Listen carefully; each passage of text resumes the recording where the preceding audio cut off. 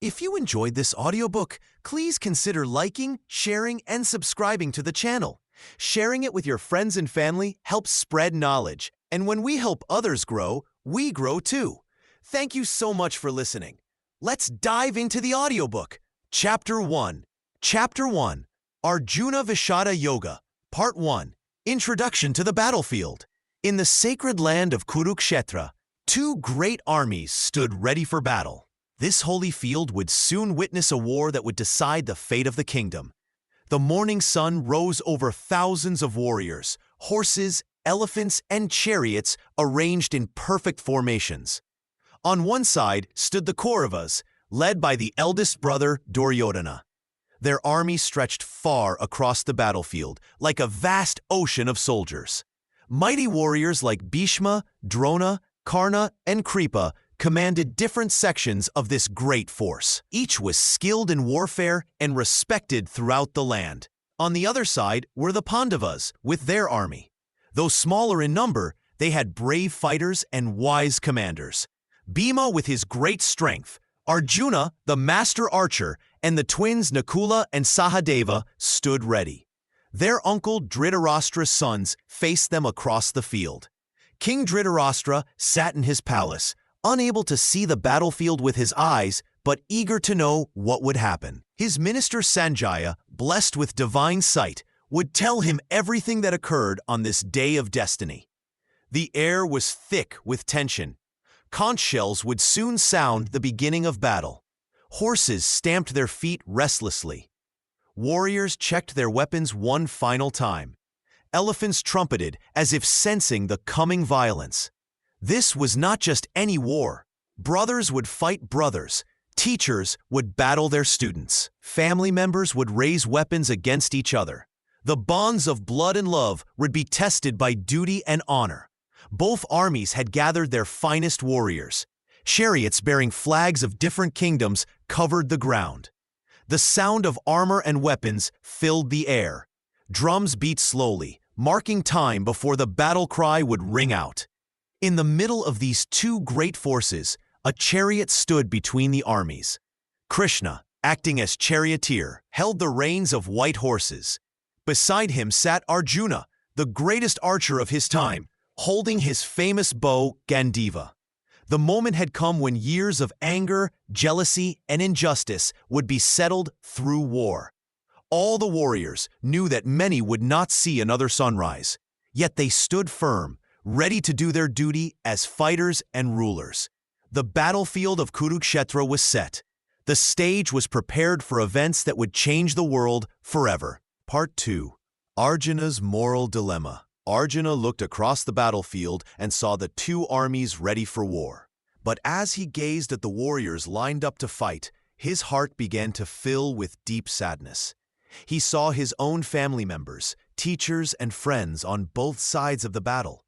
On one side stood his cousins, the Kauravas, led by Duryodhana. On the other side were his brothers, the Pandavas, and their allies. Between them were uncles, grandfathers, teachers who had taught him everything he knew, and dear friends who had shared good times with him. Arjuna's hands began to shake as he held his bow. His mouth became dry, and his legs felt weak. He could not understand how he was supposed to fight against people he loved. These were not strangers or enemies. These were the very people who had raised him, taught him, and cared for him throughout his life. He thought about what would happen if he killed his grandfather Bhishma, who had always blessed him. How could he shoot arrows at Drona, his beloved teacher who had taught him archery? How could he fight against his own cousins even though they had done wrong things?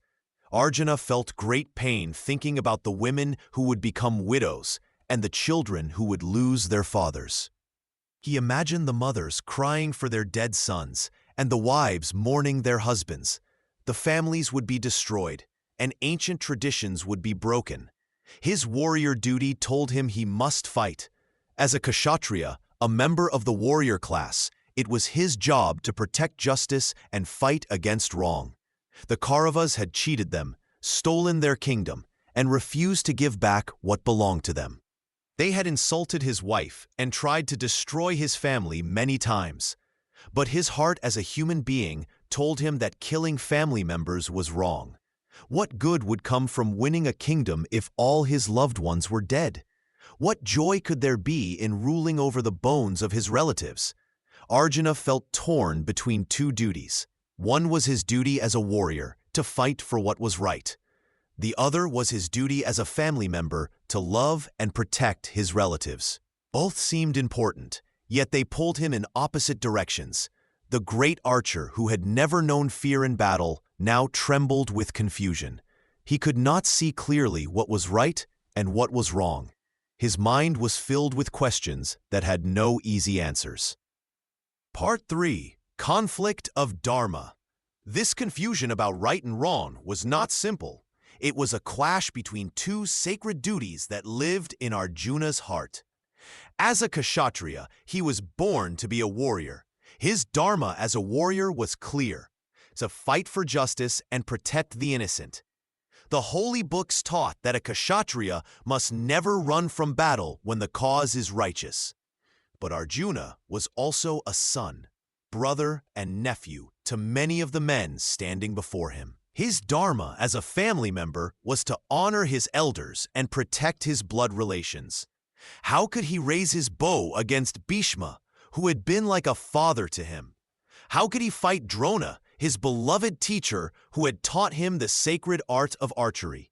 The law of dharma seemed to war against itself. One dharma told him to fight. Another told him to lay down his weapons. Both were true. Both were sacred. Yet both could not be followed at the same time. Arjuna looked at his hands that had held the bow since childhood. These same hands that had served Dharma in countless battles now felt heavy with doubt. What good was strength if it brought only sorrow? What use was victory if it came through the blood of loved ones? The great warrior felt lost between two paths. If he fought, he would break his duty to his family. If he did not fight, he would break his duty as a Kshatriya. Either choice would stain his soul with the sin of failing in Dharma. The sacred duty that had always guided him now seemed broken into pieces. Each piece pointed in a different direction. Arjuna could not see which path would lead to righteousness and which would lead to ruin. His confusion grew deeper with each moment. The man who had always known his purpose now questioned everything he had been taught. Was it right to kill for Dharma? Was it right to spare the wicked for love? The answers that had once seemed clear now appeared clouded in darkness. Standing in his chariot between the two armies, Arjuna felt the weight of an impossible choice. His duty as a warrior called him to battle. His love for his family called him to peace. Both calls seemed to come from the same divine source, yet they demanded opposite actions from him. Part 4. Philosophical Foundation of War. The ancient sages spoke of actions and their fruits, saying that every deed carries within it the seed of its result. A warrior who fights with desire for victory creates bondage for himself, while one who performs his duty without attachment to the outcome remains free. This is the mystery of karma, not the action itself, but the intention behind it that determines the consequence. Life moves in endless circles, like a wheel that never stops turning. What we call death is merely the soul leaving one body to enter another, just as a person removes old clothes to wear new ones. The wise understand that the soul cannot be cut by weapons, burned by fire, or dried by wind. It is eternal, unchanging, and beyond destruction. Those who mourn for the body show their ignorance of this truth. The soul that dwelt in your grandfather's form now dwells elsewhere. The soul that animates your teacher will continue beyond this battle. To grieve for what cannot truly die is to misunderstand the very nature of existence. Consider the path of righteousness. A warrior born to fight who abandons his duty commits a greater sin than one who fights without hatred. The scriptures declare that action performed according to one's nature and station in life, even if imperfect, surpasses the perfect performance of another's duty. Better to fail in one's own dharma than to succeed in the dharma of another. The battlefield before you reflects the eternal struggle between righteousness and wickedness. This war will be fought whether you participate or not. The cosmic order demands that evil be checked when it grows too powerful. Your choice is not whether this battle will happen, but whether you will fulfill your role in maintaining the balance of the world. Think upon the nature of duty itself. A king who fails to punish the wicked becomes responsible for their crimes. A warrior who refuses to fight when righteousness is threatened shares in the victory of evil. Your bow was not given to you for decoration, nor your strength for display. They are instruments of dharma, meant to serve the greater good. The consequences of action extend beyond this single life. Those who perform their duties without attachment accumulate no karmic debt. Their actions become offerings to the divine order, pure and free from selfish motive. But those who act from desire or flee from duty create chains that bind them through countless births. This knowledge forms the foundation upon which all righteous action rests. Understanding it, a warrior can fight without hatred, a ruler can punish without anger, and a sage can teach without pride. All action, when performed with proper understanding, becomes a path to liberation rather than bondage. Part 5. Arjuna's Despondency and Confusion. When Arjuna heard these teachings about duty and the consequences of action, his mind became even more troubled. The weight of what lay before him pressed down like a heavy stone upon his heart. He looked across the battlefield and saw his grandfather Bhishma, his teacher Dronakarya, and his own brothers standing ready to fight. What good can come from this war? Arjuna spoke with a voice that shook. What kingdom is worth the blood of my family? What victory can bring joy when it comes through killing those I love? His hands began to tremble. The great bow Gandiva, which had never failed him in battle, slipped from his grasp and fell to the ground. His legs grew weak and could barely hold his body upright. Sweat covered his forehead, though the morning air was cool. I see no good in killing my own people, he continued.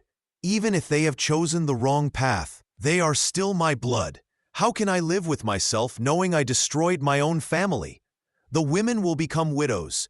The children will become orphans. The family traditions will die. Arjuna sat down heavily in his chariot. His mind raced with terrible visions of what would happen after the battle. He saw funeral fires burning. He heard the cries of mothers mourning their sons. He imagined empty houses where once happy families had lived. Better that they kill me without resistance, he said. Let me die with clean hands rather than live with blood on them. I cannot fight. I will not fight. This war serves no purpose except to create suffering. The great warrior, who had never known fear in battle, now wept like a child. His famous courage had left him completely. The man who had conquered demons and won contests against gods now could not even stand properly. Krishna, he called to his charioteer, take me away from here. I cannot bear to see this field of death. My mouth is dry, my mind is spinning. Even my body tells me this is wrong.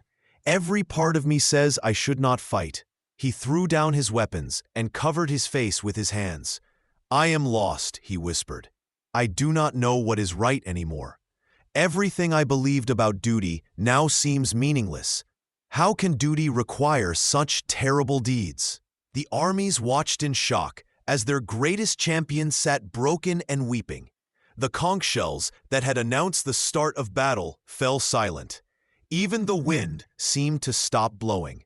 The whole world waited to see what would happen next. Part 6. Krishna's initial response. Krishna, who had been holding the reins of the horses, turned to look at his friend. He had watched everything happen. He saw how Arjuna's face changed from confidence to fear. He heard every word of pain and confusion. He saw the mighty warrior throw down his bow and arrows like a child giving up his toys. The Lord spoke with a gentle voice, but his words carried the weight of divine wisdom. Arjuna, why do you speak like this? Why do you sound like a man who has lost his way? This weakness does not suit you. You are a warrior, born to fight for what is right. Krishna's eyes showed both love and concern. What has happened to your courage? Where is the strength that made enemies tremble when they heard your name? This fear and sorrow do not belong in your heart. They will not help you reach heaven, and they will not bring you honor on earth. He moved closer to his friend. Look at yourself, Arjuna. You sit here crying when you should be standing tall. The armies of both sides watch you. Your brothers wait for you to lead them. Your enemies prepare to fight against you. And you weep like a man who has forgotten who he is. The charioteer's voice remained calm but firm. This sadness weakens your mind. It makes you think thoughts that are not worthy of you. You speak of not wanting to kill, but you forget what you are. You are a Kshatriya. Fighting is your duty. It is written in your very nature. Krishna continued watching his friend's face. Stand up, Arjuna. Pick up your weapons. Remember who you are and what you must do. The time for doubt has passed. The battle waits for no one. The divine charioteer knew that words alone would not be enough. He could see that Arjuna's confusion went deeper than fear of battle. It touched the very meaning of life and death, right and wrong.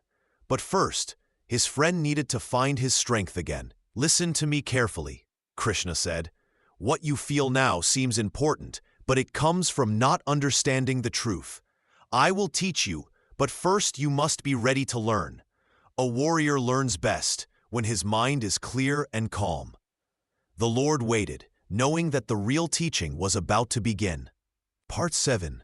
Impact of Arjuna's decision. When Arjuna put down his bow and arrows, the sound reached both armies. The great warriors who had been ready to fight saw their leader sitting down in his chariot. They watched in silence, not understanding what was happening. The Pandava army looked at their greatest fighter with worry. These soldiers had followed Arjuna through many battles. They trusted him to lead them to victory. Now they saw him with tears in his eyes, his hands shaking, unable to hold his weapons. Fear began to spread among the ranks. On the other side, the Kaurava army also noticed. Some warriors whispered to each other. Was this a trick? Was Arjuna planning something? But those who knew him well could see this was real. The mighty archer who never showed fear was now broken by sorrow. The commanders on both sides waited. They knew that without Arjuna, the entire war might change. He was not just another soldier. He was the heart of his army, the one his brothers and allies counted on most. Time seemed to stop on the battlefield. Two great armies stood ready, but their fate now depended on what happened in one chariot. The horses stood still. The flags stopped moving in the wind. Everyone waited to see what would come next. Arjuna's crisis was deeper than anyone could see. This was not just about one man's fear. It showed the struggle that lives in every human heart. When we face hard choices, when our duties pull us in different directions, when we cannot see what is right or wrong, we become like Arjuna in that moment. The warrior's pain represented the pain of all people who must choose between what they love and what they believe is right. His confusion was the confusion of anyone who questions the meaning of their actions. His tears were the tears of every soul who wonders if there is purpose in suffering. Both armies watched, but they were seeing more than a man's moment of weakness. They were seeing the eternal human struggle between desire and duty, between personal feelings and greater responsibility. In Arjuna's crisis, the whole nature of human choice was being revealed. The silence on the battlefield grew heavier. Everyone knew that what happened next would decide not just the war, but would show something important about life itself. They waited for their hero to find his answer, not knowing that his journey to understanding would become a teaching for all humanity. Part 8. Summary and Transition. The great warrior Arjuna sat in his chariot between the two mighty armies. His hands shook as his famous bow fell from his grip. The hero who had never known fear was now filled with doubt and sorrow. Before him stood his own family members, teachers and friends, ready for battle. Bhishma, who had raised him like a grandfather. Drona, who had taught him the art of war. His own cousins and relatives lined up to fight against him. How could he raise his weapons against these people he loved? Arjuna's mind was torn between two sacred duties. As a warrior, his dharma demanded that he fight to protect justice and restore rightful rule. The Pandavas had suffered years of exile and humiliation. They had tried every peaceful way to get back their rightful kingdom. Now war seemed to be the only path left. But his heart rebelled against this duty. What good would come from killing his own family? Even if he won the war and gained the whole kingdom, how could he enjoy it when it was built on the blood of his loved ones? The thought of living with such guilt seemed worse than death itself. The mighty archer who had conquered many enemies now felt weak and confused. His whole body trembled. His mouth became dry. His skin burned with fever. He could not think clearly anymore. The values he had lived by his whole life now seemed to fight against each other. Arjuna threw down his bow and arrows. He declared he would not fight. He would rather let his enemies kill him than raise his hand against his family. Better to live as a beggar than to win a kingdom through such violence. He sat down in his chariot, his head in his hands, overcome with grief. Krishna, his dear friend and charioteer, watched all this in silence. The divine Lord saw how Arjuna suffered. He understood that this was not simple cowardice, but a deep confusion about what was right and wrong. The armies on both sides watched their greatest warrior break down. They saw him struggle with questions that touch every human heart. When duty conflicts with love, how do we choose? When all choices seem to lead to pain, what is the right path? This moment of crisis was about to become something much greater. Arjuna's confusion would lead to teachings that would guide humanity for thousands of years. His questions about duty, purpose, and the meaning of life were about to receive answers from the divine teacher himself. The stage was set for the greatest spiritual teaching ever given. Krishna was ready to share the eternal wisdom that would show not just Arjuna, but all people, how to live with purpose and peace in a world full of difficult choices. Chapter 2. Sankhya Yoga, Part 1. Introduction to Sankhya Philosophy. Krishna spoke to Arjuna about the ancient wisdom of Sankhya. This knowledge helps us understand the true nature of all things. Sankhya teaches us about two basic parts of existence, the body and the soul. The body is what we can see and touch. It grows old, gets sick, and dies. The soul is different. It never changes. It cannot be cut, burned, or destroyed. The soul is who you really are inside. Many people think they are just their body. They worry when the body feels pain or pleasure. They become sad when someone dies. But this happens because they do not know the truth about the soul. Krishna explained that the soul is eternal. It has no beginning and no end. When a person dies, only the body stops working.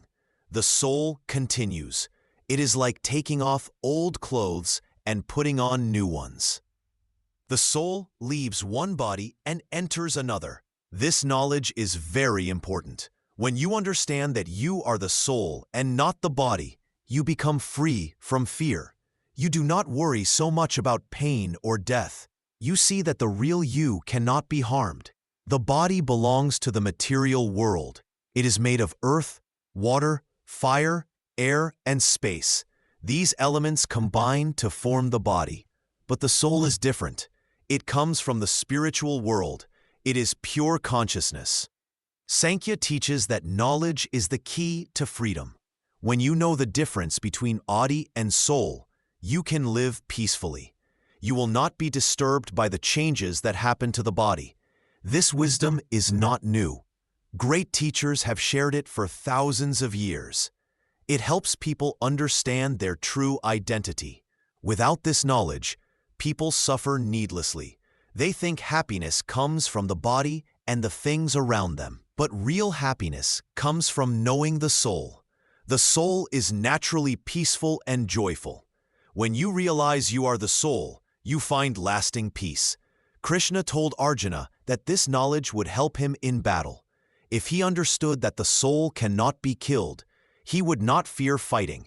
He would know that no real harm could come to anyone's true self. This understanding changes how you see everything. Death is not the end. Birth is not the beginning. The soul simply moves from one body to another, like a person walking from one room to another room. Part 2. Krishna's explanation of the eternal soul. The blessed Lord Krishna said to Arjuna, "For the soul, there is never birth or death. The soul is not killed when the body is killed. The soul was never born and will never die. It is eternal, permanent, and ancient. When the body dies, the soul does not die.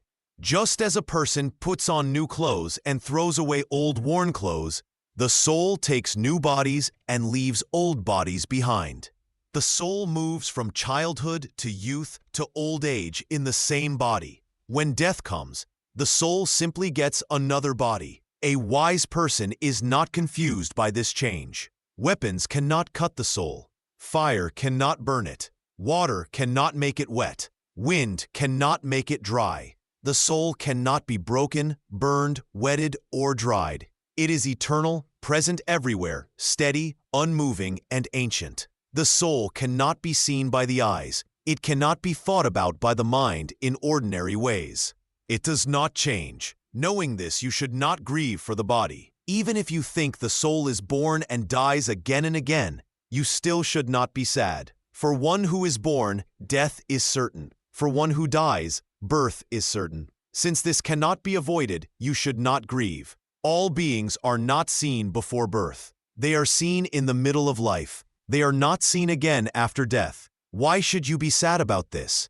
Some see the soul as amazing. Some speak of it as amazing. Some hear about it as amazing. But even after hearing about it, no one really knows it completely. The soul that lives in the body of every person can never be killed. Therefore, you should not grieve for any living being. Looking at your own duty, you should not hesitate. For a warrior, nothing is better than a righteous war. Happy are the warriors who get such a battle. It comes to them like an open door to heaven. But if you do not fight this righteous battle, you will lose your duty and your honor. You will gain sin instead. People will always speak of your shame. For someone who has been honored, shame is worse than death. The great warriors will think you ran away from battle because of fear. Those who thought highly of you will think less of you. Your enemies will say many harsh words about your ability. What could be more painful than this? If you are killed, you will reach heaven. If you win, you will enjoy the earth. Therefore, stand up and decide to fight. Treat happiness and sadness the same. Treat gain and loss the same. Treat victory and defeat the same. Then fight the battle. This way you will not gain sin. Part 3. Duty and action without attachment. This wisdom I have shared with you through understanding of the soul. Now listen to this wisdom through the path of action. When you practice this wisdom, you will break free from the bonds of action. In this path, no effort is ever wasted. Even a little practice of this path protects you from great fear. Those who follow this path have one steady purpose. But those who do not follow this path have many scattered thoughts and endless desires. People with little wisdom speak flowery words. They are pleased with the words of the sacred texts that promise heaven as reward for good deeds. They are full of desires and think heaven is the highest goal. They speak of many complex rituals to gain pleasure and power. Those who are attached to pleasure and power cannot develop the steady mind needed for deep focus on the divine. The sacred texts speak of three qualities of nature. Rise above these three qualities. Be free from pairs of opposites like joy and sorrow. Stay steady in truth. Do not worry about getting or keeping things. Be established in the self. As much use as there is in a small well when there is water everywhere, so much use are all the sacred texts to one who truly knows. You have the right to perform your duties, but you do not have the right to the results of your actions. Do not work for the fruits of action, but also do not become inactive. Stay steady in this practice and perform your duties. Give up attachment to success and failure. This steadiness of mind is called yoga. Action done with desire for results is far lower than action done with steady wisdom. Seek shelter in this wisdom. Those who work only for results are miserable. One who has steady wisdom gives up both good and bad results even in this life. Therefore, practice this yoga. Yoga is skill in action. Wise people with steady minds give up the fruits of their actions. They become free from the cycle of birth and death. They reach the state beyond all sorrow. When your mind crosses beyond the confusion of desires, then you will become indifferent to what you have heard and what you will hear. When your mind becomes steady and does not move, then you will achieve the goal of yoga. Part 4. Understanding the nature of self. Arjuna, you grieve for those who should not be grieved for, yet you speak words of wisdom. The wise do not mourn for the living or the dead. Never was there a time when I did not exist, nor you, nor all these kings, nor will there ever be a time when all of us shall cease to be. Just as the soul in this body passes through childhood, youth, and old age, so does it pass into another body at death. The wise person is not troubled by this. The contacts of the senses with their objects give rise to cold and heat, pleasure and pain. These come and go and do not last forever. You must learn to bear them patiently, Arjuna. The person whom these sensations do not disturb, who remains the same in pleasure and pain, who is wise and steady, becomes fit for eternal life. The unreal has no being. The real never ceases to be. Those who see the truth know the final nature of both. Know that which spreads through the entire body cannot be destroyed. No one can destroy that which does not change. These bodies are said to have an end, but that which lives in the body is eternal, without destruction, and cannot be measured. Therefore, fight this battle, Arjuna. The person who thinks the soul kills and the person who thinks it is killed, both do not understand. The soul neither kills nor is killed. The soul is never born and never dies. It does not come into being, nor will it ever cease to be. It is unborn, eternal, permanent, and ancient. It is not killed when the body is killed. Arjuna, how can a person who knows that the soul cannot be destroyed, is unborn, eternal, and unchanging, kill anyone or cause anyone to be killed? Just as a person takes off worn-out clothes and puts on new ones, so does the soul give up old bodies and take new ones. Weapons cannot cut the soul. Fire cannot burn it. Water cannot make it wet. Wind cannot make it dry. The soul cannot be cut, burned, wetted, or dried. It is eternal, present everywhere, firm, unmoving, and ancient. The soul cannot be seen, cannot be thought of, and cannot be changed. Knowing this, you should not grieve. Part 5. Detachment and Equanimity. Even if you think the soul is born again and again and dies repeatedly, you still should not grieve for it. For whatever is born must die, and whatever dies must be born again. This is certain, so you should not sorrow over what cannot be avoided. All beings are not seen before birth, are seen in the middle stage of life, and become unseen again after death. What is there to grieve about in this? Some see the soul as wonderful, others speak of it as wonderful, still others hear of it as wonderful.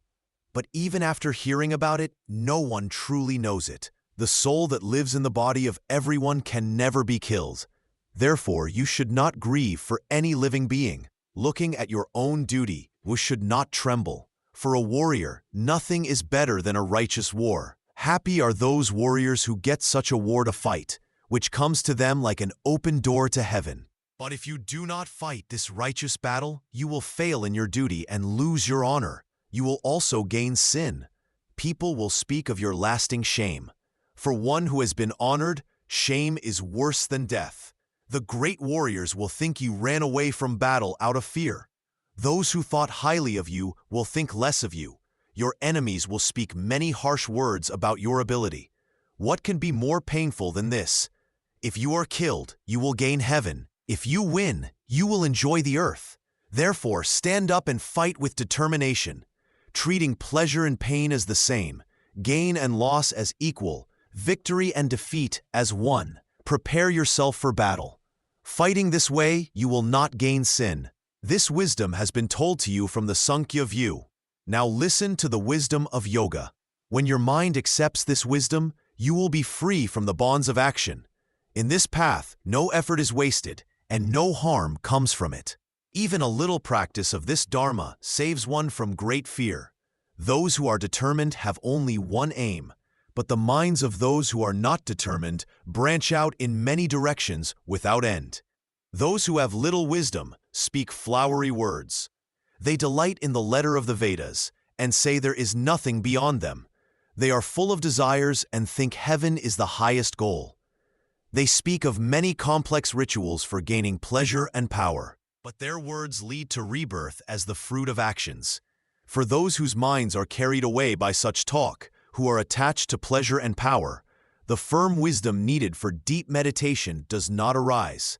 The Vedas deal with the three qualities of nature. Be free from these three qualities. Be free from pairs of opposites. Always stay in goodness. Be free from thoughts of getting and keeping. Be established in the self. Part 6. The Role of Wisdom. A person with true wisdom sees beyond the sorrow that touches the senses. Such a person knows that heat and cold, pleasure and pain, gain and loss are temporary. They come and go like seasons. The wise person bears them with patience. The man whom these opposites do not disturb, who remains the same in pleasure and pain, becomes fit for eternal life. The unreal has no being.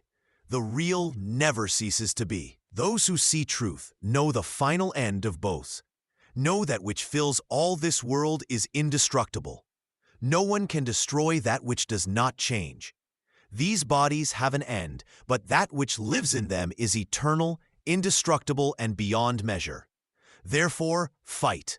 One who thinks the soul kills and one who thinks it is killed, both do not understand. The soul neither kills nor is killed. It is not born and does not die.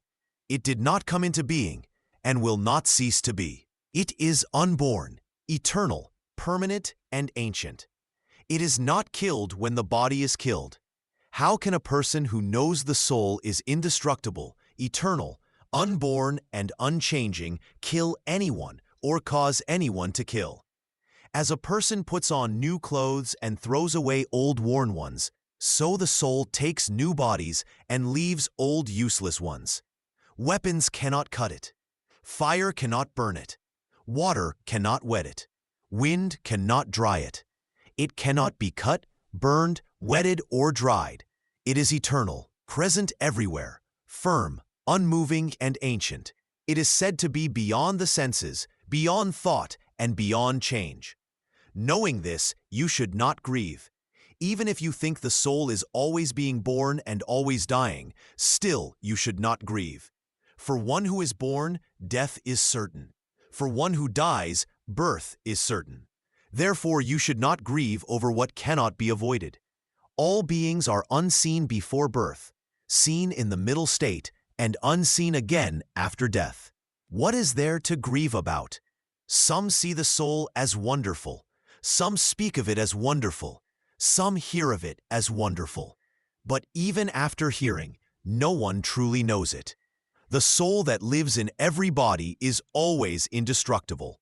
Therefore, you should not grieve for any living being. Part 7. Spiritual Disciplines and Devotion. Looking at your duty alone, you should not waver. For a warrior, there is nothing better than a righteous war. Happy are those warriors who get such a battle without seeking it, which opens the door to heaven for them. But if you do not fight this righteous battle, you will abandon your duty and honor. You will gain sin instead. People will speak of your lasting shame. For one who has been honored, dishonor is worse than death. The great warriors will think you ran away from battle out of fear. Those who thought highly of you will look down on you. Your enemies will say many harsh words about your ability. What could be more painful than this? If you die in battle, you will gain heaven. If you win, you will enjoy the earth. Therefore, get up and decide to fight. Treating happiness and sorrow the same, gain and loss the same, victory and defeat the same. Prepare for battle. This way you will not gain sin. This wisdom has been explained to you through Sankhya. Now hear it through yoga. When you have this understanding, you will be free from the bondage of action. In this path, no effort is wasted. No harm comes from it. Even a little of this practice saves you from great fear. Those who are determined have one single purpose, but those who are not determined have many branches of thought that go on forever. People who are not wise speak flowery words. They delight in the letter of the scriptures. They say there is nothing else. Their nature is full of desires. They consider heaven as the highest goal. They speak of many complex rituals for pleasure and power. Their minds are carried away by these words. They cannot focus their thoughts on the divine. The scriptures deal with the three qualities of nature. Be free from these three qualities. Be free from pairs of opposites. Always stay in pure being. Do not worry about getting or keeping things. Be established in your true self. As much use as there is in a well when water flows everywhere, so much use are all the scriptures to a wise person who knows the truth. You have the right to perform your actions, but never to the fruits of action. Do not let the fruits of action be your motive. Do not be attached to not acting either. Perform your duty while staying balanced. Give up attachment. Remain the same in success and failure. This balance is called yoga. Part 8. Summary and Call to Action. Arjuna, I have spoken to you about wisdom that cuts through doubt. I have explained the truth about your eternal soul that never dies. You are not this body that can be hurt or killed. You are the deathless spirit within. I have taught you that your duty as a warrior must be done. But do it without wanting rewards. Work without attachment to what happens next. This is the path of action that leads to freedom. When you act this way, you will not create new bonds. You will not be tied down by your deeds. The wise person works in the world but stays free inside. They treat success and failure the same way. Remember what I have told you. Your soul has lived in many bodies before this one. It will live in many bodies after. Just as you change clothes when they are old, your soul changes bodies. This is natural. Do not grieve for something that cannot truly die. The pain you feel comes from thinking you are only this body. When you know your true self, sorrow ends. Hot and cold, pleasure and pain, gain and loss, these come and go like seasons.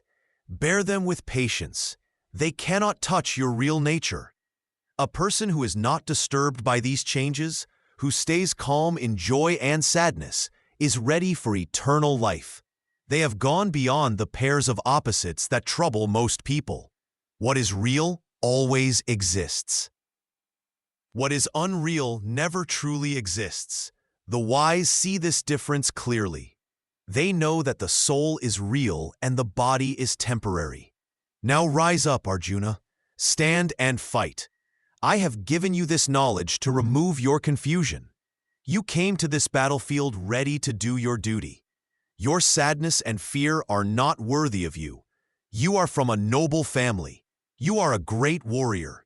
Your dharma is to fight when dharma is threatened. This is a holy war. The doors of heaven are open for warriors who die doing their righteous duty. If you fight without desire for personal gain, you cannot sin. If you run away from this righteous battle, you will sin. People will speak badly of you forever. For someone who values honor, shame is worse than death. The great warriors will think you ran away from fear. Those who respected you will lose that respect. Your enemies will speak badly of your courage. What could be more painful than this? If you die in battle, you gain heaven. If you win, you enjoy the earth. Either way is good for you. So get up, Arjuna. Be determined to fight. Make your mind steady. Treat pleasure and pain, gain and loss, victory and defeat as the same. Then fight. This way you will not sin. This wisdom I have shared will free you from the bonds of action. Even a little practice of this dharma saves you from great fear. Those who are determined have one steady aim. But those who are not determined have many scattered thoughts. Therefore, Arjuna, cast off this weakness of heart. Stand up. You are the destroyer of enemies. Chapter 3.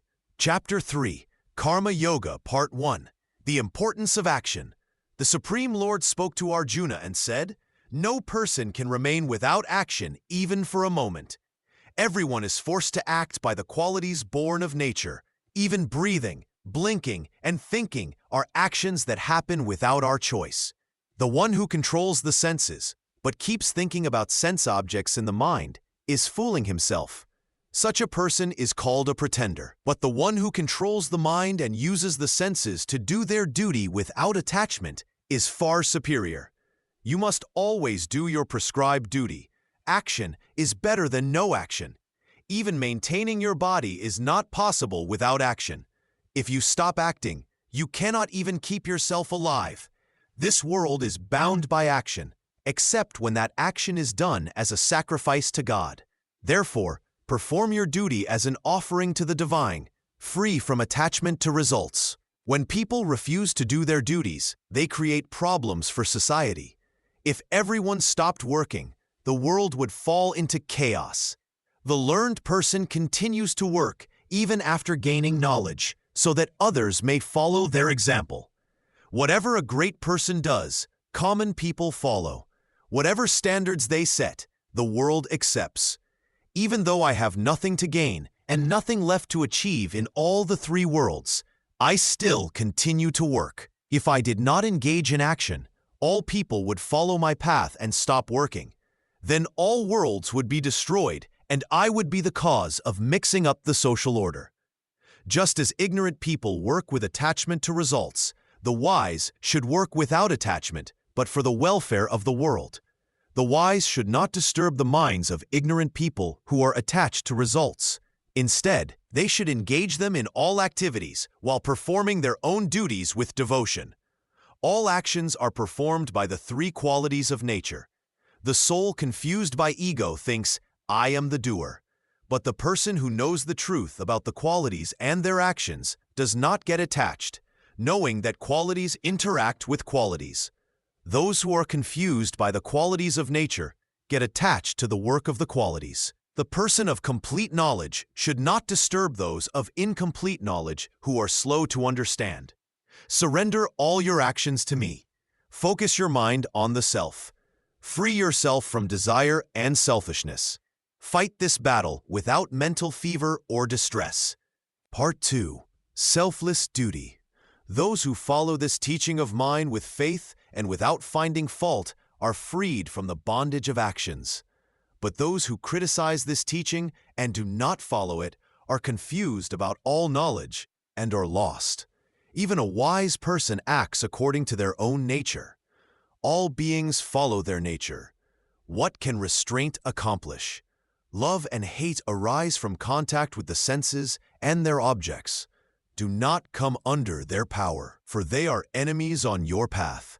It is better to do your own duty imperfectly than to do another's duty perfectly. It is better to die in your own duty than to do another's duty, which brings danger. Arjuna asked, "What drives a person to commit sin, even against their will, as if forced by some power? The Lord replied, "It is desire and anger, born from the quality of passion. This is the great destroyer and enemy. Know this as your foe. As fire is covered by smoke, as a mirror is covered by dust, and as a child is covered in the womb, so knowledge is covered by this enemy desire. The wise person's knowledge is covered by this eternal enemy in the form of desire, which can never be satisfied and burns like fire. The senses, mind, and intelligence are said to be its dwelling places. Through these, desire covers knowledge and confuses the living being. Therefore, first, control your senses and kill this destroyer of knowledge and understanding. The senses are said to be superior to matter. The mind is superior to the senses. Intelligence is superior to the mind, and that which is superior to intelligence is the soul. Understanding the soul to be superior to intelligence, steady your mind by the self. Kill this enemy in the form of desire, which is very difficult to conquer. A person must do their assigned duties. They should not abandon their natural work, even if it has faults, because all efforts are covered by some fault, just as fire is covered by smoke. Those whose actions are not motivated by desire, whose actions are burned in the fire of knowledge, are called wise by the learned. The person who has given up attachment to the results of action, who is always satisfied and depends on no one, does nothing even though engaged in activities. Without desire, with mind and self-controlled, giving up all possessions, performing only bodily actions, such a person does not commit sin. Part 3. The nature of karma. The law of karma governs all actions in this world. Every action produces results that must be experienced by the doer. Those who understand this truth act with wisdom and care. When a person performs actions with attachment and desire for results, they create bonds that bind the soul. These bonds force the soul to take birth again and again to experience the consequences of past actions. The soul becomes trapped in the cycle of birth and death through its own deeds. Actions performed without attachment to results do not bind the soul. When you act as your duty requires, but do not seek personal gain from your actions, you remain free. Such actions purify the soul and help it progress toward liberation. The wise know that all actions must produce results according to divine law. No action can be performed without some consequence. Even breathing and thinking create subtle effects that the soul must experience. This is why careful attention to the quality of actions matters so much. Good actions performed with pure intention create good results. Bad actions performed with selfish motives create suffering. Mixed actions create mixed results. The soul experiences all these consequences either in this life or in future lives. Those who act only for personal pleasure and gain accumulate heavy karmic debts. They must be born again and again to pay these debts through suffering and limitation. Their progress toward freedom becomes very slow. But those who perform their prescribed duties without attachment move quickly toward liberation. Their actions become offerings to the divine. Such actions do not create new bondage, but instead burn away old karmic debts from past lives. The person of wisdom acts in the world, but remains inwardly detached. They understand that they are not the true doer of actions. The divine power working through nature performs all actions. When you know this truth, you can act fully while remaining free from the binding effects of karma. Every action should be performed as worship of the divine. When you work in this spirit, your actions become pure and help your soul progress. The results of such actions come as blessings rather than burdens. Those who ignore the law of karma and act carelessly create great suffering for themselves. They cannot escape the consequences of their actions. Divine justice ensures that every action receives its proper result at the right time. Understanding karma helps you choose your actions wisely. Act according to your duty. without selfish desire, and your soul will advance toward its highest goal. Part 4. Avoiding attachment to results. You have the right to perform your duties, but you do not have the right to the results of your actions. Never let the results of action be your motive for acting. At the same time, do not become attached to not acting at all.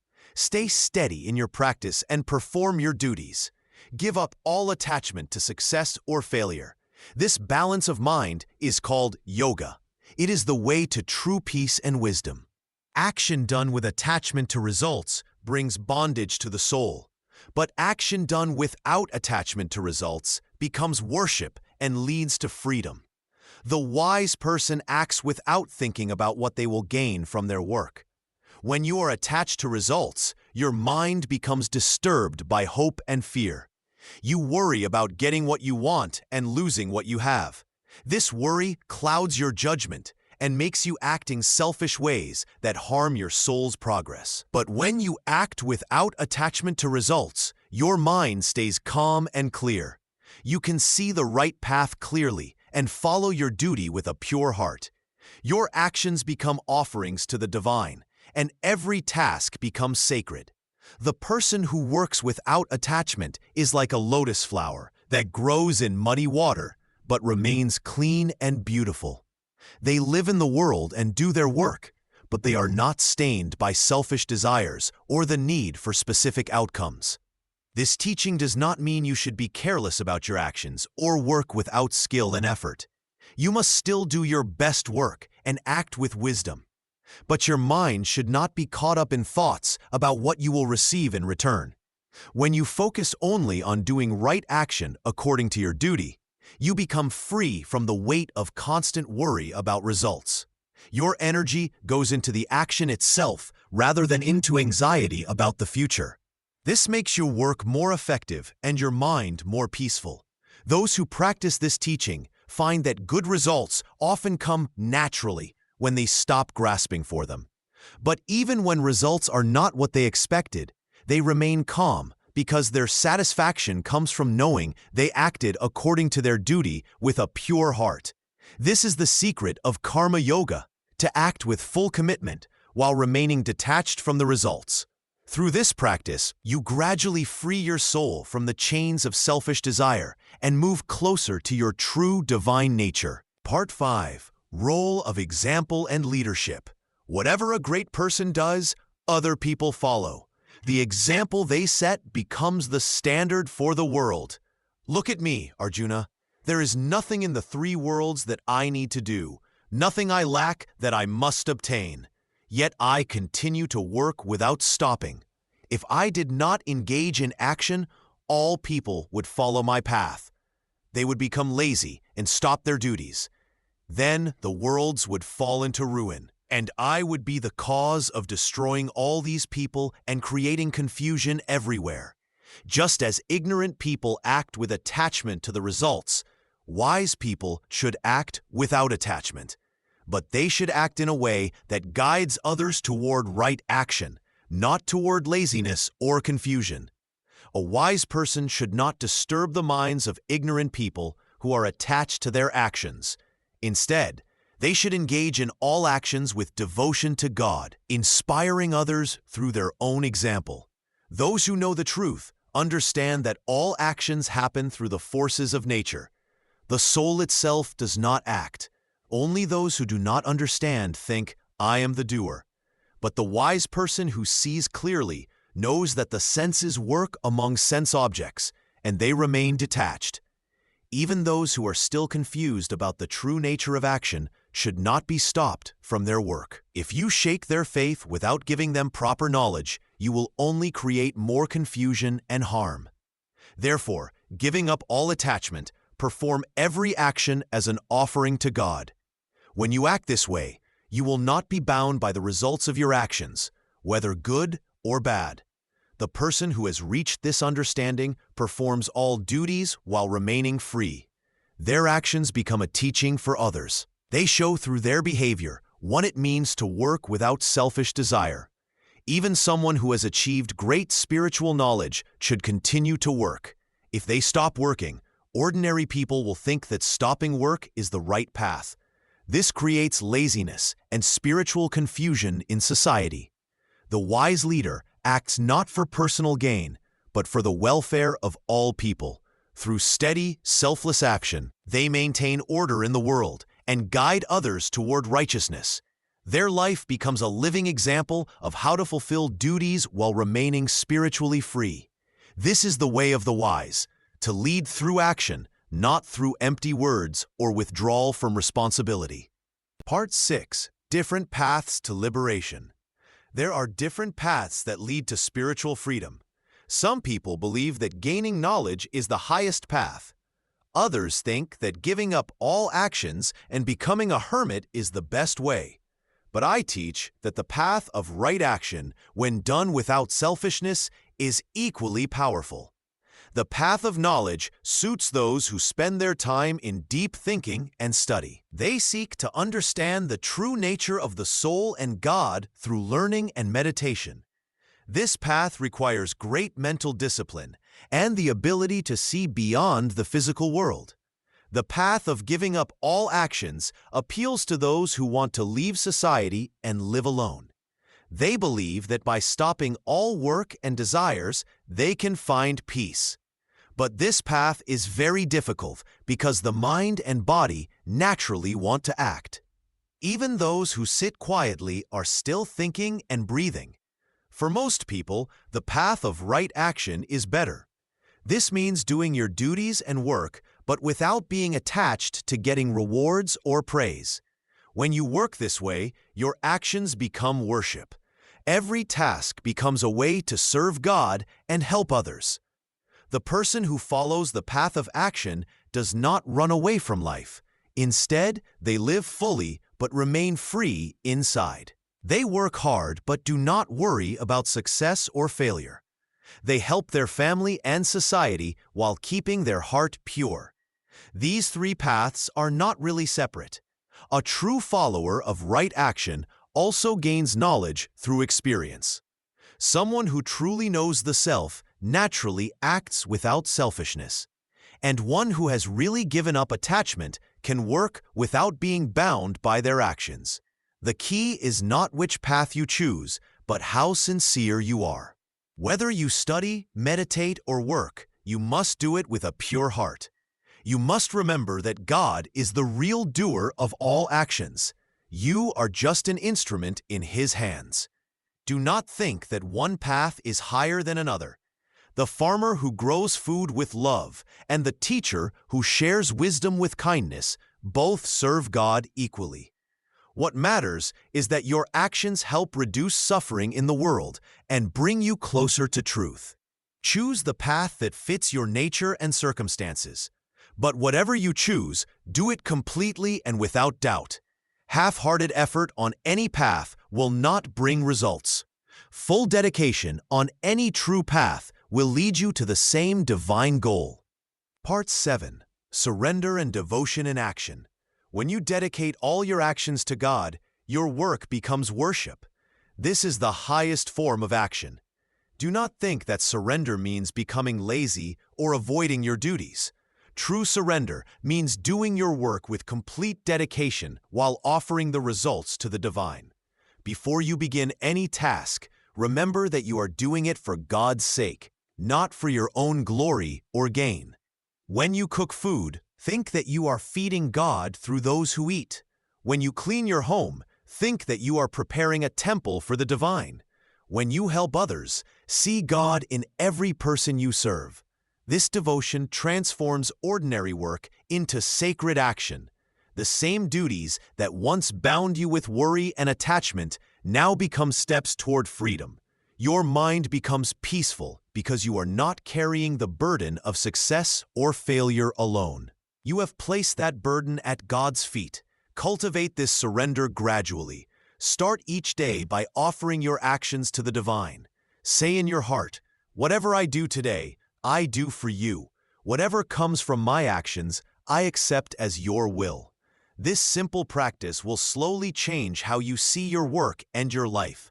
When difficulties come in your duties, remember that these too are opportunities to serve God. Accept them without anger or frustration. When success comes, do not become proud. Thank God for using you as an instrument of good work. Both joy and sorrow are gifts that help your soul grow closer to the divine.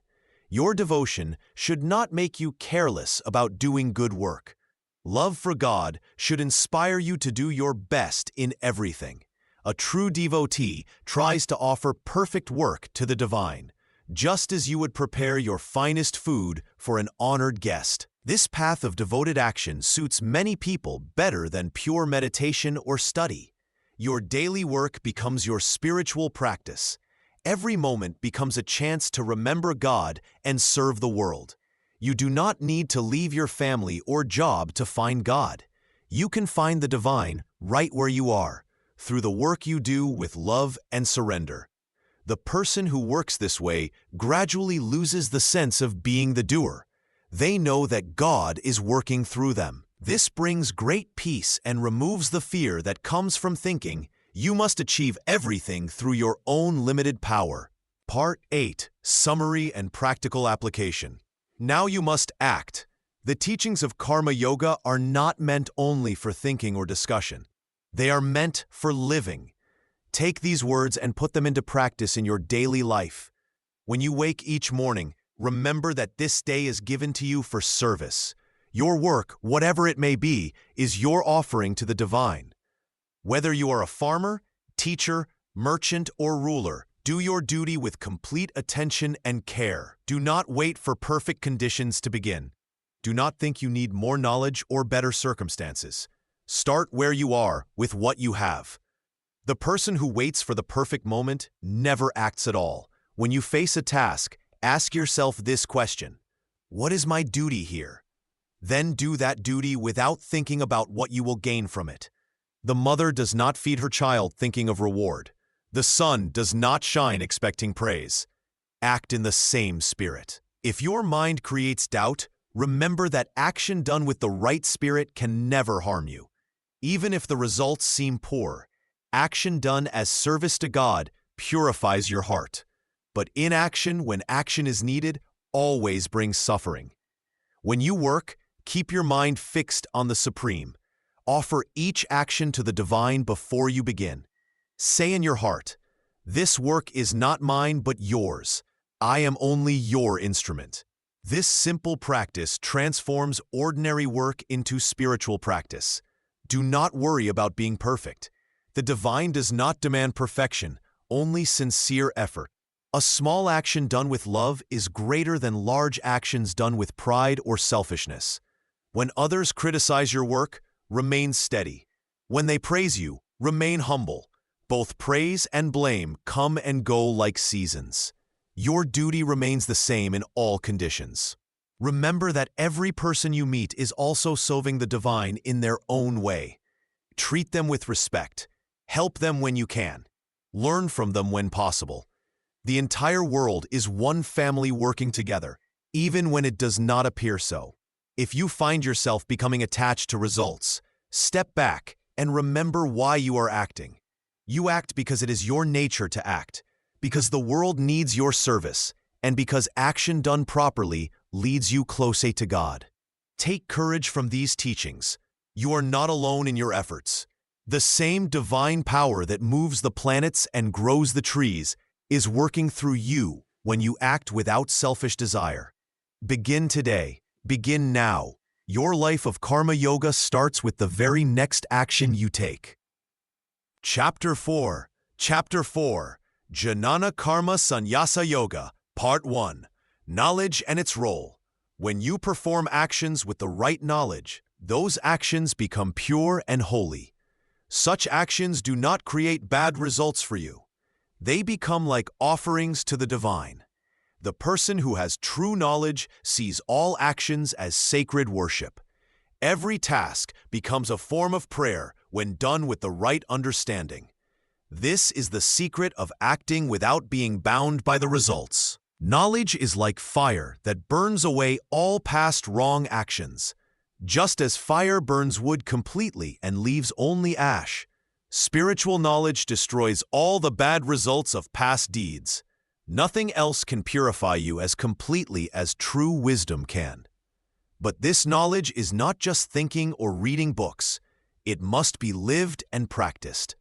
When you combine right knowledge with right action, you reach the highest goal. Knowledge without practice is empty. Practice without knowledge is blind. The person who has both knowledge and faith, and who controls the senses, quickly gains this wisdom. Once they gain it, they immediately find peace that lasts forever. But those who doubt, who have no faith, and who lack knowledge are destroyed by their own doubts. For the doubting person, there is no happiness in this world, or the next world, or anywhere else. Action guided by knowledge becomes worship. When you know the truth about yourself and God, every action you perform becomes pure. You work not for personal gain, but as service to the divine. This knowledge shows you that you are not the body or the mind. You are the eternal soul. When you know this truth, you see the same divine presence in all beings. You see no difference between rich and poor, learned and unlearned, good and bad people. Such a person acts in the world, but remains free from all desires for results. They work like everyone else, but inside they are completely peaceful. They give up ownership of their actions and offer everything to God. This is the path of knowledge combined with action. It leads to complete freedom while living a normal life in the world. You can be active and peaceful at the same time when you have this understanding. Part 2. Divine Incarnations. Whenever there is a decline in righteousness and an increase in evil, I appear in this world. I come again and again in age after age to protect the good people and destroy the wicked. I come to establish righteousness on earth once more. My birth and actions are divine, not ordinary like other beings. Those who truly understand this divine nature of my birth and work are freed from the cycle of birth and death. When they leave their body, they come to me and do not take birth again. Many people have reached me in this way. They became free from attachment, fear, and anger. They were completely absorbed in me and purified by the fire of knowledge. They surrendered to me completely, and I accepted them all. Whatever path people follow to reach me, I reward them accordingly. All paths ultimately lead to me, though people may follow different ways of worship and practice. People worship different gods because they want quick results from their actions. Success in worldly activities comes fast in this human world, so many choose this path. But those who seek me directly receive something much greater and permanent. The 4 divisions of society were created by me according to people's qualities and their work. Though I am the creator of this system, know that I never change and I am not the doer. Actions do not bind me because I have no desire for their results. One who understands this truth about me is also freed from the bondage of action. Knowing this secret, ancient seekers performed their duties without attachment. You should also do your work in the same way as those wise people of old times did theirs. Even intelligent people get confused about what is action and what is inaction. I will explain this to you clearly. When you understand this properly, you will be freed from all evil and suffering. You must understand 3 things: right action, wrong action, and inaction. The path of action is very hard to understand completely. But those who see inaction in action and action in inaction are truly wise among all people. They have accomplished the real purpose of all their activities. Part 3. Transcendental Knowledge, HTML. I taught this eternal wisdom to the sun god, Vivasvat, long ago. He passed it to Manu, the father of mankind. Manu then taught it to Ikshvaku, the great king. This sacred knowledge came down through the royal sages in this way, one teacher to another. But as time passed, this supreme knowledge was lost to the world. Today, I am teaching you this same ancient and secret wisdom because you are my devoted friend and follower. You may wonder how I could have taught this knowledge so long ago when you and I were both born recently. I have had many births, and so have you. But I remember all my past lives, while you do not remember yours. Though I am unborn and my nature never changes, though I am the Lord of all beings, I appear in this world through my own divine power whenever I choose. Whenever righteousness declines and wickedness increases in the world, I come into being. I appear age after age to protect the good people, to destroy the wicked, and to establish righteousness again. Anyone who truly understands my divine birth and activities will not be born again when they leave this body. They come directly to me. Many people have reached me after becoming free from attachment, fear, and anger. They were completely absorbed in thoughts of me and purified by the fire of knowledge about me. However people approach me, I accept them and help them. All people follow my path in every way, whether they know it or not. Those who want quick results from their actions worship the gods in this world. Success comes quickly from such actions in human society. I created the 4 divisions of human society based on people's qualities and the work they do. Though I am the creator of this system, know that I never change and do not perform any actions myself. Actions cannot bind me because I have no desire for the results of any action. Anyone who understands this truth about me will also not be bound by their actions. Knowing this secret, the ancient seekers of freedom performed all their duties without attachment to results. You should also perform your duties in this same spirit as the great people of the past did. Part 4. Karma and Renunciation. What is action and what is not action? Even wise people become confused about this. I will explain action to you clearly. When you understand this properly, you will be free from all wrong actions. You must understand 3 types of action. First is right action. Second is wrong action. Third is not doing anything at all. The nature of action is very deep and hard to understand. The person who sees no action in action and sees action in no action is truly wise among all people. Such a person has understanding and performs all actions in the right way. When someone has no selfish desires for the results of their work, and when all their actions are burned up by the fire of knowledge, the wise call such a person truly learned. A person who gives up all attachment to the results of action, who is always satisfied and depends on no one, does not really do anything, even though they may be very busy with work. Such a person has no hopes, controls their mind and body, owns nothing, and only does what the body needs to survive. By acting this way, they do not create any bad results from their actions. A person who is happy with whatever comes to them without asking, who is not affected by pairs of opposites like pleasure and pain, who is free from jealousy, and who remains the same in success and failure, is never bound by their actions.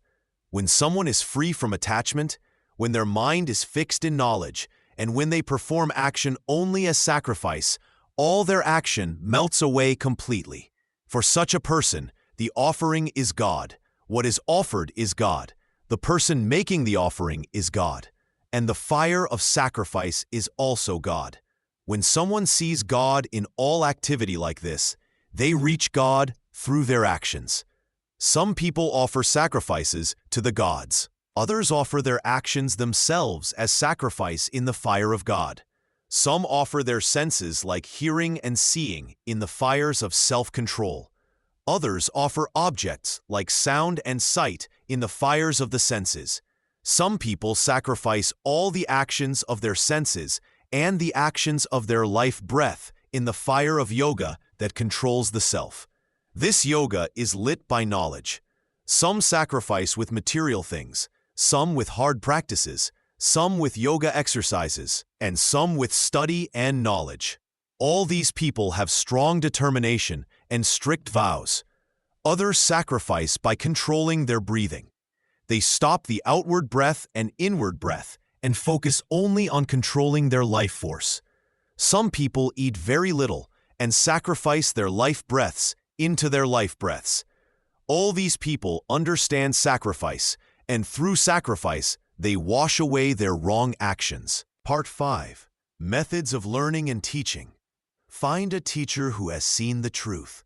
Go to such a person with respect and ask questions with a sincere heart. Serve this teacher with devotion. Those who have realized the truth and can see clearly will teach you this knowledge. When you receive this knowledge, Arjuna, you will never again fall into confusion like this. Through this wisdom, you will see all living beings in your own self, and then in me.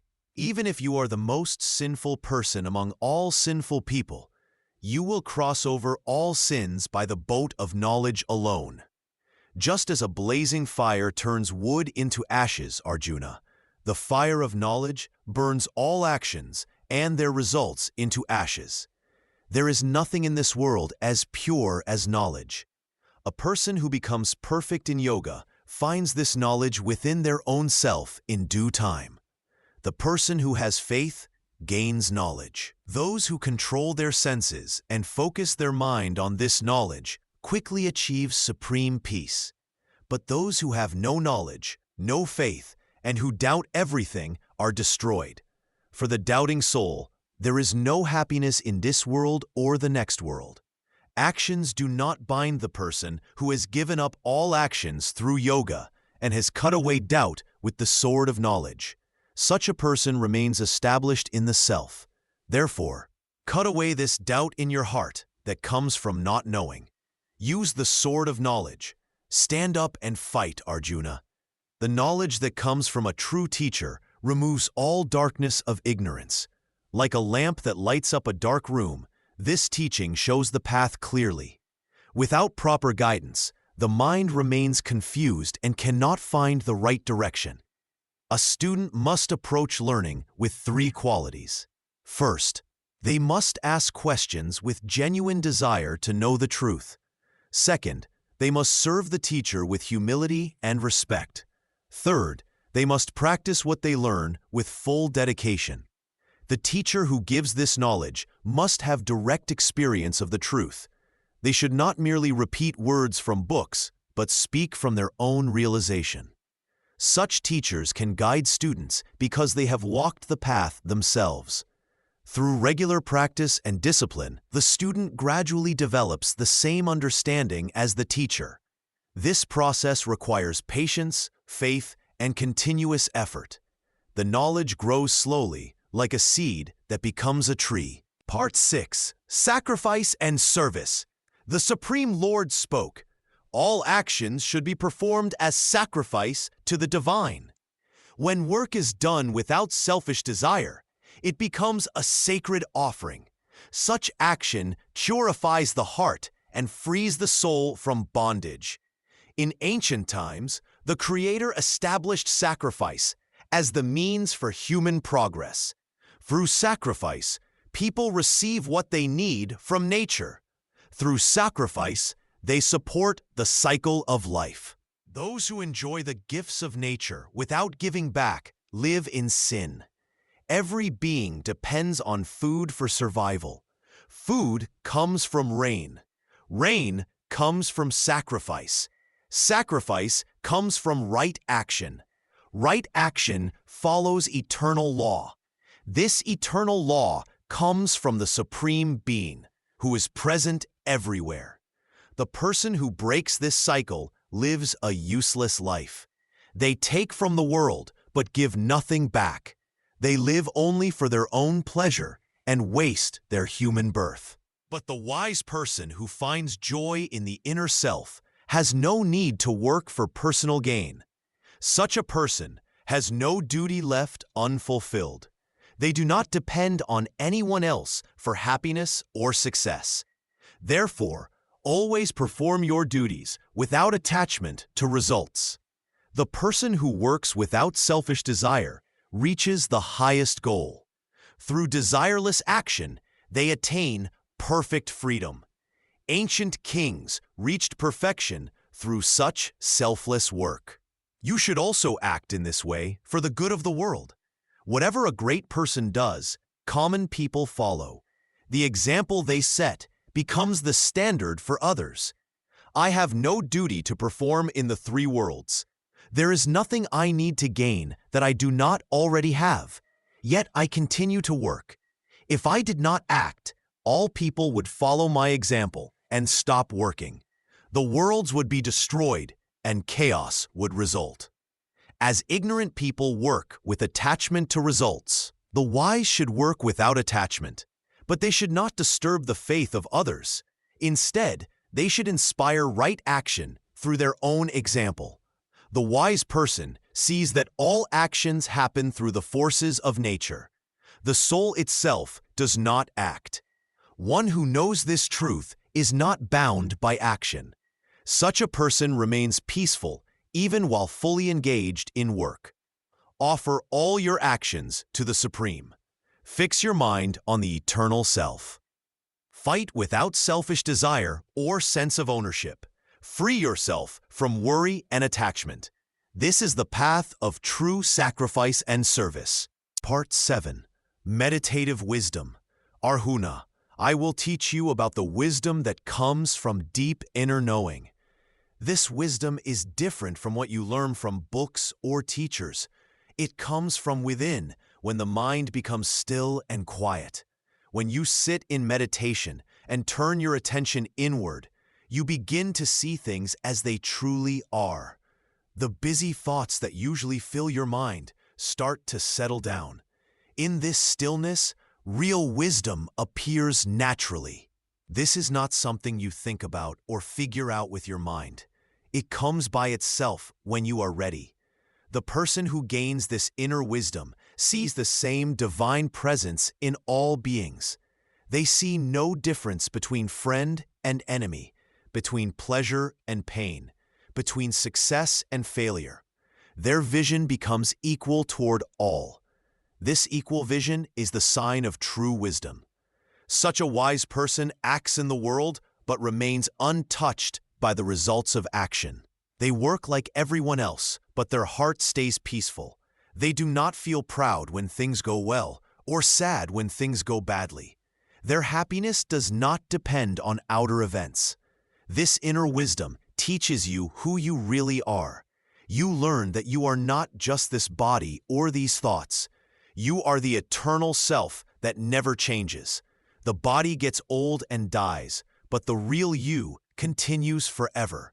When you know this truth deeply, not just in your head, but in your heart, fear leaves you completely. The wise person sees that the body and mind are like clothes that the soul wears. Just as you change clothes when they become old, the soul takes new bodies when the old body dies. Nothing is really lost or destroyed. Everything continues in a new form. To gain this wisdom, you must practice regularly. Sit quietly every day and watch your breath. Let your thoughts come and go without fighting them. Be patient with yourself. This wisdom grows slowly like a plant. It cannot be forced or hurried. When this meditative wisdom becomes strong in you, you will act perfectly in every situation. You will know what to do without thinking about it. Your actions will come from wisdom rather than from desire or fear. This is the highest knowledge that leads to complete freedom. Through this inner realization, you become established in your true nature. No external force can disturb your peace. You find the treasure that you have been seeking outside yourself was always within you. Part 8. Summary and Encouragement. Now I have shared with you this ancient knowledge that comes from the beginning of time. This wisdom was first given to the sun god, who passed it to Manu, and Manu gave it to kings and sages. In this way, the holy teaching moved from teacher to student for many generations. But over long periods of time, this sacred knowledge was lost or forgotten by people. That is why I am teaching it to you again today, Arjuna. You are my friend and devoted follower, so you can understand this secret wisdom. This knowledge combines understanding with action. It shows you how to act without being bound by your actions. When you truly know this, you will be free from all suffering and reach the highest goal of human life, The wise person sees that all actions happen in the field of nature. The soul itself does not act. When you understand this truth, you act without attachment to results. You perform your duties like an offering to the divine. This removes all bad effects from your actions. Some people think they must give up all action to find God. Others believe they must keep acting in the world. But the real truth is that you can find liberation through both paths when you follow them correctly. The key is acting with the right understanding and attitude. Knowledge burns away all wrong actions like fire burns wood. Nothing in this world purifies as much as true spiritual knowledge. When you gain this wisdom through practice and devotion, you naturally become peaceful and reach the supreme goal. The person who has faith, controls the senses, and focuses the mind will quickly gain this knowledge. Once you have it, you immediately find peace. But those who doubt and have no faith destroy themselves. They find happiness neither in this world nor the next. Therefore, Arjuna, cut through your doubts with the sword of knowledge. Keep this wisdom firmly in your heart. Rise up and fight. Do not let uncertainty or fear stop you from doing your duty. Follow this path with determination. Learn from teachers who have realized the truth. Serve them with respect and ask sincere questions. They will share this knowledge with you because they'd have seen the truth directly. Practice what you learn with steady effort. Do not become discouraged if progress seems slow. This wisdom will surely come to those who seek it with a pure heart and unwavering faith. Chapter 5, Karma Sannyasa Yoga, Part 1, Renunciation of Action versus Renunciation of Fruits. Arjuna said to Lord Krishna, "You praise both the giving up of actions and the path of selfless action. Tell me clearly which one is better for me." The blessed Lord replied, "Both giving up actions and doing actions without wanting results lead to the highest good. But between these two, doing actions without wanting results is better than giving up all actions." A person should be known as always giving up when they do not hate or want anything. Free from pairs of opposites, they are easily freed from all bonds, O mighty armed one. Children speak of knowledge and action as different, but the wise do not. One who is properly established in either path gets the fruits of both. The place reached by those who follow knowledge is also reached by those who follow action. One who sees that knowledge and action are one truly sees. But giving up action is hard to reach without doing action, O mighty armed one. A sage who thinks deeply and does action soon reaches the supreme. One who does action, whose mind is pure, who has won over the self, who has controlled the senses, whose self becomes the self of all beings, is not touched by action even while doing action. One who knows the truth thinks, "I do nothing at all," while seeing, hearing, touching, smelling, eating, walking, sleeping, breathing, speaking. Letting go, holding, opening and closing the eyes, they believe that only the senses move among the objects of senses. One who does actions by offering them to God and giving up attachment is not touched by sin, just as a lotus leaf is not touched by water. Those who do action give up attachment and do actions only with the body, mind, understanding, and senses for the purification of the heart. One who has joined with the divine gives up the fruits of action and gains lasting peace. One who is not joined acts from desire, attached to fruits, and becomes bound. Giving up all actions with the mind, the soul that rules itself sits happily in the city of 9 gates, not acting and not causing action.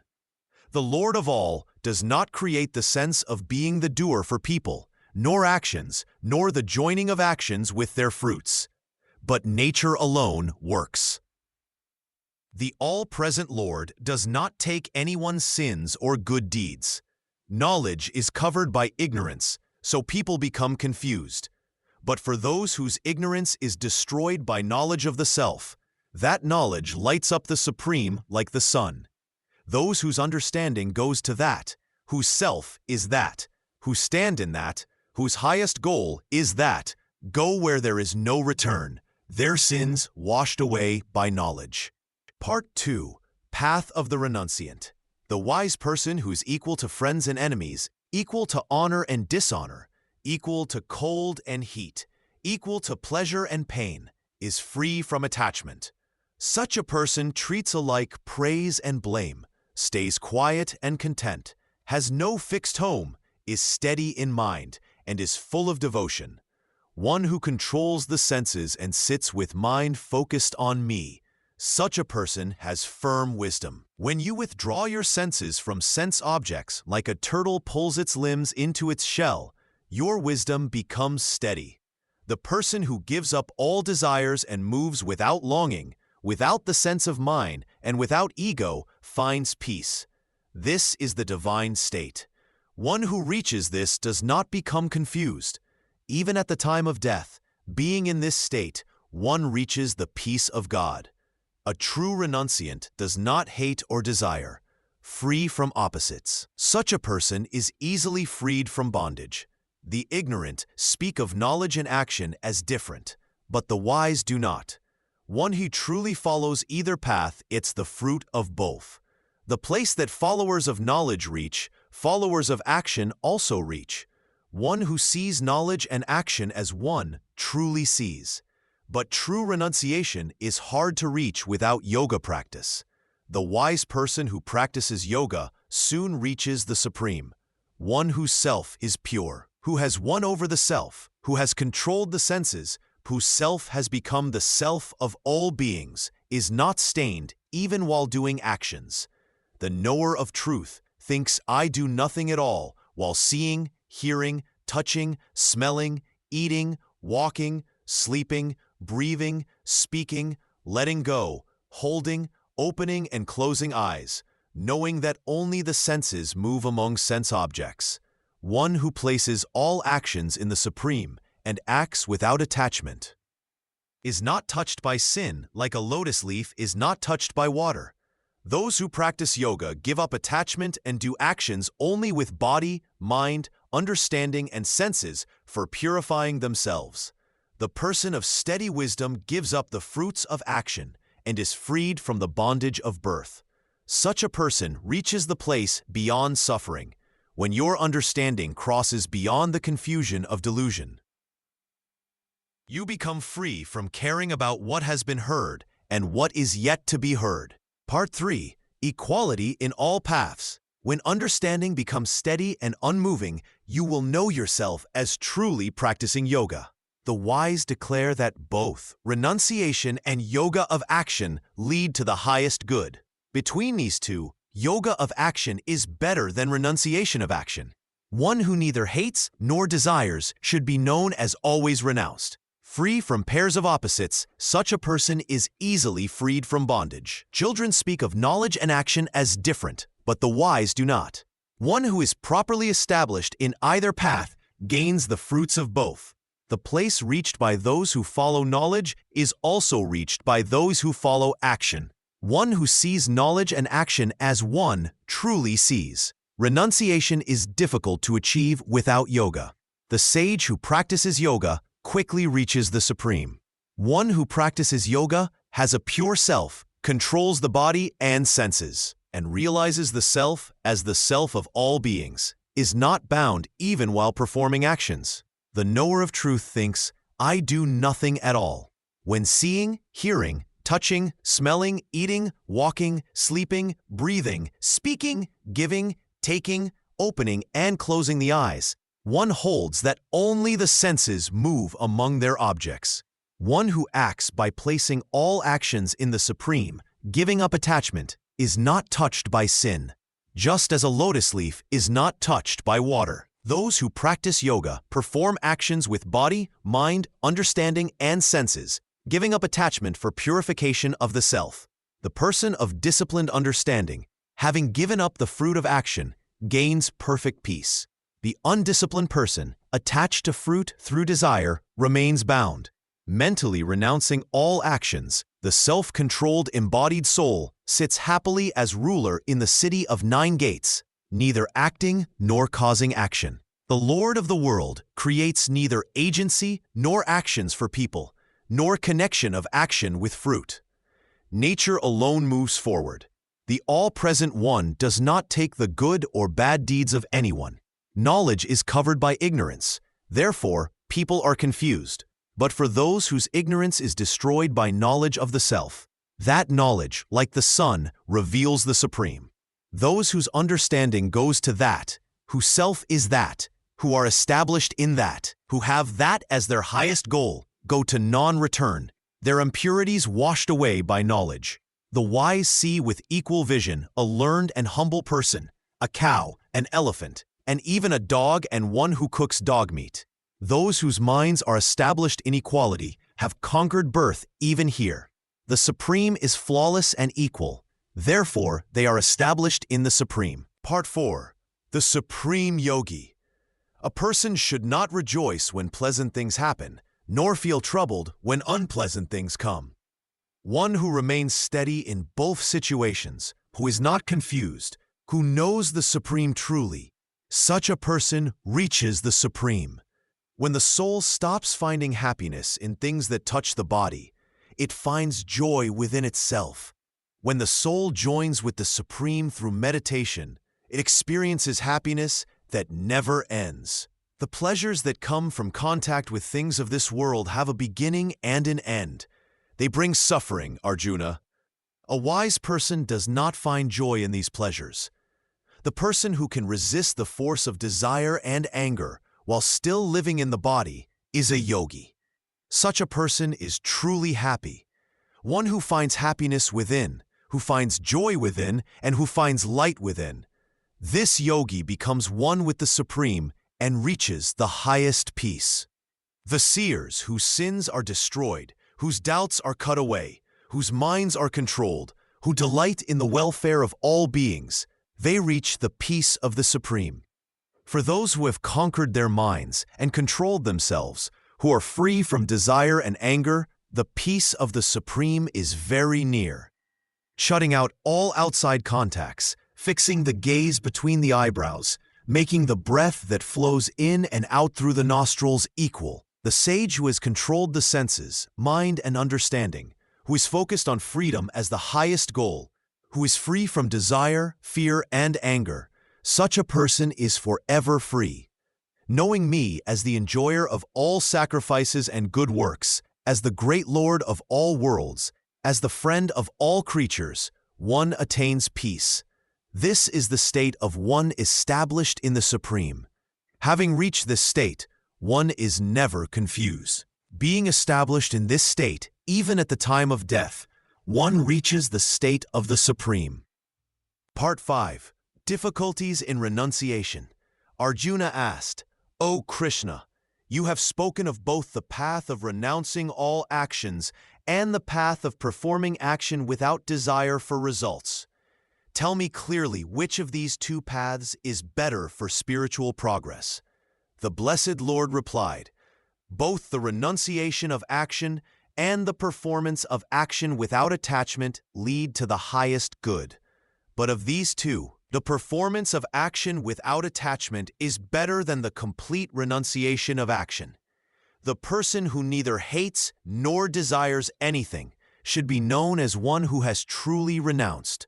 Such a person, free from pairs of opposites, is easily freed from all bonds, O mighty-armed Arjuna. Only the ignorant speak of knowledge and action as different paths. The wise do not speak this way. One who is properly established in either path obtains the results of both. The place that is reached by those who follow the path of knowledge is also reached by those who follow the path of action. One who sees knowledge and action as one truly sees, but complete renunciation is difficult to achieve without performing action, O mighty armed one. The sage who is devoted to action quickly reaches the Supreme. The person who is purified by performing action, who has conquered the self, who has controlled the senses, and whose self has become the self of all beings, is not affected even while performing all actions. The person who knows the truth thinks, "I do nothing at all," while seeing, hearing, touching, smelling, eating, walking, sleeping, breathing, speaking, releasing, grasping, opening and closing the eyes. Such a person remembers that only the senses move among their objects. One who offers all actions to the Supreme and abandons attachment performs no sin. Just as a lotus leaf is not touched by water, those who practice this path perform actions with the body, mind, understanding, and even with the senses alone, giving up attachment for the purification of the self. The person who has abandoned attachment obtains peace by giving up the results of action. But the person who is not united with the Supreme is bound by attachment to results and remains in bondage. Mentally renouncing all actions, the self-controlled soul rests happily in the city of 9 gates, neither acting nor causing others to act. The Lord of the world creates neither the sense of being the doer nor actions, nor the connection between action and its results. But nature alone acts. Part 6. Benefits of Self-Control. The Supreme Being does not accept anyone's sinful actions or good deeds. Knowledge is covered by ignorance, and this confuses all living beings. But for those whose ignorance is destroyed by knowledge of the self, that knowledge reveals the supreme truth like the sun. Those whose intelligence, mind, faith, and refuge are all fixed on the Supreme go to that place from which they never return. Their sins are washed away by knowledge. The wise see with equal vision a learned and gentle priest, a cow, an elephant, a dog, and a person who eats dogs. Even here in this world, those whose minds rest in equality have conquered birth and death. The Supreme is perfect and equal in all things, so they rest in the Supreme. A person who knows the Supreme should not be happy when getting something pleasant or sad when getting something unpleasant. Such a person has a steady mind, is not confused, and knows the Supreme. That person is not attached to outside pleasures and finds happiness within the self. Being united with the Supreme, that person enjoys happiness that never ends. Pleasures that come from contact with the senses have a beginning and an end, and they are sources of pain. A wise person does not find joy in them. One who can control the force of desire and anger while still living in this body is united and happy. One who is happy within, who finds joy within, and whose light comes from within is a true practitioner. Such a person becomes one with the Supreme and reaches the peace of the Supreme. Those whose sins are destroyed, whose doubts are cut away, whose minds are controlled, and who find joy in the welfare of all beings, reach the peace of the Supreme. Those who are free from desire and anger, who have controlled their minds and know the self, find the peace of the Supreme very near to them. Shutting out all outside sense objects, fixing the gaze between the eyebrows, making the breath that flows in and out through the nostrils equal, controlling the senses, mind, and intelligence, focused on liberation, free from desire, fear, and anger. Such a person is forever free. Knowing me as the one who receives all sacrifices and practices, as the great Lord of all worlds, and as the friend of all living beings, one attains peace. Part 7. Devotion and Meditation. When the seeker treads the path of renunciation, devotion and meditation become the very foundation of spiritual practice. The Lord teaches that those who offer all their actions to the Supreme, surrendering completely without attachment to results, find true peace through devotion. The devoted one performs all duties while keeping the mind fixed on the divine. Such a person works without selfish desire, offering every action as worship. This devotion purifies the heart and makes meditation natural and steady. In meditation, the renunciant sits quietly and turns the mind inward. The breath becomes calm and even. The senses withdraw from their objects like a turtle drawing its limbs into its shell. The mind, which usually runs after pleasures and fears, becomes still and focused on the eternal truth. The practice of meditation requires great patience and regular effort. Day after day, the seeker sits in the same place at the same time, training the restless mind to remain steady. When thoughts arise, they are gently released without anger or frustration.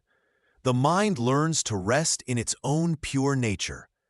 Devotion supports meditation by filling the heart with love for the divine. When love is present, the mind naturally wants to think of the beloved. Fear and doubt fade away. The heart becomes soft and receptive to higher truths. The devoted meditator sees the same divine presence in all beings. Rich and poor, friend and enemy, saint and sinner, all are seen as expressions of the one eternal spirit. This vision brings great peace and compassion. Through regular meditation, the mind becomes like a calm lake that perfectly reflects the sky. In this stillness, the true self shines forth clearly. The seeker realizes that individual identity was just a temporary wave on the ocean of consciousness. Both devotion and meditation work together in the life of the renunciant. Devotion provides the fuel of love and surrender. Meditation provides the technique for direct realization. Neither alone is sufficient, but together they form a complete path. The Lord declares that those who combine sincere devotion with steady meditation cross over all difficulties and reach the supreme goal. Their actions become pure offerings, their thoughts become prayers, and their very existence becomes worship of the eternal truth that dwells within all hearts. Part 8. Summary and Conclusion. The teachings of this chapter bring together two paths that appear different but lead to the same destination. The path of action performed without attachment and the path of renunciation both reach the supreme goal. The wise person understands that these are not separate methods, but two expressions of the same truth. Those who think action and renunciation oppose each other do not understand correctly. A person who truly follows either path completely will find the results that both paths promise. The place reached by those who renounce is the same place reached by those who act without desire for results. One who sees action and renunciation as the same sees correctly. The chapter teaches that renunciation without proper preparation brings suffering. Simply leaving worldly duties does not create true renunciation. The mind must be purified first through right action. When someone acts without selfish desire, offering all results to the divine, they achieve the same purification as the formal renunciant. The perfect practitioner combines the wisdom of renunciation with the discipline of action. They work in the world but remain unattached to outcomes. Their hands perform necessary duties while their heart rests in the eternal. This person experiences freedom while living an active life. True renunciation happens in the mind, not in external circumstances. When someone gives up the sense of being the doer, they find peace in action. When they release attachment to results, work becomes worship. The body may be busy, but the soul remains calm and content. The chapter shows that both paths require surrender of the ego. Whether through action or renunciation, the individual self must dissolve into universal consciousness. Pride, anger, desire, and fear must be overcome. The mind must become steady and peaceful. Those who master either path develop equal vision toward all beings. They see the same divine presence in every creature. Success and failure, praise and blame, heat and cold, all become the same to them. They remain balanced in all conditions of life. The highest achievement is realizing that the same eternal spirit dwells in every heart. This wisdom transforms how one sees the world. Actions continue, but the doer has disappeared. Life flows naturally without the burden of personal will. Both action and renunciation lead to this supreme understanding. The choice between paths depends on individual nature and circumstances. What matters is complete dedication to the chosen way. Half-hearted effort in either direction produces limited results. The chapter concludes that true freedom comes not from what we do or avoid doing, but from the spirit in which we live. Whether active or renounced, the realized soul dwells in eternal peace and shares that peace with the world. Chapter 6, Atma Samyama Yoga Part 1, Introduction to Meditation and Self-Control. The Blessed Lord said, "One who performs required actions without depending on their results is a true renouncer and yogi, not one who simply gives up fire rituals and activities. What is called renunciation is the same as yoga, Arjuna. No one becomes a yogi without giving up desires and wanting things for oneself. For the wise person who wants to reach the heights of yoga, action is the way. For one who has already reached those heights, staying peaceful and still is the way. When a person no longer runs after sense pleasures or actions and gives up all desires and wants, then that person is said to have reached the heights of yoga. A person should lift themselves up by their own efforts. They should not let themselves fall down. The mind can be both a friend and an enemy to the soul. For one who has conquered their mind, the mind becomes a friend. But for one who has not conquered their mind, the mind acts like an enemy and fights against them. One who has conquered their mind and is peaceful has reached the highest self. Such a person stays the same in cold and heat, in pleasure and pain, in honor and dishonor. The yogi who is satisfied with knowledge and wisdom, who has conquered the senses, and who sees a clod of earth, a stone, and gold as the same, is said to be established in yoga. One who sees friends, companions, enemies, neutral people, mediators, those who hate, relatives, good people, and bad people, all with the same vision, is considered excellent. The yogi should constantly practice concentrating the mind while staying alone in a quiet place, controlling the mind and body, free from hope and possessiveness. In a clean place, one should set up a firm seat that is not too high or too low, covered with sacred grass, a deer skin, and cloth placed one on top of the other. There, sitting on the seat and making the mind one-pointed, controlling the thoughts and senses, one should practice yoga for purifying the self. Holding the body, head and neck straight and still, looking at the tip of the nose without looking around, with a peaceful mind free from fear. Following the vow of spiritual students, controlling the mind, the yogi should sit thinking of me as the highest goal. The yogi who always practices this way, controlling the mind, reaches the peace that comes to me, the highest bliss beyond this world. Part 2. Qualities of the True Yogi. The yogi who has learned to control himself sees all beings with an equal mind. He sees the same divine presence in a holy person and in an outcast, in a cow and in an elephant, and even in a dog. Such a person has won over his mind and remains steady in this equal vision. God is perfect and treats all equally, so the yogi who sees equally has reached God while still living in this world. The yogi feels neither happy when good things happen nor sad when bad things come. He is not disturbed by what others think of him. His mind stays calm like a flame that does not flicker when there is no wind. When the mind becomes still through the practice of yoga, and when one sees the true self through the self, he finds complete satisfaction within himself. In this state, he knows the endless joy that can only be understood by wisdom, not by the senses. Once he experiences this truth, he never moves away from it. Having found this treasure, he thinks there is nothing greater to gain. Established in this reality, he is not shaken even by the greatest sorrow. This freedom from all suffering is what we call yoga. One should practice this yoga with determination and without losing hope, giving up all desires that come from wanting things, controlling all the senses completely with the mind. He should gradually find peace by keeping his understanding steady, making the mind focus on the self alone, he should not think of anything else. Wherever the restless and unsteady mind wanders, he should bring it back and place it under the control of the self. Supreme happiness comes to the yogi whose mind is peaceful, whose passions are calm, who is free from sin, and who has become one with God.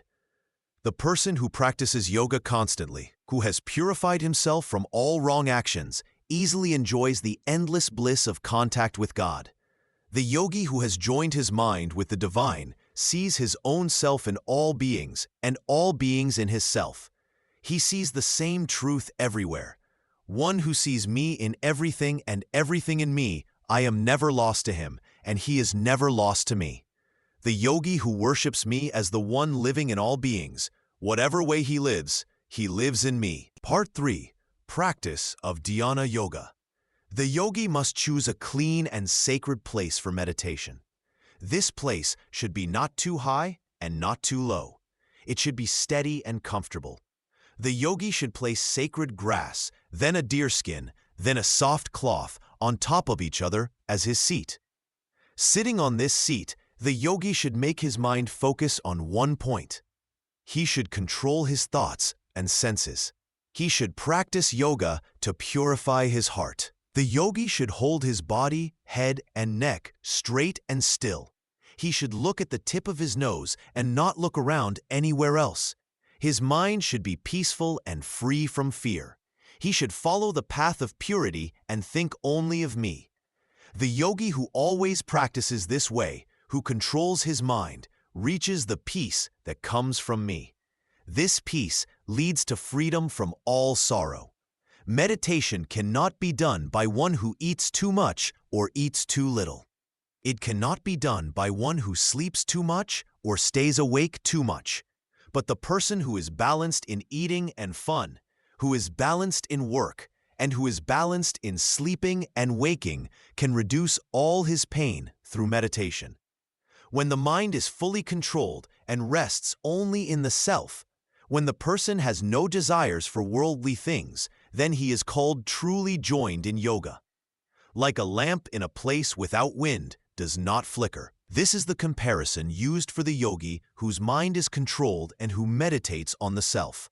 When the mind becomes still through the practice of yoga, when the person sees the self by the self and is happy in the self, when he feels that highest joy which can only be understood by pure wisdom and which is beyond the senses, when he is established in this state and never moves away from this truth, when he gains this state and thinks no other gain is greater than this, when he is established in this state and is not disturbed even by the greatest sorrow, this should be known as the state called yoga, which is free from contact with pain and sorrow. This yoga should be practiced with firm determination and without losing hope. The mind should give up all desires that come from personal wants. The mind should be used to control all the senses from all sides. Slowly, one should become peaceful through steady wisdom. Making the mind focus on the self, one should not think of anything else. Part 4. Overcoming obstacles in meditation. The mind moves around and is hard to hold steady. It goes here and there like the wind.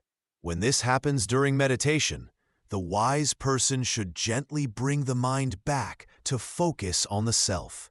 Each time the mind wanders away from its center, one should pull it back and make it rest in the self.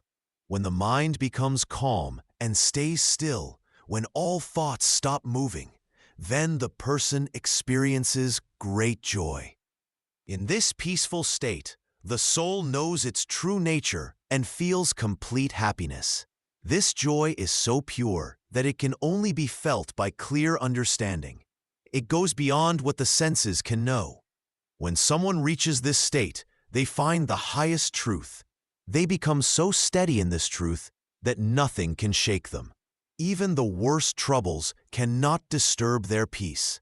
This is real freedom from all pain and sadness. But reaching this state is not easy. The mind fights back. It does not want to be controlled.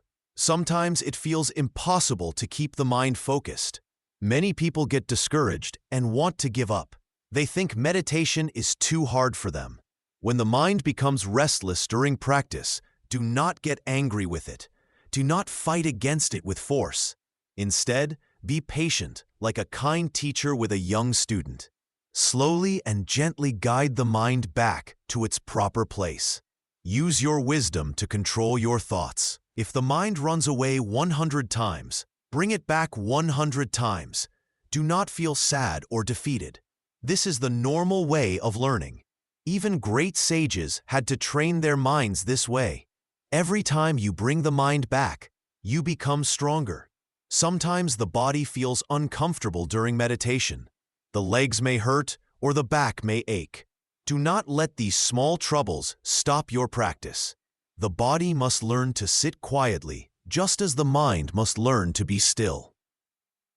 When doubts come and make you question whether meditation is worth doing, remember that even a little practice brings great benefit. No effort in meditation is ever wasted. Each moment of practice makes the mind a little more peaceful and brings you closer to knowing your true self. Some days meditation feels easy and peaceful. Other days it feels difficult and the mind will not cooperate. Both experiences are normal parts of the path. Accept whatever comes without getting upset. Keep practicing with steady determination every day. Part 5. Balance in Life and Yoga. The person who wants to practice meditation well must learn to live in balance. Those who eat too much food cannot meditate properly. Those who eat too little food also cannot meditate properly. Those who sleep too much cannot find success in meditation. Those who sleep too little also cannot find success in meditation. Meditation removes all suffering only for the person who is balanced in eating and not eating, balanced in working and resting, and balanced in sleeping and staying awake. When a person keeps their eating, sleeping, working, and playing in proper measure, meditation becomes the way to remove all pain and sorrow. You cannot practice meditation correctly if you fill your stomach with too much food. The mind becomes heavy and dull when the body carries too much food. But you also cannot practice meditation correctly if you do not eat enough food. The body becomes weak and the mind cannot focus when there is not enough nourishment. Sleep is necessary for the body and mind to rest and restore themselves. But too much sleep makes the mind lazy and cloudy. When a person sleeps more than the body needs, they cannot sit alert and aware during meditation. Yet too little sleep also creates problems. When the body does not get proper rest, the mind becomes restless and cannot settle into peaceful meditation. Work is also important for a balanced life. The body and mind need activity and purpose, but working too much creates stress and exhaustion that disturb meditation practice. Working too little creates restlessness and dissatisfaction that also disturb meditation practice. Even enjoyment and recreation must be kept in proper balance. Some happiness and pleasure in life help keep the mind content and peaceful. But seeking too much pleasure makes the mind attached and greedy. This attachment disturbs the peace needed for meditation. Yet avoiding all enjoyment can make the mind bitter and unhappy, which also creates disturbance. The wise person learns to take just enough food to keep the body healthy and strong. They sleep just enough to feel rested and alert. They work just enough to fulfill their duties without becoming exhausted. They enjoy life's pleasures in small measure without becoming attached or greedy. This balanced way of living creates the right conditions for meditation to succeed. When eating, sleeping, working, and enjoying are all kept in proper measure, the mind naturally becomes more calm and steady. This calmness allows meditation to go deeper and bring greater peace and wisdom. The person who lives this balanced life finds that meditation becomes easier and more effective. Their practice grows stronger each day because their whole life supports their spiritual growth. Part 6. Vision of the Seer. When the yogi reaches this highest state of meditation, their vision becomes completely pure. They see their true self clearly, like looking at a bright light that has no shadow. This true self is not the body they wear or the mind that thinks. It is pure awareness itself, eternal and unchanging. The yogi who has reached this level sees the same divine spirit living in all beings. They look at a wise teacher and a simple student with equal eyes. They see a cow and an elephant as containing the same sacred essence. A person who helps others and one who causes harm both carry the same inner light. The differences in their bodies, their actions, and their situations become unimportant compared to this deeper truth. This vision comes when the mind becomes completely still and steady. All the waves of thought settle down like a lake becoming perfectly calm. In this stillness, the yogi experiences their real nature directly. They realize they are not the one who gets hungry or tired. They are not the one who feels happy or sad. They are the witness of all these experiences, but separate from them. The body continues to breathe and move, but the yogi knows they are not this body. The mind may still have thoughts passing through it, but they understand they are not these thoughts. They are the pure consciousness that observes everything but remains untouched by any experience. In this state, fear disappears completely. How can pure awareness be harmed or destroyed? Death cannot touch what was never born. Loss cannot affect what never possessed anything. Pain cannot reach what has no physical form. The yogi sees that this same consciousness lives in every creature. The ant crawling on the ground and the bird flying in the sky both contain this identical divine essence. Rich and poor, young and old, all share this same inner reality. This understanding brings perfect peace and compassion. When someone reaches this vision, they no longer feel separate from others. The walls between self and others dissolve. They realize that hurting another being means hurting their own true self. Helping others becomes as natural as caring for their own body. This is the highest knowledge that meditation can bring. The yogi who sees with these eyes has found the greatest treasure. They have discovered what they truly are beneath all the temporary changes of life. Part 7. Supremacy of the Yogi. When the yogi reaches this state of seeing the divine in all beings, they achieve the highest position among all spiritual seekers. Among all people who follow different paths, the yogi stands supreme. They have gone beyond ordinary human consciousness and connected directly with the eternal truth. The yogi who meditates with complete faith and sees me in their heart surpasses all others. They are dearer to me than those who only perform rituals or study scriptures without inner experience. Even those who practice severe penances or give great charity cannot match the yogi who has found me within their own being. This supreme yogi has moved beyond all external practices. They no longer depend on temples, ceremonies, or sacred places to feel my presence. The divine connection lives constantly in their heart. Whether they sit in meditation or walk through daily life, they remain established in this inner communion. Such yogis have crossed over the ocean of birth and death. They have broken free from the endless cycle that traps ordinary souls. While others struggle with desires and fears, the supreme yogi rests in perfect contentment. They have found the source of all happiness within themselves. The world cannot disturb their peace anymore. Success and failure appear the same to them. Praise and blame carry equal weight. They see through the temporary nature of all worldly experiences. Their joy comes not from getting what they want, but from knowing their true identity as pure consciousness. These yogis become my direct representatives on earth. Through them, I work to guide and bless others. They naturally inspire people toward higher life simply by their presence. Without effort, they spread peace and wisdom wherever they go. The supreme yogi has solved the great mystery of existence. They know that behind all the changes and diversity of creation stands one unchanging reality.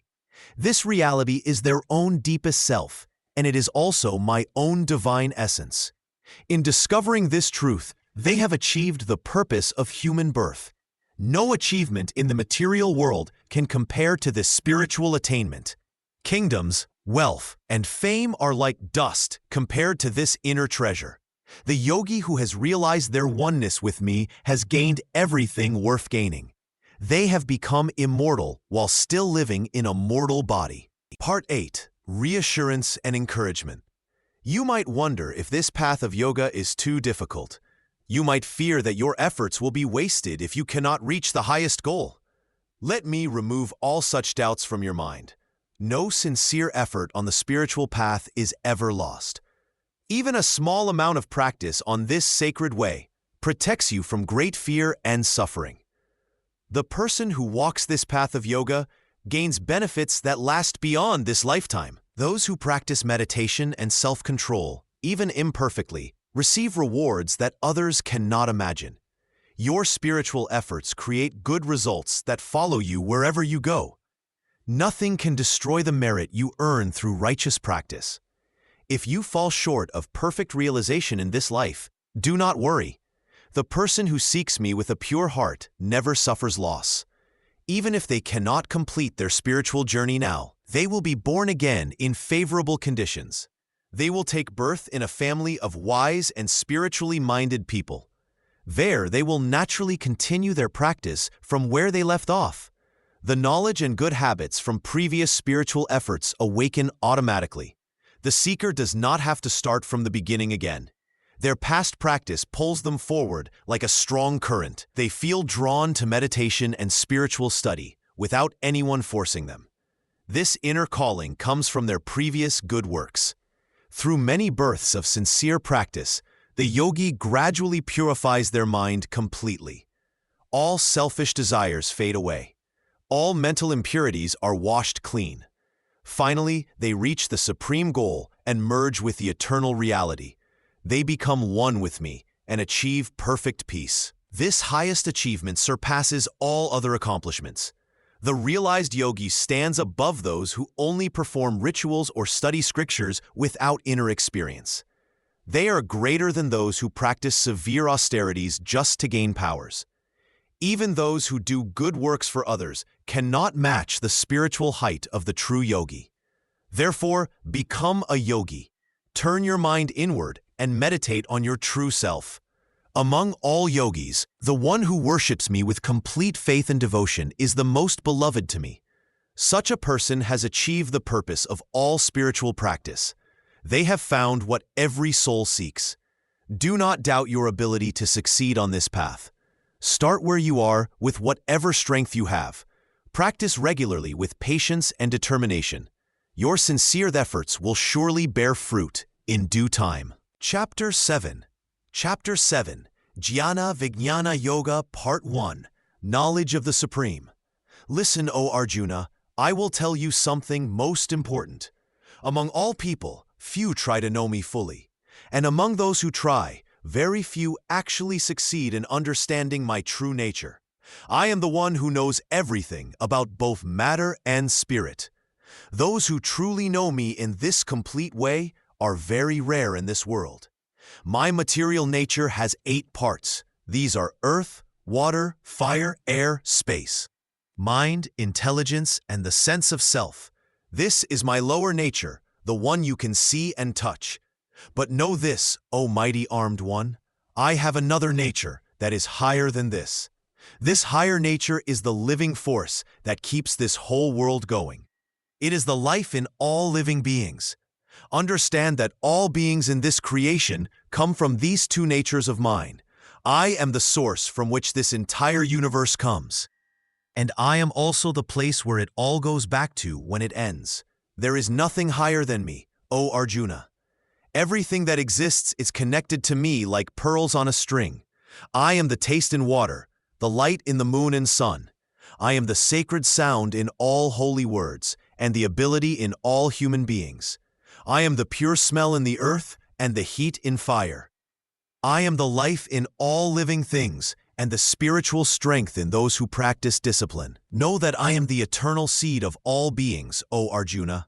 I am the intelligence of the intelligent and the power of the powerful. In strong people, I am their strength when it is free from desire and attachment. I am also present in the three qualities of nature: goodness, passion, and ignorance. These qualities come from me, but I am not limited by them. I am beyond them all. The whole world is confused by these three qualities of material nature. Because of this confusion, people do not recognize me, even though I am beyond these qualities and never change. This divine power of mine is very difficult to overcome. But those who surrender themselves completely to me can cross beyond this powerful force. Part 2. Materials and Spiritual Realities. Those who do evil deeds and are foolish do not come to me. Their knowledge is taken away by illusion, and they follow the ways of demons. But 4 kinds of good people worship me, Arjuna.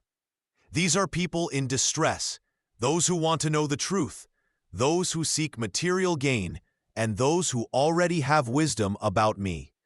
Among all these, the wise person who is always united with me in pure love is the best. I am very dear to the wise person, and that person is very dear to me.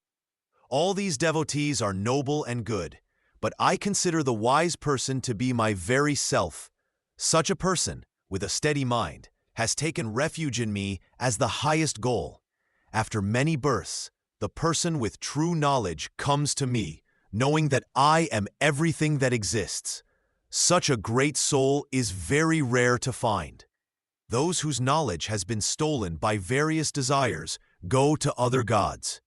They follow different rules and rituals according to their own nature. Whatever form a devotee wants to worship with faith, I make that faith steady and strong.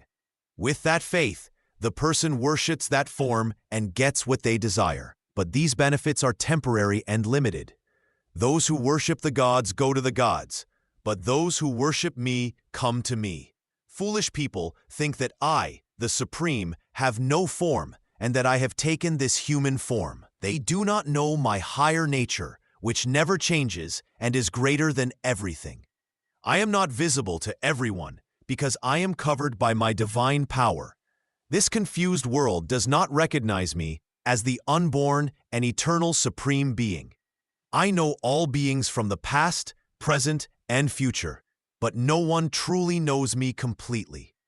All living beings in this world are born into confusion because of desire and hate, which come from pairs of opposites like pleasure and pain, honor and dishonor. But those who have done good deeds and whose sins have ended are free from the confusion of opposites. They worship me with firm determination. Those who take shelter in me and strive for freedom from old age and death come to know the complete truth about the Supreme Self, about individual action, and about material nature. Those who know me as the ruler of sacrifice, as the ruler of all gods, and as the ruler of all beings, remain aware of me even at the time of death. Their minds stay fixed on me. Part 3. Devotion to the Supreme. I am the source of all creation. Everything in this world comes from me. Wise people know this truth and worship me with all their hearts. Their minds are always thinking of me. Their lives are given to me. They teach each other about me and talk about me all the time. This gives them great joy and satisfaction. To those who worship me with constant love, I give the understanding by which they can come to me. Out of compassion for them, I destroy the darkness of ignorance with the bright lamp of knowledge. I do this while staying in their hearts. Among thousands of people, maybe one tries to know me perfectly. Among those who try, maybe one actually knows my true nature. Earth, water, fire, air, space, mind, intelligence, and false ego make up my material energy. These 8 elements are separated from me, but I have another energy that is higher than this material energy. This spiritual energy includes all living beings who support this world. All beings come from these 2 energies of mine. I am the source and the end of the whole universe. Nothing exists that is higher than me. Everything rests on me like pearls on a string. I am the taste in water. I am the light in the moon and sun. I am the sacred word in all holy books. I am the sound in space and the ability in humans. I am the sweet smell in earth and the brightness in fire. I am the life in all living things and the discipline in those who practice self-control. I am the original seed of all beings. I am the intelligence of the intelligent and the power of the powerful. I am strength without desire and anger in strong people. In beings, I am sexual life that follows religious rules. All states of being come from my three modes of material nature. But know that I am not in them. They are in me. The whole world is confused by these three modes and does not recognize me. I am above these modes and cannot be destroyed. This divine energy of mine, made of the three modes, is very hard to overcome. But those who surrender to me alone can cross beyond this illusion. Evil people who are foolish do not surrender to me. Their knowledge is stolen away by illusion, and they have demonic nature. 4 kinds of good people worship me: those in trouble, those who want knowledge, those who want wealth, and those who know the truth. Among these, the wise person who is always united with me and devoted to me alone is the best. I am very dear to the wise person, and that person is very dear to me. Part 4. Manifestations of Krishna. All good people are noble, but I consider the wise person as my very self. That person with a steady mind relies on me as the highest goal. After many births, the wise person comes to me, knowing that I am everything. Such a great soul is very rare. Those whose desires have taken away their wisdom go to other gods. They follow different rules and practices, guided by their own nature. Whatever form a devotee wants to worship with faith, I make that faith steady and strong. With that faith, that person worships that form and gets what they want from it. But I am the one who really gives those results. However, the results that people with small understanding get do not last forever. Those who worship the gods go to the gods, but those who worship me come to me. Foolish people think that I, the Supreme, have no form, and that I have taken a body like them. They do not know my higher nature, which never changes and is greater than everything. I am not visible to everyone because I am covered by my divine power.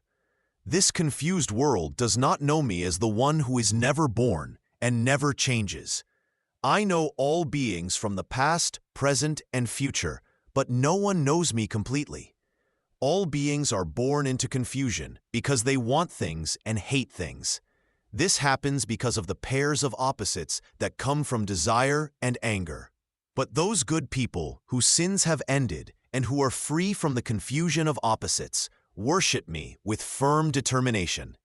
Those who take shelter in me and try to be free from old age and death know everything about the spiritual world and about action. Those who know me as the ruler of all sacrifices, as the ruler of all the gods, and as the ruler of all beings can remember me even at the time of death because their minds are steady. Part 5. The Sevenfold Mysteries. I will tell you about 7 kinds of material nature that belong to me: earth, water, fire, air, space, mind, intelligence, and false ego. These 8 elements make up my material energy that is lower. But beyond this, I have another energy that is higher. This higher energy is the living force that supports the whole universe. All beings come from these 2 energies of mine. Know for certain that I am the source and the destruction of the whole universe. There is nothing higher than me. Everything rests on me like pearls strung on a thread. I am the taste in water. I am the light in the moon and sun. I am the sacred sound Om in all the holy books. I am the sound in space and the ability in humans. I am the pure smell in earth and the brightness in fire. I am the life in all living beings and the discipline in those who practice spiritual life. Know that I am the original seed of all beings. I am the intelligence of the intelligent and the power of the powerful. Among strong people, I am strength that is free from desire and anger. In beings, I am sexual desire that follows religious rules. All states of being, whether in the mode of goodness, passion, or ignorance, come from me alone. But I am not in them, they are in me. The whole world is confused by these three modes of material nature and does not know me, who am above these modes and never changing. This divine illusion of mine, made of the three modes, is very hard to overcome. But those who surrender to me can easily cross beyond this illusion. Those who do evil, who are foolish, who are the lowest among people, whose knowledge has been stolen by illusion, and who have taken on the nature of demons, do not surrender to me. 4 kinds of good people worship me: those who are suffering, those who want knowledge, those who want wealth, and those who already have knowledge. Among these, the one with knowledge who is always devoted to me in pure love is the best. I am very dear to such a person, and that person is very dear to me. All these devotees are noble, but I consider the person of knowledge to be my very self. Such a person with a steady mind is fixed in me as the highest goal. Part 6. Fools, Sages, and Seekers. After many births, the person of knowledge comes to me. They understand that Krishna is everything that exists. Such a great soul is very hard to find. Those whose wisdom has been stolen by material desires go to other gods. They follow different rules and ways of worship. Their own nature guides them to these choices. Whatever form any devotee wants to worship with faith, I make that faith steady and strong.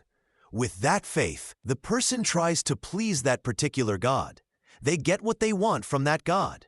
But I am the one who really gives those results. The results that people get from worshiping other gods do not last forever. Those who worship the gods go to the gods, but those who worship me come to me. Foolish people think I am just a person when they see my human form. They do not know my higher nature. I am the Supreme Lord of all beings. I am covered by my divine power. The foolish world does not recognize me. They do not know that I am birthless and never change. I know all beings from the past, present, and future, but no one knows me completely. All beings in this world are confused from the moment they are born. This confusion comes from desire and hate. These two feelings arise from the pairs of opposites, like pleasure and pain. But those people who have done good deeds and whose sins have ended are free from this confusion of opposites. They worship me with firm determination. Those who take shelter in me and try to be free from old age and death know everything about the spiritual world. They know about their own true self and all actions. Those who know me as the ruler of material sacrifices, as the ruler of the gods, and as the ruler of all offerings can think of me even at the time of death. Their minds stay fixed on me. Part 7. Supreme Wisdom and Salvation. Among thousands of people, maybe one tries to know me perfectly. Among those who try, maybe one truly knows what I really am. Earth, water, fire, air, space, mind, intelligence, and false ego. These 8 things make up my material energy. But this is my lower energy. Know that I have another energy which is higher. This higher energy is the living beings who support this whole world. All beings come from these 2 energies of mine. I am the source of the whole world, and I am also its destruction. There is nothing higher than me. Everything rests on me like pearls strung on a thread. I am the taste in water. I am the light in the moon and sun. I am the sacred sound Om in all the holy books. I am the sound in space and the ability in humans. I am the original smell of the earth and the heat in fire. I am the life in all living beings and the discipline in those who practice spiritual life. Know that I am the original seed of all beings. I am the intelligence of the intelligent and the power of the powerful. I am strength in the strong, but strength without desire and anger. In beings, I am sexual desire that does not go against religious rules. Know that all states of being, whether good, passionate, or dark, come from me alone. I am not in them, but they are in me. The whole world is confused by these three states of material nature. Because of this, the world does not recognize me, who am above these states and never change. This divine energy of mine made of the three modes is very hard to overcome, but those who surrender to me can easily cross beyond it. Evil people who are foolish do not surrender to me. Their knowledge is stolen by illusion, and they follow the nature of demons. 4 kinds of good people worship me: those in trouble, those who want knowledge, those who want wealth, and those who already know me. Of all these, the wise person who is always united with me and devoted only to me is the best. I am very dear to such a person, and that person is very dear to me. All these devotees are noble, but I consider the wise person to be my very self. Such a person is completely surrendered and has reached the highest goal, which is me. After many births, the wise person surrenders to me, knowing that I am everything. A great soul is very rare. Those whose desires have taken away their intelligence surrender to other gods. They follow different rules, guided by their own nature. Whatever form any devotee wants to worship with faith, I make that faith steady in them. With that faith, they worship that form and get their desires fulfilled by me alone. But the results that people with small intelligence get are temporary. Those who worship the gods go to the gods, but those who worship me come to me. Part 8. Invitation to Seekers. Come to me with your whole heart. Put all your thoughts on me. Make me your highest goal. Worship me with complete faith. When you do this, I promise you will reach me without doubt. Those who always remember me and never think of anything else, for them I am easy to reach. I am always close to those who keep their minds on me all the time. Great souls who come to me do not take birth again in this world of pain and sorrow. They reach the highest place where there is no more suffering.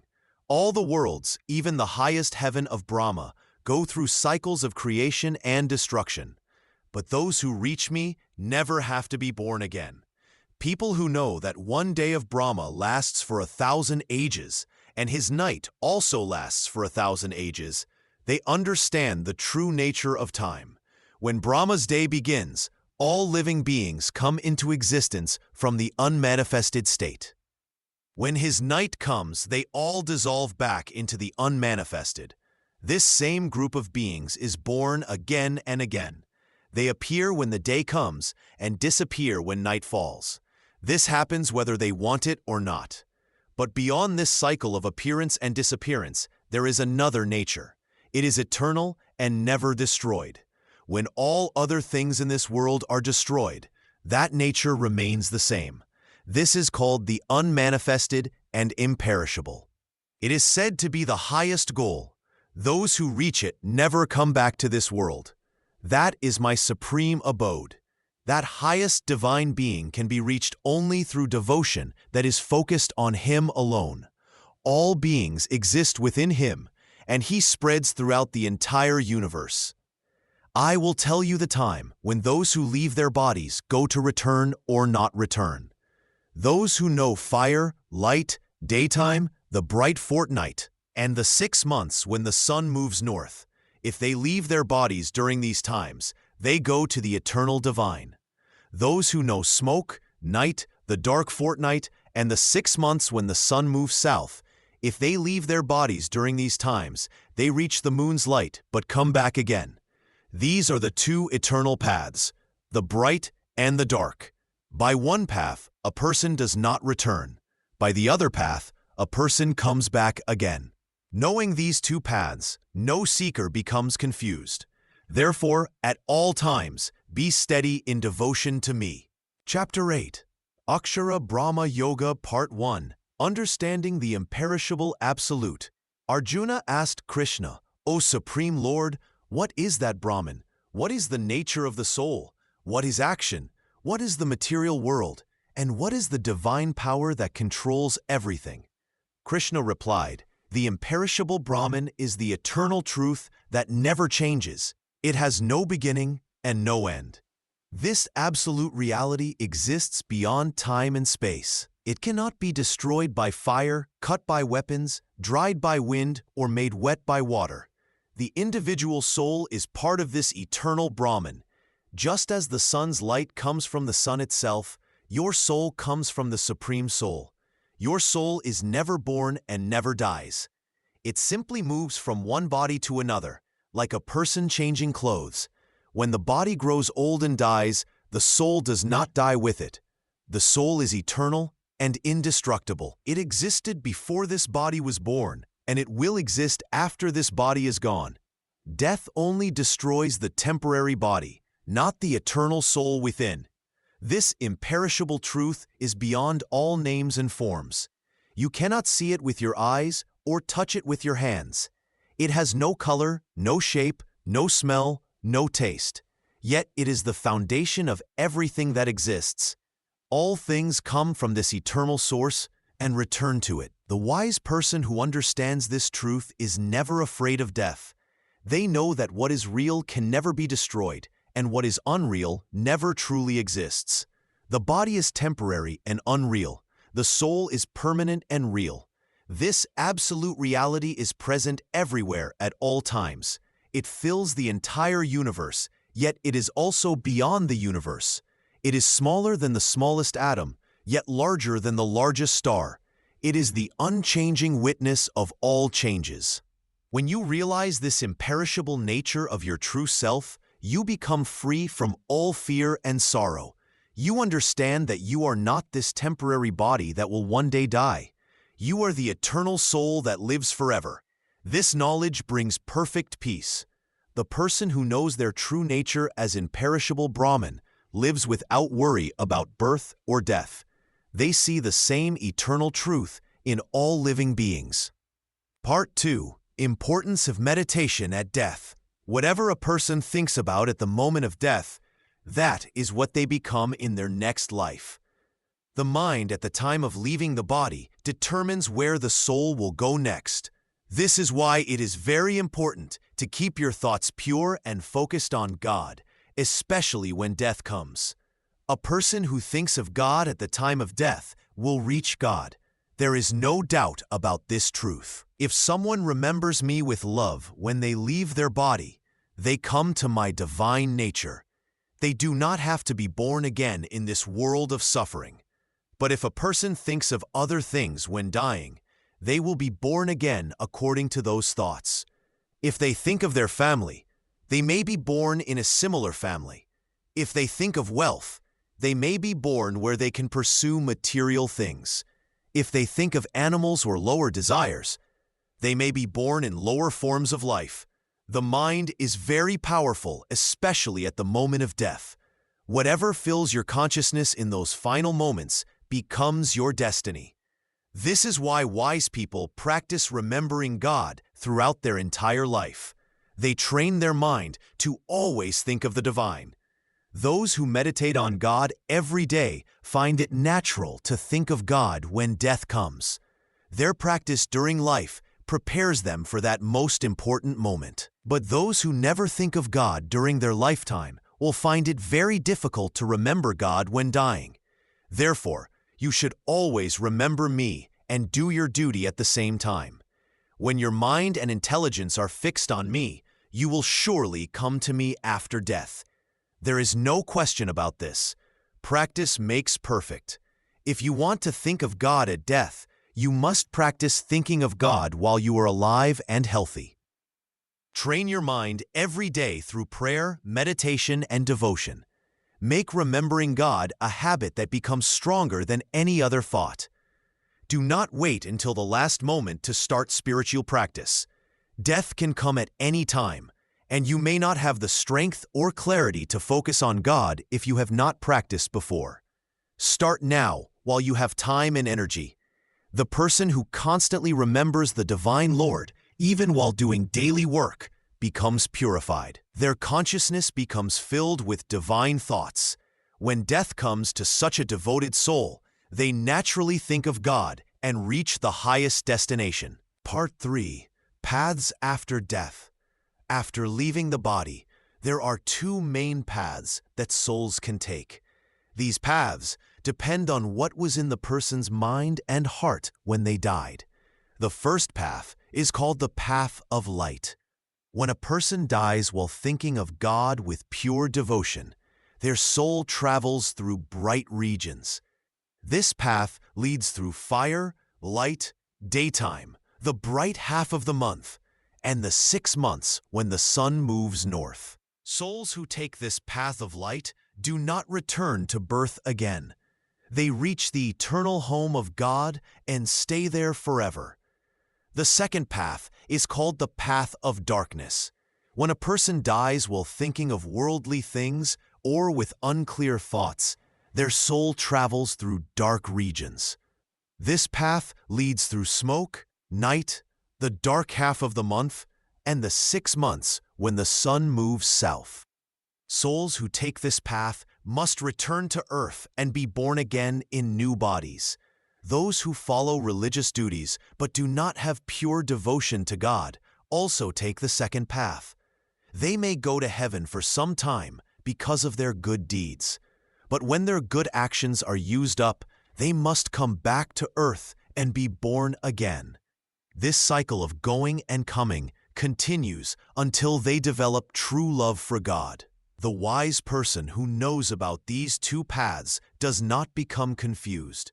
They understand that temporary pleasures in heaven are not the final goal.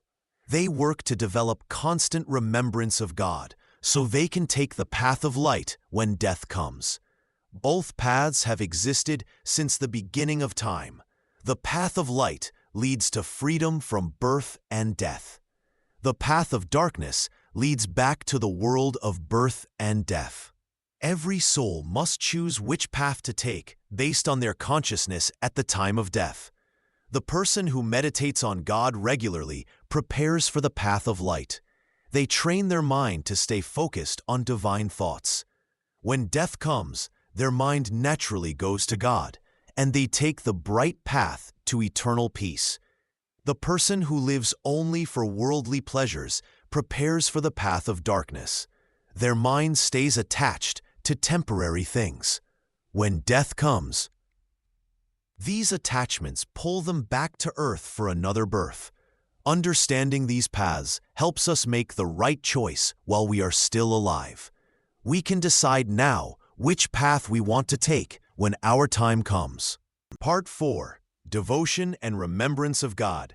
Arjuna asked, "How can a person remember you at the time of death? How can someone keep their mind fixed on you when the body is failing and the mind becomes weak?" Lord Krishna replied, "By practicing remembrance of me constantly throughout your life. Think of me always while you do your daily work. Fight your battles and do your duties, but keep your mind and heart focused on me. When you train your mind this way, it will naturally come to me at the end. The person who remembers me at all times, who keeps me in their thoughts every day, I am easy for them to reach. Their mind becomes used to thinking of me. When death comes, they do not struggle to remember me, because remembering me has become their habit. Practice thinking of me as the all-knowing Lord who rules everything. See me as smaller than the smallest particle, yet supporting the entire universe. Think of me as the Ancient One who has no beginning. Meditate on my divine form that shines brighter than the sun and cannot be understood by ordinary thinking. At the time of death, keep your mind steady with devotion. Use the power of yoga to focus all your life energy between your eyebrows. Fix your mind completely on me with love and faith. The person who does this will surely reach me. Regular practice makes this possible. Just as a person becomes skilled at any work by doing it daily, the mind becomes skilled at remembering God through constant practice. Even during busy times, even while eating, walking, or resting, keep a part of your mind always connected to me. Those who remember me without fail, who think of nothing else, who have made me the center of their life, for these devoted souls, I am always near. They reach me easily because they have given their whole heart to me. When such devoted people leave their body, They come to my supreme home. They do not take birth again in this world of sorrow and temporary happiness. They reach the highest goal where there is only eternal joy and peace. This is the power of constant remembrance. Make it your practice from today. Let every breath carry my name. Every heartbeat remember my love. Part 5. The Eightfold Path of Living. Those who wish to reach me must follow 8 ways of living. These are the spiritual practices that free the soul from all bonds and lead to liberation. First is right understanding. You must know what is real and what is not real. The body dies, but the soul lives forever. The world changes, but God remains the same. Know that you are not this body of flesh and bone. You are the eternal soul that lives inside. Second is right intention. Your mind must want only good things. Do not wish harm to any living being. Want peace for all. Want to know God more than anything else. Let your heart be pure in its desires. Third is right speech. Speak only truth. Do not lie or say harsh words that hurt others. Do not gossip or speak about things that do not matter. Use your words to help others and to praise God. Let your speech be gentle and kind. Fourth is right action. Do only good deeds. Do not kill, steal, or hurt anyone. Help those who need help. Work without wanting rewards for yourself. Offer all your actions to me. This makes even simple work become worship. Fifth is right way of living. Earn your food and money in honest ways. Do not take what belongs to others. Live simply. Do not want too many things. Share what you have with those who have less. Sixth is right effort. Try hard to remove bad thoughts from your mind. Work to develop good qualities like love, patience, and forgiveness. Do not be lazy in your spiritual practice. Make effort every day to remember God. Seventh is right awareness. Watch your thoughts and feelings. Know what is happening in your mind at all times. Be awake and alert. Do not let your mind wander to useless things. Keep it focused on what is good and holy. Eighth is right meditation. Sit quietly every day and think of God. Control your breath and make your mind still. In deep meditation, you will feel my presence. This is the highest practice that leads directly to me. When you follow all 8 ways together, your life becomes pure. Your heart opens to divine love. The soul remembers its true nature. All fear and sorrow leave you. You become ready to return to your eternal home with me. These 8 paths work like steps on a ladder. Each one helps you climb higher. Practice them with patience and faith. I will guide you from within your heart. Part 6. The Primacy of Devotion. Among all the spiritual practices I have taught you, there is one path that stands above all others. This is the path of pure devotion and complete surrender to me. When your heart is filled with love for the divine, all other practices become easy and natural. The person who thinks of me with single-minded devotion, who remembers me constantly without letting the mind wander to other things, finds me easily. I am not difficult to reach for such a devoted soul. When someone loves me purely and completely, I make sure they reach me. Those who offer everything to me with full surrender never have to worry about the future. They do not need to fear death or rebirth. I personally take care of their spiritual journey. I carry what they need and protect what they already have. Even if someone has done wrong things in the past, when they turn to me with complete devotion and stop all other pursuits, I accept them as pure and holy. Such a person quickly becomes righteous and gains eternal peace. Know this for certain. My devotee never perishes. Anyone can follow this path of devotion. It does not matter if someone is born into a low family, or is a woman, or belongs to a trading class, or works as a laborer. All who take shelter in me reach the highest goal. This is the beauty of pure devotion. It is open to everyone. How much easier is this path for those who are already pure in heart, for holy people and devoted kings who love me. Since you have taken birth in this temporary and joyless world, direct your love toward me. Fix your mind on me alone. Become my devotee. Offer everything to me. Bow down to me with complete surrender. When you do this, you will certainly come to me. I promise you this because you are very dear to me. Give up all other religious duties and come to me alone for protection. I will free you from all sins. Do not worry about anything. This is my final instruction to you, the most secret teaching of all. The path of devotion requires only one thing, a heart full of love for God. When this love is pure and complete, it becomes the strongest force in spiritual life. It burns away all past mistakes and carries the soul directly to the divine. Part 7. Nature of the Soul and Universe. Arjuna asked, "O Krishna, what is this Brahman that is beyond destruction? What is the nature of the individual soul? What is action? What is the material world? And what is the supreme being who controls everything?" Krishna replied, "The imperishable Brahman is the eternal truth that never changes. It has no beginning and no end. The individual soul is part of this eternal nature, but it lives in a body and thinks it is separate from the whole. When the soul acts in this world through the body, this is called action or karma. The material world is everything you can see and touch. It is always changing and moving. Mountains become dust, rivers change their course, and bodies grow old and die. But behind all these changes is one supreme soul who watches over everything. This supreme soul is the source of all life and consciousness. The individual soul is like a small wave in the great ocean of consciousness. The wave thinks it is different from the ocean, but it is made of the same water. When the wave becomes calm, it realizes it was never separate from the ocean at all. In the same way, when the individual soul becomes pure and peaceful, it understands its true connection with the Supreme Soul. This material world is like a school where souls come to learn.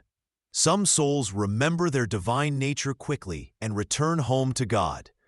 Other souls forget who they really are and stay in the world for many lifetimes, moving from one body to another. The Supreme Soul lives in every heart as a witness. It never acts, but simply watches with love and compassion. It is like the sun that gives light to everyone without choosing favorites. This divine presence guides each soul according to its own choices and desires. When you understand this relationship between the individual soul, the changing world, and the eternal Supreme Soul, you begin to see the truth. The world is temporary, but the soul is permanent. The body will die, but you will continue to exist. Your real identity is not the body or even the mind, but the eternal consciousness that never dies. This knowledge brings great peace because you realize that nothing can truly harm your real self. You are part of the divine consciousness that created and maintains everything in existence. Part 8. Summary and Assurance. Krishna said to Arjuna, "Those who fix their minds on me, the imperishable, and meditate with complete devotion will surely reach me." There is no doubt about this. When you constantly think of the supreme divine consciousness, you will become one with it. People who practice this meditation with true dedication never fall back into the cycle of birth and death. They achieve the highest goal of human life. This supreme state is permanent and brings eternal peace. Once you reach this state, you never have to return to the world of suffering and pain. The key is to keep your mind steady on the eternal truth. When you remember the divine consciousness at the time of death, you will merge with it completely. Your last thought determines where you go next. If you think of me at your final moment, you will come to me without fail. This is why I tell you to fight your battle while keeping your mind and intelligence focused on me. Dedicate all your actions to me. Think of me always, whether you are working, eating, or resting. When your heart and mind are completely absorbed in divine love, you will surely reach the supreme destination. Those who meditate on the imperishable Brahman with unwavering faith receive my full protection. I personally take care of their spiritual needs and material requirements. They do not need to worry about anything because I handle everything for them.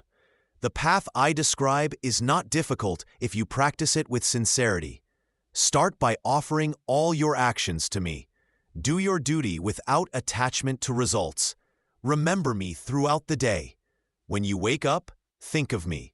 When you go to sleep, think of me. Gradually, your whole life becomes a continuous meditation. Even if you cannot meditate perfectly, do not worry. Any effort you make toward the divine is never wasted. A little progress on this path protects you from great fear and suffering. Each step you take brings you closer to the final goal. The supreme consciousness is both personal and impersonal. You can approach it through love and devotion, or through knowledge and meditation.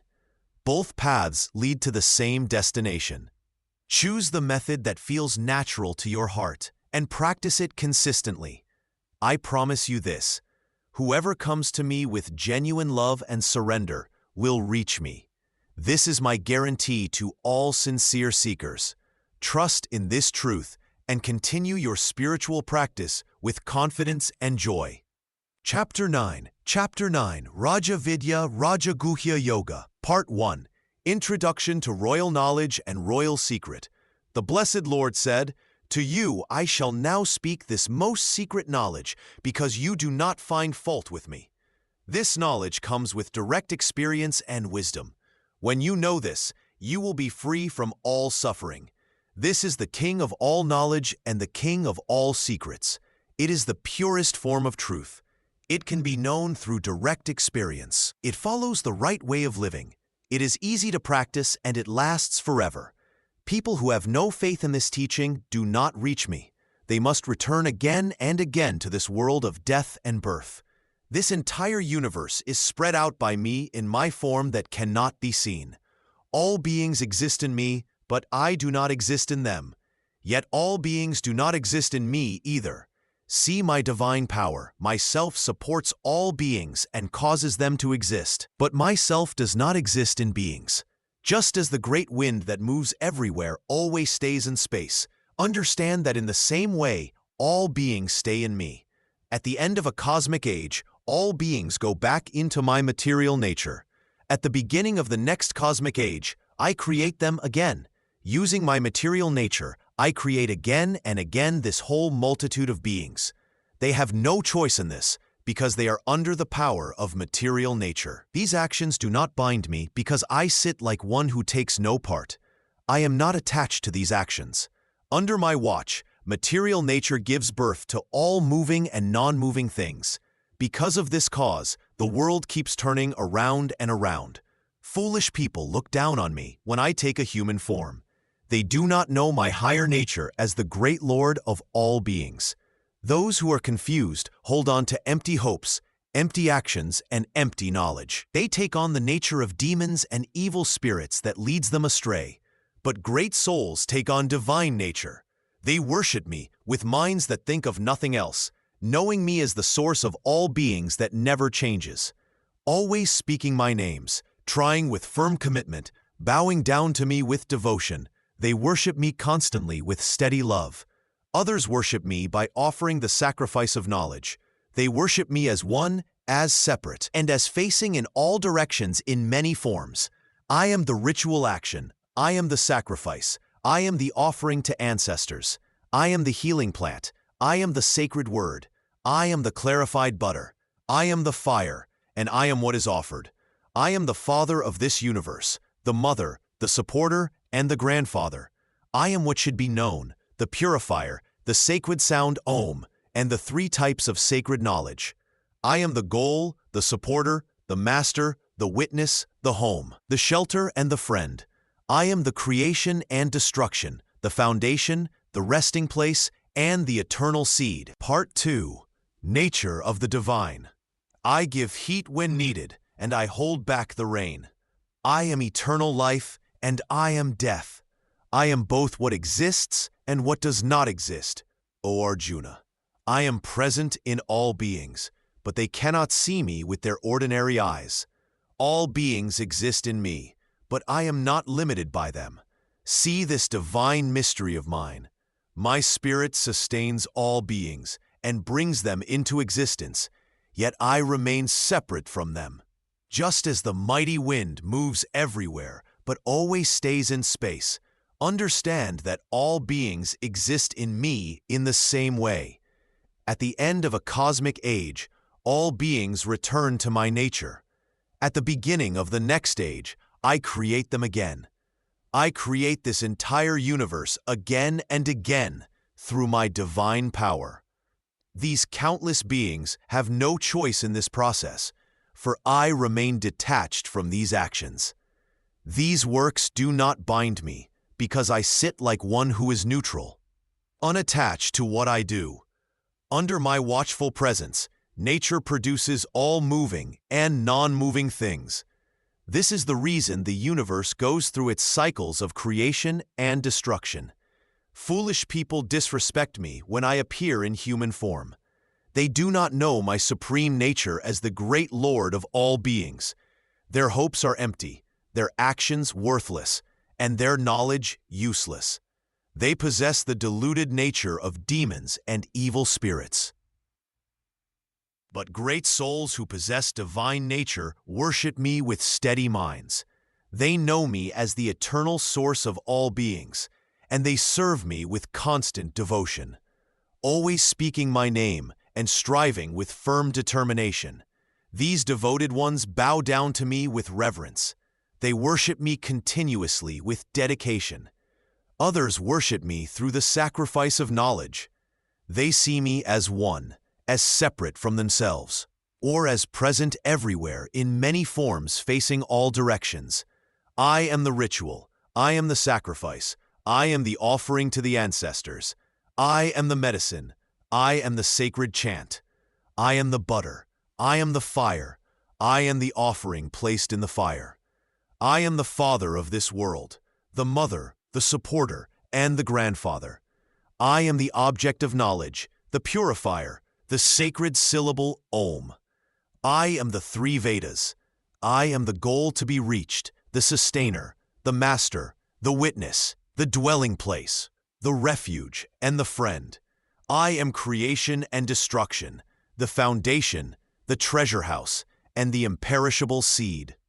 Part 3. Devotion as the Supreme Path.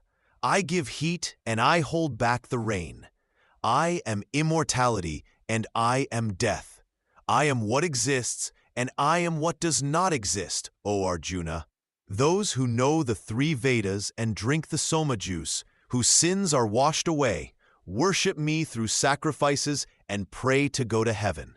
They reach the holy world of Indra and enjoy the divine pleasures of the gods in heaven. When they have enjoyed that vast heavenly world and their good deeds are used up, they return to the world of death. Following the rules of the three Vedas and desiring pleasures, they come and go repeatedly. But those who worship me alone, thinking of no one else, who are always joined with me in devotion, for them I carry what they need and preserve what they have. Even those who worship other gods with faith are really worshiping me, O son of Kunti, but they do it in the wrong way. I am indeed the enjoyer and the master of all sacrifices, but they do not know my true nature, so they fall back down. Those who worship the gods go to the gods. Those who worship ancestors go to the ancestors. Those who worship spirits go to the spirits. But those who worship me come to me. If anyone offers me with devotion a leaf, a flower, a fruit, or water, I accept this offering of love from the pure-hearted person. Whatever you do, whatever you eat, whatever you offer in sacrifice, whatever you give away, whatever hard practices you do, O son of Kunti, do it as an offering to me. In this way you will be freed from the bonds of action with their good and bad results. With your mind fixed on the path of giving up, you will be liberated and come to me.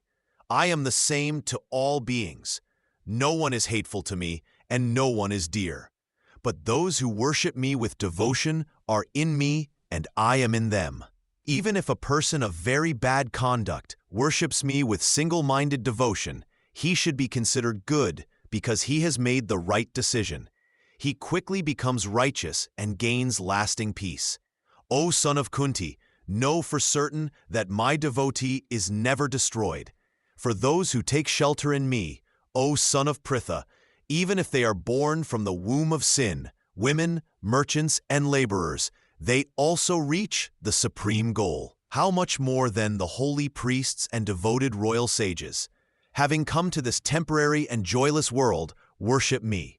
Fix your mind on me, be devoted to me, sacrifice to me, bow down to me. Having made yourself steady in this way, with me as your supreme goal, you will certainly come to me. Part 4. Universality of God's Presence. I am everywhere in this universe, in both seen and unseen forms. All beings exist in me, but I am not contained in them.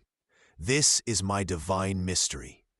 All beings do not truly exist in me, yet my spirit supports all beings and brings them into existence, but is not attached to them.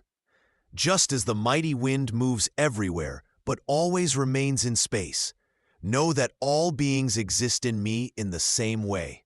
At the end of each cosmic cycle, all beings return to my nature. At the beginning of the next cycle, I send them forth again.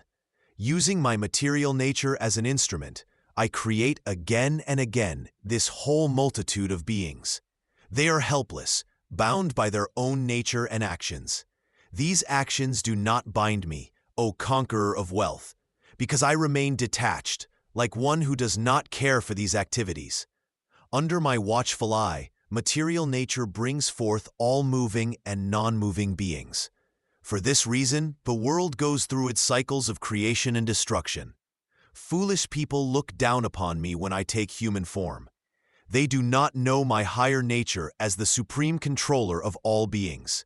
Their hopes are in vain, their actions are in vain, and their knowledge is in vain. They are attracted to the deluding nature of demons and evil spirits. But great souls, who are under the protection of my material nature, worship me with single minds. They know me as the source of all beings, the one who never changes. Always speaking about me, trying with great determination, bowing down before me, these great souls constantly worship me with devotion. Others offer me the sacrifice of knowledge. They worship me as the one without a second, as separate from them, and in my universal form facing all directions. I am the ritual. I am the sacrifice. I am the offering to ancestors. I am the healing herb. I am the sacred chant. I am the butter. I am the fire, and I am the active offering. I am the father of this universe, the mother, the supporter, and the grandfather. I am the object of knowledge, the purifier, and the sacred word. I am the goal, the sustainer, the master, the witness, the home, the shelter, and the most dear friend. I am creation and destruction, the foundation, the resting place, and the eternal seed. I give heat. I hold back and send forth rain. I am life eternal, and I am death. I am both being and non-being. Part 5. Miracles and Divine Play. Those who study the sacred texts and perform fire sacrifices worship me through rituals, seeking to reach heaven.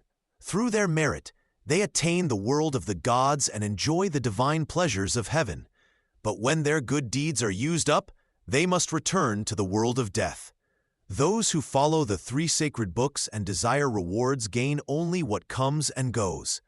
But those who worship me with their minds fixed on me alone, who think of nothing else, I personally take care of all their needs. I bring them what they lack and protect what they already have. Even those who worship other gods with faith are really worshiping me, though not in the right way. I am the one who receives all sacrifices, and I am the master of all offerings. But they do not know my true nature, so they fall back down to earth. Those who worship the spirits go to the spirits. Those who worship ancestors go to the ancestors. Those who worship ghosts and demons go to them. But those who worship me come to me.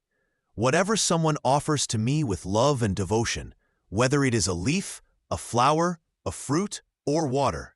I accept it because it is given with a pure heart.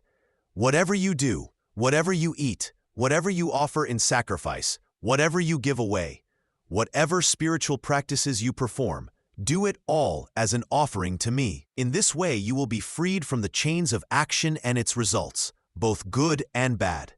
With your mind fixed on giving up all results to me, you will be liberated and come to me. I am equal to all beings. No one is hateful to me, and no one is dear to me. But those who worship me with devotion live in me, and I live in them. Even if someone who worships me has done terrible things before, they should be considered holy because they have chosen the right path. They quickly become righteous and find lasting peace. Know for certain that my devotee is never lost. Anyone who takes shelter in me, no matter what their birth or background, whether they are women, merchants, or workers, even those considered of low birth, they all reach the highest goal. How much more easily do holy priests and devoted royal sages reach me? Since you have come to this temporary and joyless world, worship me with love. Part 6. Exclusivity of True Devotion. Always fix your mind on me and be devoted to me. Worship me and bow down to me. When you join your soul with me in this way and make me your highest goal, you will surely come to me. I am the same to all beings. I am not partial to anyone, and I do not hate anyone. But those who worship me with devotion live in me, and I live in them. This is the special bond between me and my true devotees. The person who sees me everywhere and sees everything in me never loses sight of me, and I never lose sight of them. Such a devotee who worships me as the one who lives in all beings, no matter how they live their life, they live in me. The one who sees the same self in all beings, whether in happiness or sorrow, through comparison with their own self, I consider that person to be the highest among those who practice this path. Those who constantly think of me with their minds, never wandering to other things, for such devoted people who are always connected to me, I am easy to reach. When these great souls reach me, they do not return to this temporary place full of suffering. They achieve the highest state. All the worlds, including the realm of the Creator God, are subject to returning again and again. But when someone reaches me, they are never born again. Those who know that one day of the Creator lasts 1,000 ages, and his night also lasts 1,000 ages, they understand the true nature of day and night. When his day begins, all manifest things come forth from the unmanifest. When his night comes, they dissolve back into what is called the unmanifest. This same group of beings comes into existence again and again. They are dissolved when night comes, and they appear again when day comes, whether they want to or not. But beyond this changing nature, there is another eternal existence that is unmanifest and higher than the unmanifest. This never gets destroyed, even when all beings are destroyed. This is called the supreme destination. Those who reach it never return. This is my highest abode. This supreme being can be reached only through pure devotion that is focused on nothing else. In this supreme being, all creatures exist, and by this being, everything is spread throughout the universe. Part 7. Eternal Promises to Devotees. Those who worship me with devotion, I carry what they need, and I protect what they have. Even those who worship other gods with faith are actually worshiping me, though not in the right way. I am the one who receives all offerings and sacrifices, but people do not know my true nature, so they fall again into birth and death. Those who worship the ancestors go to the ancestors. Those who worship spirits go to the spirits. Those who worship me come to me. If someone offers me a leaf, a flower, a fruit, or water with love and devotion, I accept that loving gift from the pure-hearted person. Whatever you do, whatever you eat, whatever you offer in sacrifice, whatever you give away, whatever spiritual practices you perform, do all of this as an offering to me. By doing this, you will be free from the bonds of action that bring good and bad results. With your mind fixed on me through this yoga of giving up the fruits of action, you will be liberated and come to me. I am the same to all beings. No one is hateful to me, and no one is dear to me.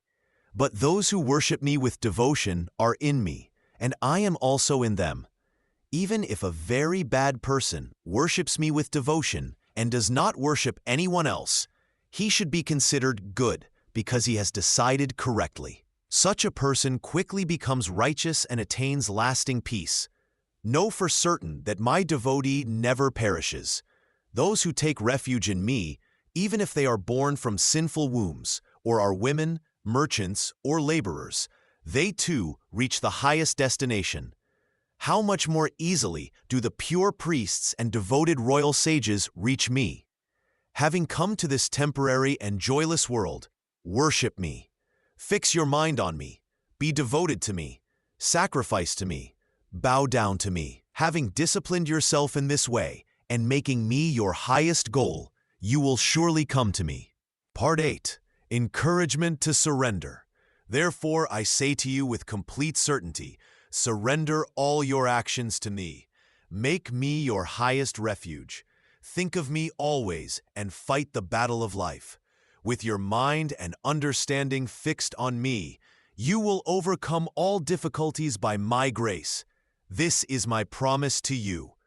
But if you act from pride and refuse to listen to these words, you will be lost. If you think in your stubbornness that you will not fight, your resolve is useless. Your own nature will force you to act. What you refuse to do from delusion, you will be compelled to do by your own inner tendencies, born from your past actions. The Supreme Lord lives in the hearts of all beings. By His divine power, He makes all creatures move as if they were mounted on a machine. Take complete shelter in Him with all your heart. By His grace alone, you will find supreme peace and reach the eternal dwelling place. I have shared with you the most secret knowledge of all. Think deeply about all I have said. Then do whatever you believe is best. Because you are very dear to me, I will speak the most secret truth of all. Listen to my final words. Always think of me. Be devoted to me. Worship me. Bow down to me. By doing this, you will surely come to me. I promise you this because you are precious to me. Leave behind all other duties and surrender to me alone. I will free you from all sins. Do not worry about anything. Never speak these teachings to someone who does not practice discipline, or to someone who is not devoted, or to someone who does not want to listen, or to someone who speaks badly of me. But whoever shares this sacred conversation between us with my devotees performs the highest act of love for me. Such a person will certainly come to me. No one among humans does more loving service to me than this person. No one on earth will be dearer to me. Whoever studies our sacred dialogue worships me through the sacrifice of knowledge. This is my declaration. Even a person who listens to these words with faith and without doubt becomes free from sin and reaches the happy worlds of those who do good deeds. Have you listened carefully? Has the confusion born from ignorance been destroyed in you? Chapter 10. Vibhuti Yoga, Part 1. Divine Glories of Krishna. I am the taste in water, and the light in the moon and sun. I am the sacred sound Om in all the Vedas, the ability in humans, and the sweet smell in the earth. I am the original seed of all beings. I am the intelligence of the intelligent and the power of the powerful. I am strength without desire, and anger in strong people. In beings, I am sexual desire that follows religious law. All states of being, whether they bring goodness, passion, or darkness, come from me alone. But I am not in them. They are in me. The whole world is confused by these three states of material nature. Therefore, people do not know me, who am above these states and never change. This divine energy of mine, made of the three modes of nature, is very hard to overcome. But those who surrender to me can easily cross beyond it. Evil people who are foolish, the lowest among humans, whose knowledge is stolen by illusion, and who follow the ways of demons, do not surrender to me. 4 kinds of religious people begin to worship me: those who are suffering, those who want wealth, those who seek knowledge, and those who already know me. Of these, the wise person who is always connected to me in pure love is the best. I am very dear to such a person, and that person is dear to me. All these people are noble, but I think the wise person is my very self. Such a person, whose mind is steady, has taken shelter in me as the highest goal. After many births and deaths, one who truly knows surrenders to me, understanding that I am the cause of all causes and all that exists. Such a great soul is very rare. Those whose intelligence has been carried away by material desires surrender to lesser gods and follow particular rules and regulations according to their own nature. I am in everyone's heart as the Supreme Soul. Whatever form any devoted person wants to worship with faith, I make that faith steady. With that faith, such a person tries to worship that particular form and gets desires fulfilled. But actually, I alone give the results. People with small intelligence worship the lesser gods. The results they get do not last forever. Those who worship the gods go to the gods, but those who worship me come to me. Foolish people think that I, the Supreme Person, was impersonal before and have now taken this personal form. They do not know my higher nature, which never changes and is supreme. I am never visible to everyone, being covered by my divine power. This confused world does not know me as the unborn and unchanging one. Part 2. Manifestations in the Natural World. I told you that I know all beings from the past, present, and future, but no one knows me completely. Among all the Adityas, I am Vishnu. Among lights, I am the shining sun. Among the Maruts, I am Marichi. Among the stars, I am the moon. Among the Vedas, I am the Samaveda. Among the gods, I am Indra, the king of heaven. Among the senses, I am the mind. In living beings, I am consciousness itself. Among the Rudras, I am Shiva. Among the demons and human eaters, I am Kubera, the lord of wealth. Among the Vasus, I am fire. Among mountains, I am Meru. Among priests, know me to be Brihaspati, the chief. Among war leaders, I am Kartikeya. Among bodies of water, I am the ocean. Among the great sages, I am Brigu. Among sounds, I am the single-syllable Om. Among sacrifices, I am the chanting of the holy names. Among things that do not move, I am the Himalayas. Among all trees, I am the sacred fig tree. Among the divine sages, I am Narada. Among the heavenly singers, I am Chitraratha, their leader. Among perfected beings, I am the sage Kapila. Among horses, know me to be Uchaisravas, born from the nectar. Among lordly elephants, I am Airavata. Among men, I am their king. Among weapons, I am the thunderbolt. Among cows, I am Kamadhenu, the wish-fulfilling cow. I am Kandarpa, the god of love, who causes children to be born.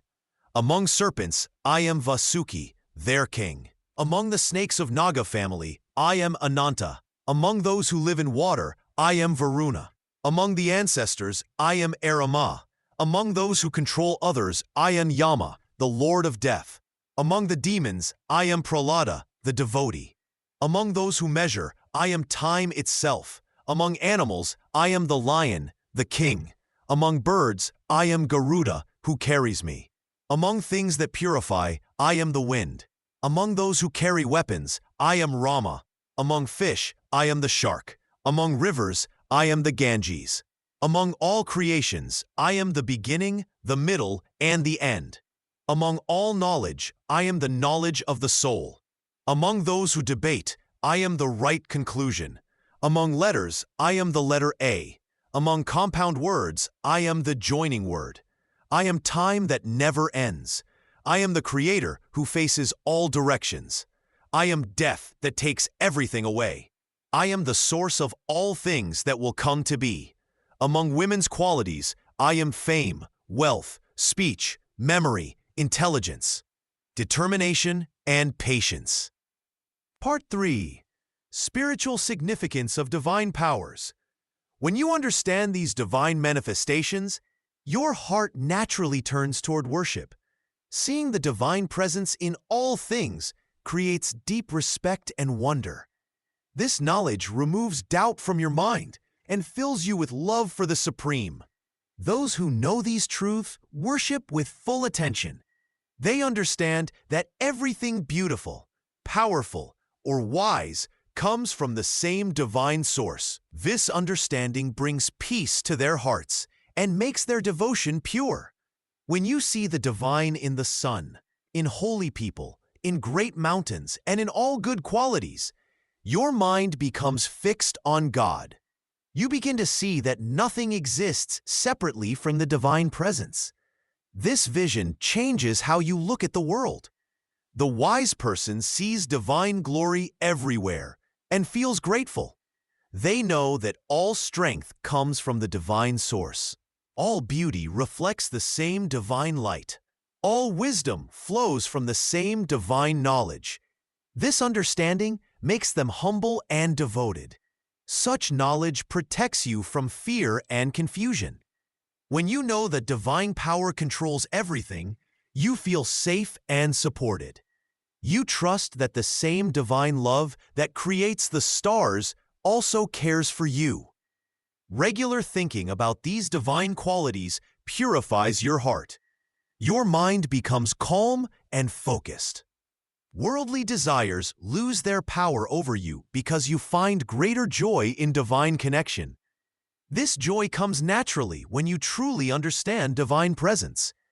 People who study these teachings with faith gain spiritual strength. They develop qualities like patience, kindness, and wisdom. Their lives become examples of divine grace working through human hearts. The purpose of revealing these divine manifestations is to awaken love in your heart. When you hear about divine glory, your natural response should be wonder and devotion. This response connects you directly to the divine presence. Those who meditate on these divine qualities find their minds becoming pure and peaceful. They experience divine presence not just in special places or times, but in every moment of their lives. This constant awareness brings lasting happiness. Understanding divine manifestations helps you serve better. You see divine presence in everyone you meet. You treat all beings with respect because you recognize the same divine source in them. This attitude transforms your daily life into spiritual practice. Through this knowledge, ordinary activities become offerings of love. Eating, working, and resting all become ways to remember and honor the divine presence. Your whole life becomes a form of worship when you maintain this awareness. Part 4. Purpose of revealing divine opulences. When divine glories are revealed to you, they serve a special purpose. This knowledge is not given just to satisfy your curiosity. The Supreme Lord shows His divine nature to awaken deep love in your heart. When you hear about these great powers, your mind naturally feels wonder and respect. The Lord wants you to develop pure devotion. By learning about His countless manifestations, your heart begins to feel attraction toward Him. This attraction grows into genuine love. When you understand how vast and powerful the divine presence is, you cannot help but feel grateful and humble. Seeing divine glory creates proper reverence in your mind. You realize that the Supreme Being is far greater than anything you can imagine. This understanding removes pride from your heart. You begin to see yourself in the right relationship with the divine source of everything. The purpose is also to inspire you towards spiritual life. When you know that the same divine presence exists in all things, You want to connect with that presence. You feel motivated to pray, to serve, and to remember the divine name. Your spiritual practices become filled with genuine feeling instead of being empty rituals.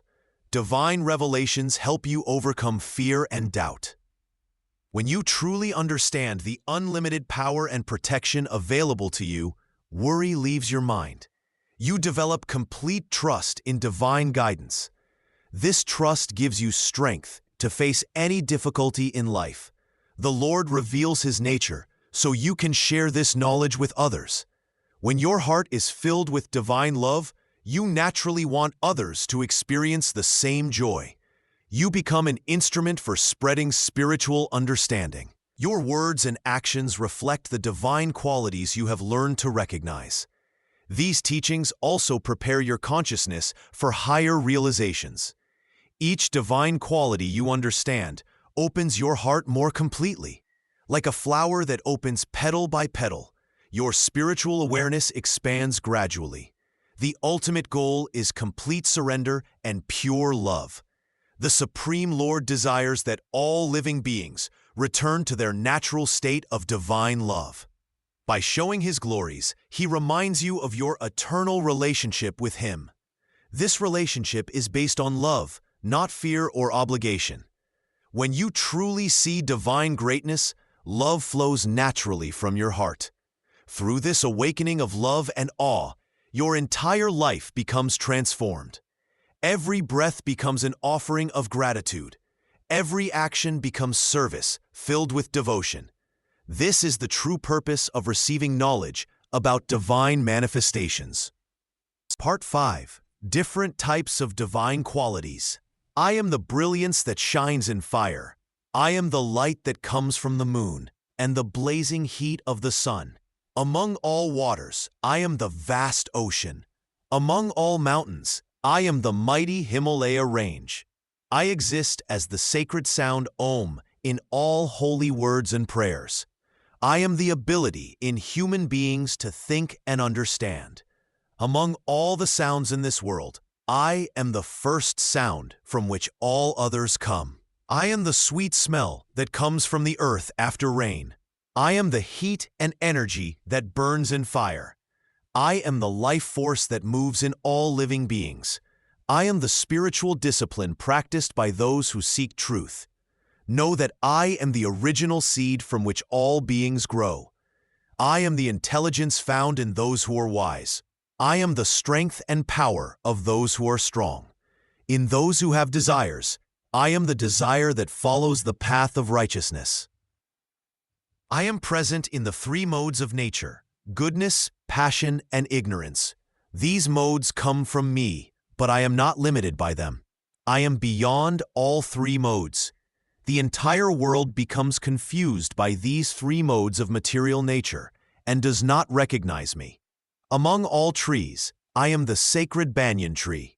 Among the divine sages, I am Narada. Among the singers of heaven, I am Kshetra, their leader. Among those who have achieved perfection, I am the sage Kapila. Among horses, know that I am Uchaisrava, who appeared when the ocean of milk was churned. Among mighty elephants, I am Aravata. Among human beings, I am the king or ruler. Among weapons, I am the thunderbolt of Indra. Among cows, I am Kamadhenu, the wish-fulfilling cow. I am Kandarbha, the power that creates new life. Among serpents, I am Vasuki, the king of snakes. I am Ananta among the Nagas. I am Varuna, the lord of all water creatures. Among the ancestors, I am Aryama. Among those who maintain law and order, I am Yama, the lord of death. Among the demons, I am Prahlada, who was devoted to me. Among those who measure and calculate, I am time itself. Among animals, I am the lion, the king of beasts. Among birds, I am Garuda, who carries me. Among things that purify, I am the wind. Among warriors, I am Rama. Among fish, I am the shark. Among flowing rivers, I am the holy Ganges. I am the beginning, middle, and end of all creation. Among all forms of knowledge, I am spiritual knowledge about the soul. Among those who debate and discuss, I am the logical conclusion that settles all arguments. Part 6. Inspiration for Devotion. I am the letter A among all letters. Among compound words, I am the joining word. I am time that never ends, and I am the creator whose face turns in all directions. I am death that takes away everything, and I am the source of all things that will come to be. Among feminine qualities, I am fame, beauty, speech, memory, intelligence, steadiness, and forgiveness. Among songs that praise me, I am the Sama Veda. Among sacred sounds, I am the sound Om. Among acts of worship, I am the quiet chanting of my names. Among things that do not move, I am the great mountain ranges. Among all trees, I am the sacred fig tree. Among divine sages, I am Narada. Among heavenly musicians, I am Chitraratha. Among perfected beings, I am the sage Kapila. Among horses, know that I am the divine horse that came from the ocean of milk. Among elephants, I am the white elephant of the King of Heaven. Among men, I am the ruler. Among weapons, I am the thunderbolt. Among cows, I am the wish-fulfilling cow. I am love that creates children. Among serpents, I am Vasuki, the king of snakes. Among the endless serpents that support the earth, I am Ananta. Among water creatures, I am Varuna, the lord of waters. Among ancestors, I am Aryama. Among those who control and punish, I am Yama, the lord of death. Among demons, I am Prahlada, who loved me. Among those who count, I am time. Among animals, I am the lion. Among birds, I am Garuda. Among things that make clean, I am the wind. Among fighters, I am Rama. Among fish, I am the crocodile. Among rivers, I am Ganga. I am the beginning, middle, and end of all created things. Among all knowledge, I am knowledge of the spirit soul. Among speakers, I am the sound that ends all arguments. Among letters, I am the letter A. Among ways of joining words, I am the simple joining. I am time that goes on forever. I am the creator who sees all directions. Among women's good qualities, I am fame, fortune, fine speech, memory, intelligence, loyalty, and patience. See me in all these forms around you. When you see the best and most beautiful of anything, know that it comes from a small part of my glory. But what need is there to know all these details? I support this entire world with just one small part of myself. Part 7. Universal Majesty of Krishna. I am the self that lives in the heart of all beings, O Arjuna. I am the beginning, the middle, and the end of all creatures. Among the gods, I am Vishnu. Among lights, I am the shining sun. Among the winds, I am the wind god. Among the stars, I am the moon. I am the soul of all knowledge. Among all things that purify, I am the wind. Among those who carry weapons, I am Rama. Among fish, I am the shark. Among rivers, I am the Ganges. Of all creations, I am the beginning, end, and middle, O Arjuna. Among all knowledge, I am the knowledge of the soul. Among speakers, I am the sound. Among eternal things, I am time. Among controllers, I am the controller. Among secret things, I am silence. I am the seed of all beings, O Arjuna. No moving or non-moving being can exist without me. There is no end to my divine powers, O great warrior. What I have told you is only a small example of my greatness. Whatever being has power, beauty, or strength, know that it comes from a small part of my glory. All these different forms come from me, but I remain beyond them all. I am greater than anything you can see or think about. The whole universe trembles before my power. All beings depend on me, but I depend on no one. Mountains, oceans, and the sky all exist because of my energy. The strongest warriors, the wisest teachers, and the most beautiful forms all show tiny parts of my nature. Even the greatest gods bow down to me. The sun gets its light from me. Fire gets its heat from me. The earth gets its strength to hold everything from me. Water gets its power to flow from me. I am present in everything, yet I am beyond everything. I am the power behind all powers. I am the intelligence behind all intelligence. I am the life behind all life. When you see anything wonderful, beautiful, or powerful, remember that it shows my presence. This entire universe, with all its planets, stars, and beings, exists within me like a small bubble in the ocean. Yet I am not limited by any of this. I am the supreme being who controls everything while remaining completely free and independent. Part 8. Conclusion and Devotional Appeal. These are my divine powers, O warrior. But what use is it for you to know all these details? I support this entire universe with just a small part of my energy. I am the source of everything. Everything comes from me. The wise who truly understand this worship me with all their heart. My devotees always think of me. Their lives are given to me. They find joy in talking about me with each other. They are happy and satisfied in my service. To those who worship me with love, I give the wisdom to come to me. Out of kindness for them, I destroy the darkness of ignorance with the bright lamp of knowledge. When you see anything great, beautiful, or wonderful in this world, know that it comes from a small part of my divine nature. I am in the hearts of all beings. I am the beginning, middle, and end of all creatures. I am time itself, death that takes all, and I am the birth of all that will be. Among weapons, I am the thunderbolt. Among cows, I am the wish-fulfilling cow. Among reasons for having children, I am love. Among serpents, I am the divine serpent. I am the ocean among bodies of water. I am the Himalayas among mountains. I am the sacred Om among sounds. I am the Ganges among rivers. Of all knowledge, I am spiritual knowledge. I am the logic of those who debate. I am silence among secrets. I am the wisdom of the wise. I am the strength of the strong, free from desire and anger. I am righteous desire that does not go against religious law. Know that all states of being, whether good, passionate, or dark, come from me alone. But I am not in them. They are in me. This whole world is confused by these three states and does not know me, who am beyond them and eternal. This divine energy of mine is hard to cross over. But those who surrender to me alone can go beyond it easily.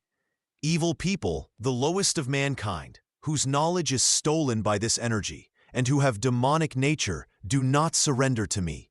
4 types of good people worship me: those in trouble, those seeking knowledge, those seeking wealth, and those with wisdom. Of these, the wise person who is always devoted and worships only me is the best. I am very dear to the wise person, and that person is very dear to me. All these devotees are noble, but I consider the wise person to be my very self. Such a person, with a steady mind, has taken shelter in me as the highest goal. After many births, the wise person surrenders to me, knowing that I am everything. Such a great soul is very rare. Chapter 11. Chapter 11. Vishvarupa Darshana Yoga. Part 1. Introduction to the Universal Form. Arjuna spoke with great respect and said to Krishna, "My Lord, I wish to see your true divine form. You have told me about your supreme nature and your power over all creation. If you think I am able to see this form, please show me your eternal divine body." Krishna replied, "Arjuna, look now at my divine form. See hundreds and thousands of different shapes and colors. See the gods of heaven, the powers of nature, and many wonderful things you have never seen before. In my body, you can see the whole universe with all its moving and non-moving beings. Everything that exists is here in one place. But you cannot see this form with your ordinary eyes. I will give you divine sight so you can see my supreme form and power." When Krishna spoke these words, he showed Arjuna his great universal form. This form had many mouths and eyes. It had many arms and wore beautiful ornaments and clothes. The form held many divine weapons and wore flower garlands that never faded. The whole form gave off light, like thousands of suns, rising at the same time in the sky. The brightness was beyond anything anyone could imagine. In this one form, Arjuna could see the entire universe with all its different parts, yet everything was connected as one. Arjuna saw something amazing and frightening. He saw faces everywhere, looking in all directions. He saw eyes that seemed to watch everything at once. The form had no beginning and no end. It was everywhere and contained everything. In this cosmic body, Arjuna saw all the gods he had heard about in the sacred texts. He saw Brahma sitting on a lotus flower. He saw great sages, and he saw divine serpents. He saw countless arms, stomachs, mouths, and eyes. The form kept changing and had no limits. The light coming from this form was brighter than fire and the sun. It filled all space and went in every direction. The whole universe was filled with this amazing light. Arjuna realized he was seeing the Supreme God in his true form. This was not just Krishna, his friend and chariot driver. This was the source of everything, the ruler of all creation, the one who creates and destroys worlds. Part 2. Visual description of the form. This great form had faces beyond counting. Each face was different, and each one held the power of creation. Eyes covered every part of this form. They were like bright stars filling the entire sky. These eyes saw everything that ever was, everything that is, and everything that will be. Nothing could hide from their sight. The arms of this form stretched in all directions. There were thousands upon thousands of arms. Some held weapons that blazed with divine fire. Others held symbols of protection and blessing. Each arm moved with perfect purpose, carrying out the work of maintaining the universe. The hands at the end of these arms created worlds and destroyed them at the same time. Mouths opened everywhere on this form. Some mouths spoke words of creation that brought new life into being. Other mouths consumed entire worlds, bringing them to their end. Fire came from these mouths. And this fire was not ordinary fire. It was the fire of time itself, the fire that burns at the end of each age when all things return to their source. Light poured from every part of this form. This light was brighter than 1,000 suns rising at once. It was brighter than lightning that fills the whole sky. The light had all colors and no color at the same time. It made everything else look dark by comparison. This light filled space completely, leaving no corner untouched by its brilliance. Within this form, Arjuna could see all the gods. He saw Brahma sitting on his lotus seat. He saw Shiva with his divine power. He saw all the guardian gods who protect the different directions. He saw the sun god, the wind god, and the fire god. All of them were part of this one great form. He also saw all living beings within this form. Every person who had ever lived was there. Every animal, every plant. Every tiny creature was contained within this cosmic body. The entire universe with all its stars and planets existed inside this form. Past, present, and future were all visible at once. The form kept changing shape. Sometimes it looked peaceful and protective. Other times it showed its fierce and terrible aspects. It was beautiful and frightening at the same time. This was the true nature of the divine, containing all opposites within itself. Being the source of both creation and destruction, both mercy and justice. This vision showed that God is not limited to any single form or shape.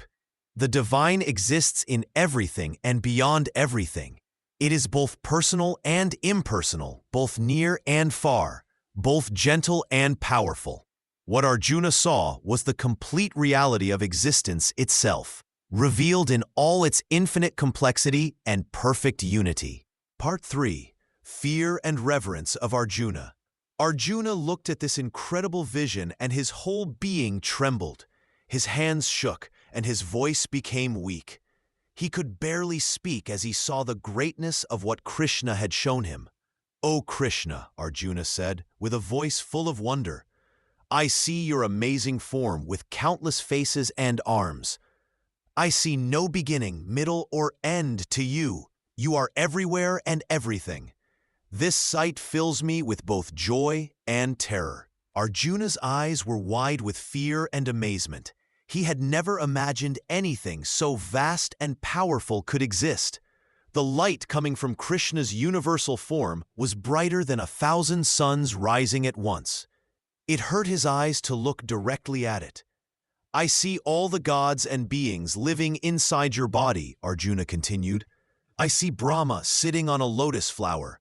I see all the sages and divine serpents. But this vision is too much for me to bear. My mind cannot understand its full meaning." The warrior began to shake even more as he witnessed the terrible aspects of the universal form. He saw mouths with huge teeth that looked like the fires of destruction. He saw beings from both armies rushing toward these terrible mouths like moths flying into a flame. "You are devouring all these warriors from both sides of the battle," Arjuna said with great fear. "Your mouths are crushing them with your terrible teeth. Some are hanging between your teeth with their heads completely crushed. This sight terrifies me beyond measure." Arjuna fell to his knees and pressed his palms together in respectful prayer. His whole body was covered with sweat, and his hair stood on end from the overwhelming fear and reverence he felt. "Tell me who you are in this fierce form," he begged. "I bow before you, O Supreme Being. Please be merciful to me. I want to know you truly, but your appearance is so terrible that I cannot understand it fully." The great archer could see that this form contained both the most beautiful and most frightening aspects of existence. It was like looking at all of creation and destruction happening at the same time. This made him realize how small and helpless he was compared to the infinite power of the divine. Arjuna understood that he was seeing something that no ordinary person could ever see. This was the true form of God that contains everything in the universe. But the sight was so overwhelming that his human mind could barely handle it. He felt both blessed to see this truth and terrified by its immense power. Part 4. Philosophical Significance. Now Krishna spoke to help Arjuna understand what he had just seen. "This universal form that I have shown you reveals the true nature of the divine," Krishna said. "What you see before you is proof that God exists everywhere at all times. There is no place in all creation where the divine is not present." Krishna continued, "This form shows you that God has all power over everything that exists. Nothing happens without divine will. Every action, every breath, every thought, all of these come from the same divine source that you are seeing now. Look carefully at what this vision teaches you," Krishna said. "All the different gods you have worshipped, all the people you know, all the animals and plants, even the earth and stars, everything you see in this form is really one divine reality appearing in many different ways. The warriors fighting in this battle, your friends and enemies, your family members, they are all part of this same divine essence. The differences you see between them are like waves on the ocean. The waves look different, but they are all made of the same water." Krishna explained further, "Time itself flows from this divine source. Past, present, and future all exist within this universal form. What you think of as separate moments are really all happening at once in divine consciousness. Every action that has ever been done or ever will be done is contained in this vision. The good deeds and the bad deeds, the creation of new life and the destruction of old forms, all of these are expressions of the same divine energy. This is why I am called the Supreme Being," Krishna said. "Not because I am separate from creation, but because I am the essence that makes all creation possible. I am the life force in every living thing. I am the consciousness that allows you to think and feel. When you understand this truth deeply, you will see that there is no real separation between yourself and me, or between yourself and any other being. All apparent differences are temporary appearances. The real truth is unity. This vision shows you that divine love and divine power are the same thing. What might seem frightening is really the awesome force of infinite compassion, working to guide all souls back to their true home in divine consciousness. Part 5. Destruction and Creation. Behold, Arjuna, how time moves forward without stopping. Watch as all these warriors, these brave souls from both your army and the enemy's army, are pulled into my cosmic mouth. They rush toward me like rivers flowing toward the ocean. See how they enter between my terrible teeth. Some hang caught between them, their heads already crushed. Just as many streams of water flow into the great sea, these heroes of the mortal world enter my blazing mouths. As moths fly quickly into a burning flame and die there, so do these men rush at great speed into my mouths to meet their destruction. I am swallowing up all these worlds with my flaming mouths. My fierce rays fill the whole universe and burn it with their terrible heat. Tell me, who are you in this frightful form? I bow to you, O best of gods. Be kind to me. I want to know you, the original being, for I do not understand what you are doing. I am Time, the destroyer and creator of worlds. I have come to destroy all people here. Even without you, all these warriors standing in the different armies will not continue to live. Therefore, stand up and win glory. Defeat your enemies and enjoy a rich kingdom. These men are already killed by me. You are only my instrument, Arjuna. Kill Drona, Bhishma, Jayadratha, Karna, and the other great warriors whom I have already destroyed. Do not worry. Fight, and you will defeat your enemies in battle. Look closely at this vision, Arjuna. What you see as destruction is also creation. When the old dies, the new is born. When one form ends, another begins. This is the way of all existence. Every being that lives must also die. Everything that is born must pass away. This is not something to fear or hate. This is the natural order that keeps the universe moving forward. I am both the force that creates and the force that destroys. Without destruction, there can be no new creation. Without death, there can be no new life. Both are necessary parts of the same divine process. Do not think that this destruction means the end of everything. What dies in one form is reborn in another. The soul itself never dies. Only the body changes, like a person putting on new clothes. This cosmic cycle has no beginning and no end. Creation and destruction follow each other like day and night, like the seasons of the year. This is my eternal nature, and this is how I govern all existence. Part 6. Divine Power and Terror. When Arjuna saw this mighty form, his heart filled with terror. The Lord's power was too great to look upon. Every part of the universal form blazed with fierce light. The mouths moved like fire, consuming all things. The many arms reached in all directions, like storms covering the sky. "O Lord," Arjuna cried, "I see your terrible power.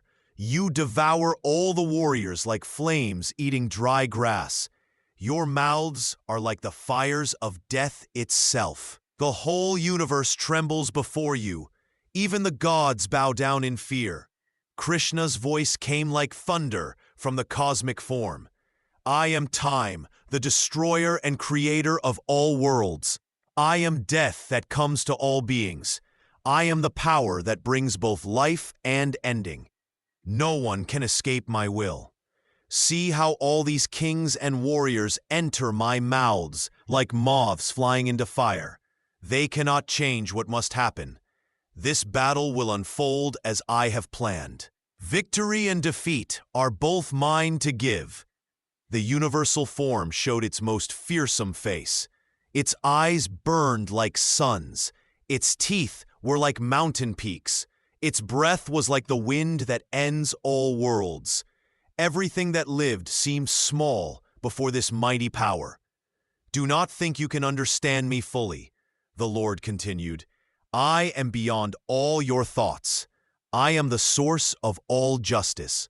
What seems cruel to you is part of my perfect plan. I punish those who do wrong. I protect those who serve me with pure hearts. This form shows you my complete nature.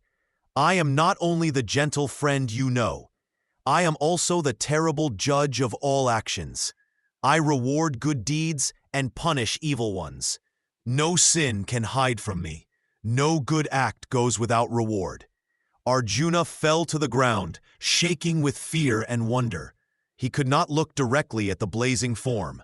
His hands covered his eyes, but still the light came through. The sound of the cosmic voice filled his ears like endless ocean waves. "O mighty God," he whispered, "I see now that you are the ruler of everything. You hold the power of life and death in your hands. Before you, I am like a small ant. All my pride is gone. All my doubt has disappeared." The universal form continued to show its awesome power. Arjuna understood that this was the real face of God, not only loving and kind, but also just and terrible when justice was needed. Part 7. Request to return to the human form. Arjuna's body shook with fear. His mind could not hold what he had seen. The light was too bright. The sound was too loud. The power was too great. He felt like he was drowning in an ocean of divine force. "O Lord," Arjuna said with trembling voice, "I cannot bear this any longer. Your cosmic form fills me with terror. I see you everywhere, in the sky, on earth, in all directions. Your many faces look at me. Your countless eyes watch me. Your endless arms reach toward me. I am filled with fear, my Lord. My heart beats fast. My hands shake. I cannot think clearly. This form of yours is too much for me to see. It burns my eyes and fills my soul with dread. O Krishna, please show mercy to me. I am your friend and your student. I have seen your true power now. I know you are the master of all creation. I know you control life and death. I understand that you are beyond all forms and names. But please, my dear friend, please come back to the form I know. Show me again your gentle face. Let me see your kind eyes. Bring back your sweet smile.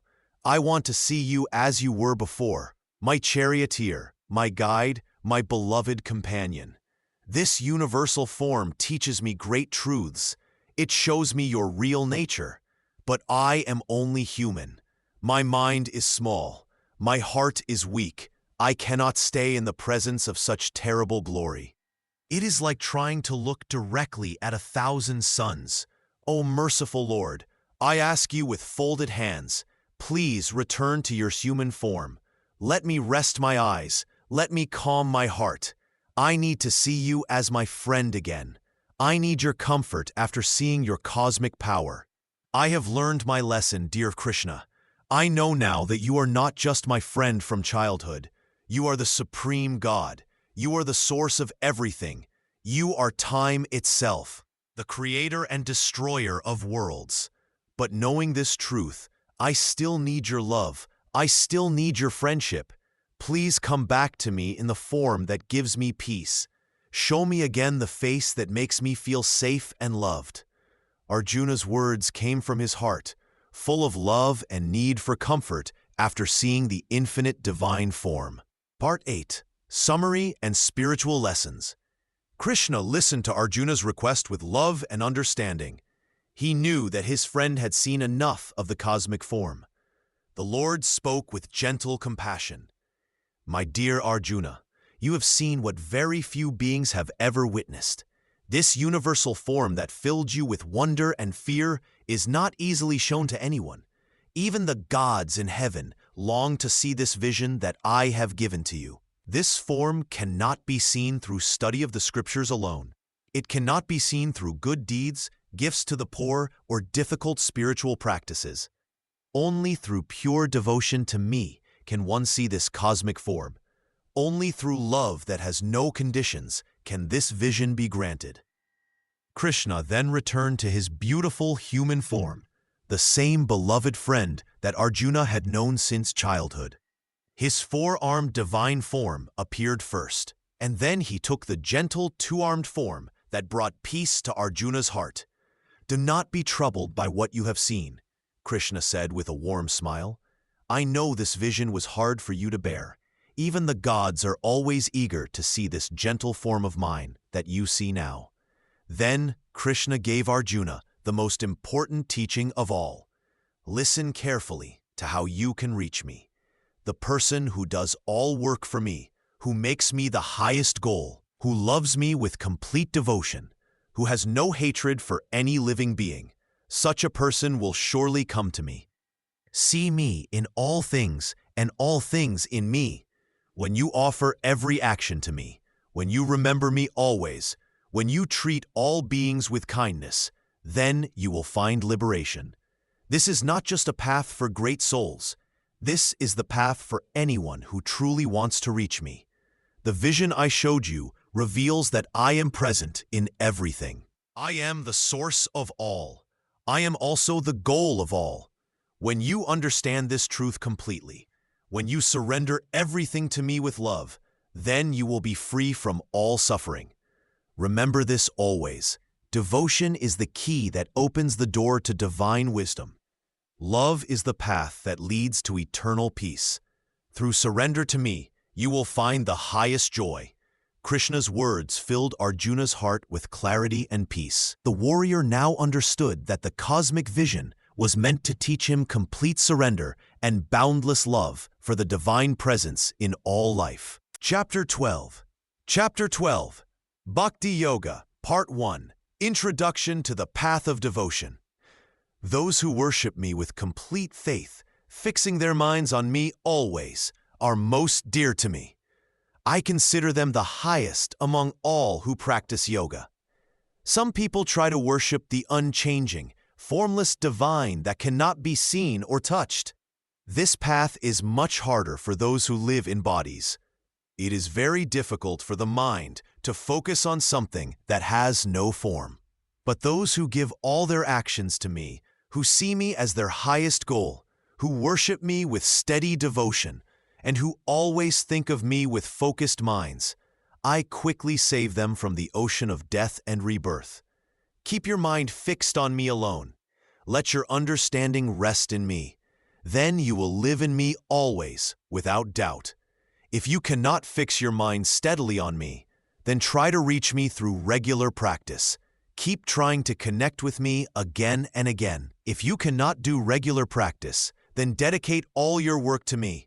By doing all actions for my sake, you will achieve the highest goal. If you cannot even do this, then take shelter in my divine nature. Give up the results of all your actions. Control yourself, and let go of attachment to success or failure. Knowledge is better than mere practice without understanding. Meditation is better than knowledge. Giving up the results of action is better than meditation. Peace follows immediately when you let go of results. A devotee who has no hatred for any living being, who is friendly and compassionate to all, who is free from possessiveness and ego, who remains the same in happiness and sorrow, who is forgiving, always content, self-controlled and determined, whose mind and intelligence are offered to me. Such a devotee is very dear to me. One who does not disturb others and is not disturbed by others, who is free from joy, anger, fear, and worry is also dear to me. A devotee who expects nothing, who is pure, capable, without worries, free from pain, and who does not start any selfish activities is dear to me. One who neither rejoices nor hates, who neither grieves nor desires, who gives up both good and bad fortune, and who is devoted to me is dear to me. A person who treats friends and enemies the same, who remains equal in honor and dishonor, heat and cold, happiness and sorrow, who is free from attachment, who takes praise and blame equally, who speaks little, who is satisfied with anything that comes, who has no fixed home, who has a steady mind, and who is filled with devotion. Such a person is very dear to me. Part 2. Qualities of a true devotee. A true devotee of God shows certain qualities that make them dear to the divine. These qualities come from deep love and surrender to the Lord. The person who is truly devoted has no hatred for any living being. They feel kindness and compassion for all creatures, whether human, animal, or any other form of life. Their heart is free from anger and ill will. They forgive those who hurt them and do not wish harm to anyone, even their enemies. Such a devotee is humble and does not think highly of themselves. They do not boast about their good deeds or spiritual progress. They remain modest and simple, knowing that all their abilities come from God alone. Pride and ego have no place in their heart. A genuine devotee is patient and can bear difficulties without complaint. When faced with pain, loss, or hardship, they do not become bitter or lose faith. They accept whatever comes as God's will and maintain their devotion even in tough times. These devoted souls are pure in body and mind. They keep themselves clean and avoid actions that pollute their consciousness. They speak truth and avoid lies. Their words are gentle and helpful, never meant to hurt others. The true devotee is content with what they have. They do not constantly desire more wealth, pleasure, or status. Whatever food, shelter, or clothing they receive, they accept with gratitude. This contentment brings them peace. They are steady in their worship and remembrance of God. Whether in good times or bad, whether praised or criticized, they continue their spiritual practices. Their devotion does not waver based on circumstances. Such a person controls their senses and does not chase after temporary pleasures. They eat simple food, sleep moderately, and avoid excess in all things. Their mind remains focused on the divine rather than being scattered by worldly attractions. The devoted soul is fearless because they know God protects them. They do not worry about death or loss because their trust in the Lord is complete. This fearlessness comes from surrendering their life completely to divine will. They serve others without expecting anything in return. Helping people in need brings them joy because they see God in all beings. Their service is worship, and their worship becomes service. Most important of all, the true devotee loves God with their whole heart. This love is not based on getting something in return, but is pure and selfless. They want nothing except to please the Lord and be close to the divine presence. These qualities develop naturally in one who sincerely practices devotion. The more a person loves God, the more these divine traits appear in their character. Part 3. Methods of Worship. There are many ways to love and worship the divine. Some people choose to think of God without any form or shape. They sit quietly and try to focus their mind on the eternal spirit that has no body, no name, and no image. This path requires great effort and control of the mind. It is very hard for most people because the human mind finds it difficult to hold on to something it cannot see or touch. Others find it easier to worship God with form and qualities. They pray to the Lord with love and devotion, seeing the divine as a loving friend, parent, or beloved. They offer flowers, sing songs, and speak to God as if talking to someone dear. This path feels natural to the heart because humans understand love and relationship. Both ways of worship lead to the same goal. The formless and the form with qualities are both expressions of the same divine truth. What matters most is not which method you choose, but how sincere and steady your devotion becomes. For those who find it hard to meditate or pray regularly, there is another beautiful path. You can turn all your actions into worship by doing everything for God's sake. When you work, offer the results to the divine. When you eat, share your food with others first. When you help someone, know that you are serving God who lives in all beings. This way of selfless action slowly purifies the heart and mind. Gradually, love for God grows naturally. The person begins to see the divine presence everywhere and in everyone. Their ordinary daily life becomes a prayer, and their work becomes worship. Some people combine all these methods. They may meditate on the formless divine in the morning, worship with rituals and prayers during the day, and dedicate all their actions to God throughout their life. The Lord accepts whatever approach comes from a sincere and loving heart. The most important thing is to start where you feel comfortable and keep practicing with patience. Whether you choose to worship the formless divine, the personal God, or through selfless service, let your practice be regular and filled with genuine love. The divine responds to the sincerity of your heart, not to the complexity of your methods. What brings you closer to God is what works best for you.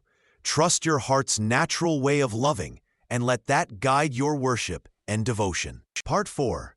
Superiority of Devotion. Among all the different ways to reach God, the path of devotion stands above all others. This is what the Lord declares to those who seek the highest truth. While some people try to reach the divine through difficult practices or deep thinking, devotion offers the most direct and sure way to God's heart. The path of loving devotion is superior because it requires no special knowledge or complicated techniques. A simple heart filled with love for God can achieve what years of study might not accomplish. The divine responds most quickly to genuine affection and sincere longing. This makes devotion available to everyone, regardless of their education or social position. Those who worship the formless aspect of God face great difficulty. The mind struggles to hold on to something it cannot see or touch. This path demands tremendous effort and often leads to confusion. Most people find it nearly impossible to maintain steady focus on the formless divine. Their minds wander, and they lose their way in abstract thoughts. But those who fix their hearts on the personal form of God find the journey much easier. They can picture the divine in their minds and hearts. They can speak to God as a friend speaks to a friend. This personal relationship fills them with joy and makes every moment of worship feel natural and sweet. The devoted heart does not need to perform complex rituals or master difficult texts. Simple practices like repeating God's name, singing divine songs, or offering flowers with love bring immediate results. The Lord sees the devotion behind these simple acts and accepts them with great pleasure. Devotion also purifies the heart faster than other methods. When someone loves God truly, all selfish desires begin to fade away. The devotee starts caring more about pleasing God than about personal gains. This selfless love burns away all the impurities that block spiritual progress. The devoted person receives God's special protection and guidance. The Lord personally takes care of those who surrender everything to the divine will. They need not worry about their spiritual progress because God ensures their growth and removes all obstacles from their path. This is why devotion stands as the highest path. It is simple enough for anyone to practice, powerful enough to transform the hardest heart, and certain to lead the sincere seeker directly to God's loving presence. The Lord waits eagerly for each soul to turn toward the divine with genuine love and complete trust. Part 5.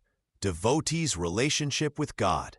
The Lord speaks to those who love with pure hearts. When a person gives their whole being to God, something beautiful happens. The divine presence comes close to that soul. This is not just worship from far away. This is friendship. This is the bond between parent and child. This is love that knows no limits. Those who think of God day and night find that God thinks of them too. The Lord watches over them like a mother watches her child. When they are in trouble, help comes. When they are lost, guidance appears. When they are weak, strength flows to them. This happens because real devotion creates a bridge between the human heart and the divine heart. The devoted soul does not fear anything. They know God is always near. In times of pain, they feel comfort. In times of joy, they remember to give thanks. Whether life brings success or failure, the devotee remains steady because their anchor is in something that never changes. God loves to hear from the devoted heart. Simple prayers touch the divine more than fancy words. A sincere tear moves God more than elaborate ceremonies. The Lord listens when someone calls out in real need or genuine gratitude. Distance means nothing. Status means nothing. Only the honesty of the heart matters. Those who surrender everything to God receive everything they truly need. They may not get what they want, but they always get what serves their highest good. The Lord becomes their friend, their guide, their protector, and their final destination. This relationship grows stronger with time. Like a plant that needs water every day, devotion needs daily attention. Those who remember God regularly find that remembering becomes natural. Those who serve God faithfully discover that service becomes joy. Those who trust God completely learn that this trust was always the answer they were seeking. The devoted person speaks to God like a friend speaks to a friend. They share their fears, their hopes, their mistakes, and their dreams. They know God listens with perfect understanding and responds with perfect love. In this sacred conversation, the human soul finds its true home. When someone gives their heart to God this way, they are never alone again. The Lord promises to carry what they lack and preserve what they have. This is the sweetest truth of all paths. In loving God completely, the devotee discovers that God has always loved them completely in return. Part 6. Barriers to Devotion. But even the most sincere heart faces obstacles on the path of devotion. The Lord Krishna speaks about these barriers that block our love for God. Pride stands as the greatest enemy of devotion. When we think we are better than others, our hearts become hard. Pride makes us believe we do not need God's help. It whispers that our achievements come from our own power alone. This false thinking cuts us off from divine grace. The proud person cannot bow before God with genuine love. Ego creates another thick wall between the soul and God. The ego says, "I am the doer, and I am the owner." It claims credit for everything good and blames others for everything bad. This sense of being separate from God keeps devotion from growing. When ego rules the mind, we cannot surrender to the Supreme. The wandering mind brings constant distraction. It jumps from one thought to another, like a monkey jumping from branch to branch. During prayer, it thinks about work. During work, it worries about family. This restless mind cannot focus on God for even a short time. Without focused attention, devotion remains weak and shallow. Attachment to things of this world pulls the heart in many directions. We become bound to money, possessions, status, and even our loved ones. These attachments create fear of loss and constant worry. The attached heart cannot offer itself fully to God because it is already given to temporary things.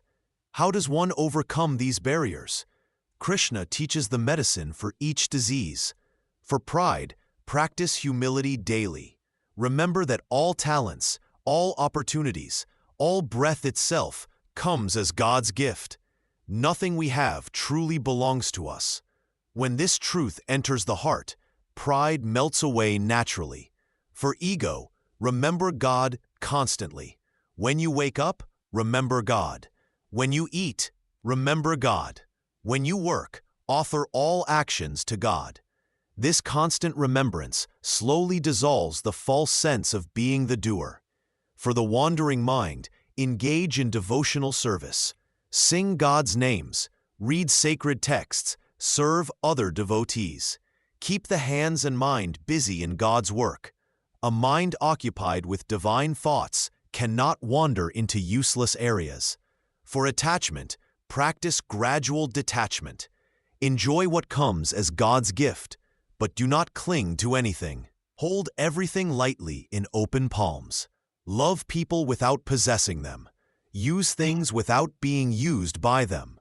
The devoted person who works steadily to remove these barriers finds the path becoming clearer each day. God helps those who make sincere effort to overcome their limitations. Part 7. Results of true devotion. The person who loves me with a pure heart, I always protect. I watch over my devotees like a mother watches her children. They never face danger alone. I am always with them, guiding their steps and keeping them safe from harm. My true devotees find peace that the world cannot give. Their minds become calm like still water. They do not worry about tomorrow or regret yesterday. They rest in my love and trust my care completely. This peace flows through their whole being like a gentle river. I promise liberation to those who surrender to me fully. They break free from the endless cycle of birth and death. Their souls merge with my eternal nature. They find the home they have been seeking through countless lifetimes. This freedom comes not through hard effort alone, but through the grace I give to loving hearts. My devotees live without fear. They know I will provide what they need and protect what they have. They face difficulties with courage because they remember I am their strength. Even death cannot frighten them, for they know they will come to me. The joy of my presence fills their days. They taste sweetness in simple things because they see me everywhere. A flower reminds them of my beauty. A kind word reflects my love. Every breath becomes a prayer of gratitude. This joy grows stronger with each passing day. I draw near to those who think of me constantly. I speak to them through their conscience. I guide them through signs and circumstances. They feel my presence in their hearts like a warm light that never goes out. This closeness brings them the greatest happiness. My devoted ones become dear to all beings. Their hearts overflow with love for everyone they meet. They cause no harm and bear no grudges. People naturally trust them and seek their company. They become channels through which my love flows into the world. Even the smallest act of true devotion pleases me greatly. A poor person's sincere prayer means more than a rich person's grand offering given without love. I look at the heart, not the gift. Pure intention touches me more than perfect ritual. Those who worship me with steady love cross over all difficulties. The problems that trouble others become stepping stones for their growth. They transform suffering into wisdom and obstacles into opportunities. Nothing can disturb their inner peace for long. This is my promise to all who love me truly. I never abandon my devotees. I carry them safely across the ocean of worldly troubles to the shore of eternal bliss. Part 8. Conclusion and Encouragement. Therefore I tell you, Arjuna, do not worry about how perfect your devotion is today. Even a small step toward loving me brings great benefit. A single prayer said with sincere heart carries more power than years of empty ritual. Begin where you are. Start with whatever love you have, however small it may seem. Do not think you must wait until you become pure or wise. Come to me as you are. Your honest effort to remember me, even for a moment each day, pleases me greatly. When you stumble, get up and continue. When you forget me, simply remember again. This is how devotion grows, like a small seed that becomes a mighty tree. Those who practice even a little bhakti yoga never lose their progress. What you gain through loving devotion stays with you forever. Death cannot take it away. Time cannot destroy it. In your next life, you will start from where you left off. Nothing is ever wasted on this path of love. Be patient with yourself as you learn to love. Sometimes your heart will feel full of devotion. Other times it may feel dry and distant. This is natural. Keep practicing. Keep offering your heart to me, whether it feels warm or cold. I accept all sincere offerings. Make your whole life an act of worship. When you eat, offer your food to me first. When you work, do it as service to me. When you speak, let your words be kind and truthful. When you rest, remember me before sleep. This is how ordinary life becomes sacred. Do not compare your devotion to others. Each person's love for me is unique. What matters is not the style of your worship, but the truth of your heart. A mother's love differs from a friend's love, yet both are precious. Your special way of loving me is exactly what I desire from you. Trust that I am always with you, even when you cannot feel my presence. I am in your heart, guiding you, protecting you, blessing your sincere efforts. When you call my name, I hear you. When you think of me, I am pleased. When you serve others in my name, you serve me directly. Therefore, be confident on this path. Let your faith grow strong. Whether your progress seems fast or slow, whether others praise or criticize your devotion, continue with steady heart.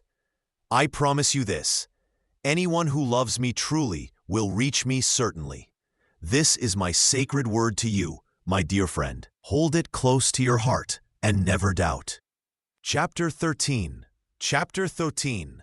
Kshetrajna Vibhaga Yoga. Part 1. Definition of the field and the knower. Arjuna, listen carefully to this important teaching. I will tell you about the field and the one who knows the field. This knowledge will lead you to what you truly seek. This body of yours is called the field. Those who understand truth call it this because it is like land where seeds grow and bear fruit. The one who knows this field, who watches and understands everything that happens in this body, is called the knower of the field. Know this clearly: I am the knower of the field in all bodies. True knowledge means understanding both the field and the knower of the field. This is what I teach. Now, let me explain what this field contains. The field includes the 5 great elements: earth, water, fire, air, and space. It includes the mind, intelligence, and the false sense of who you think you are. It contains the 10 senses, 5 for knowing the world and 5 for acting in it. It includes the objects these senses experience: sound, touch, sight, taste, and smell. The field also contains desire and hatred, pleasure and pain, the physical body, consciousness, and determination. All of this together makes up what we call the field. This field changes constantly. It has a beginning and it has an end. Sometimes it exists, sometimes it does not. The body grows, changes, gets old, and dies. The mind fills with different thoughts and feelings. Nothing in this field stays the same. But the knower of the field is different. The knower watches all these changes but does not change. The knower sees pleasure and pain but is not touched by them. The knower observes the body growing old but remains young. The knower watches thoughts come and go, but is not the thoughts. You are not this changing field, Arjuna. You are the knower. You are the consciousness that sees everything happening in the field. When you sleep, the field rests, but you remain. When you wake, the field becomes active, but you are still the same knower. Most people think they are the field. They think they are the body, the mind, the senses. They suffer because they identify with what changes and dies. But those who understand this teaching know they are the eternal knower, not the temporary field. This knowledge changes everything. When you know you are the knower and not the field, you stop fearing death. You stop being disturbed by pain. You stop being attached to pleasure. You see the truth of what you really are. The wise person sees the same knower in all beings. In every body there is this same consciousness, this same knower of the field. Understanding this brings the highest wisdom and leads to liberation from all suffering. Part 2. Difference between physical and spiritual. The field is made of matter and the knower is pure spirit. These two are completely different from each other. The field includes your body, mind, thoughts, and feelings. The knower is the consciousness that watches all these things. Matter has certain qualities. It can be seen and touched. It changes constantly. It is born, grows, gets old, and dies. Matter feels pleasure and pain. It gets happy and sad. It moves and acts in the world. Everything made of matter will one day be destroyed. The spirit is different. It cannot be seen or touched. It never changes. It was never born and will never die. It does not feel pleasure or pain in the same way matter does. It does not age or decay. The spirit is eternal and indestructible. When spirit and matter come together, life appears. The spirit gives consciousness to matter. Without spirit, matter is dead and cannot know anything. Without matter, spirit has no way to experience the world. Together they create what we call life. But people get confused about this. They think they are only the body and mind. They think they are only matter. When the body hurts, they think they hurt. When the mind worries, they think they worry. They forget they are the spirit watching all these things happen. The body changes every moment. New cells are born and old cells die. The mind changes its thoughts hundreds of times each day. But the one who watches the body and mind never changes. This watcher is the real you. This is the spirit. Matter follows certain laws. It must eat to survive. It gets tired and needs rest.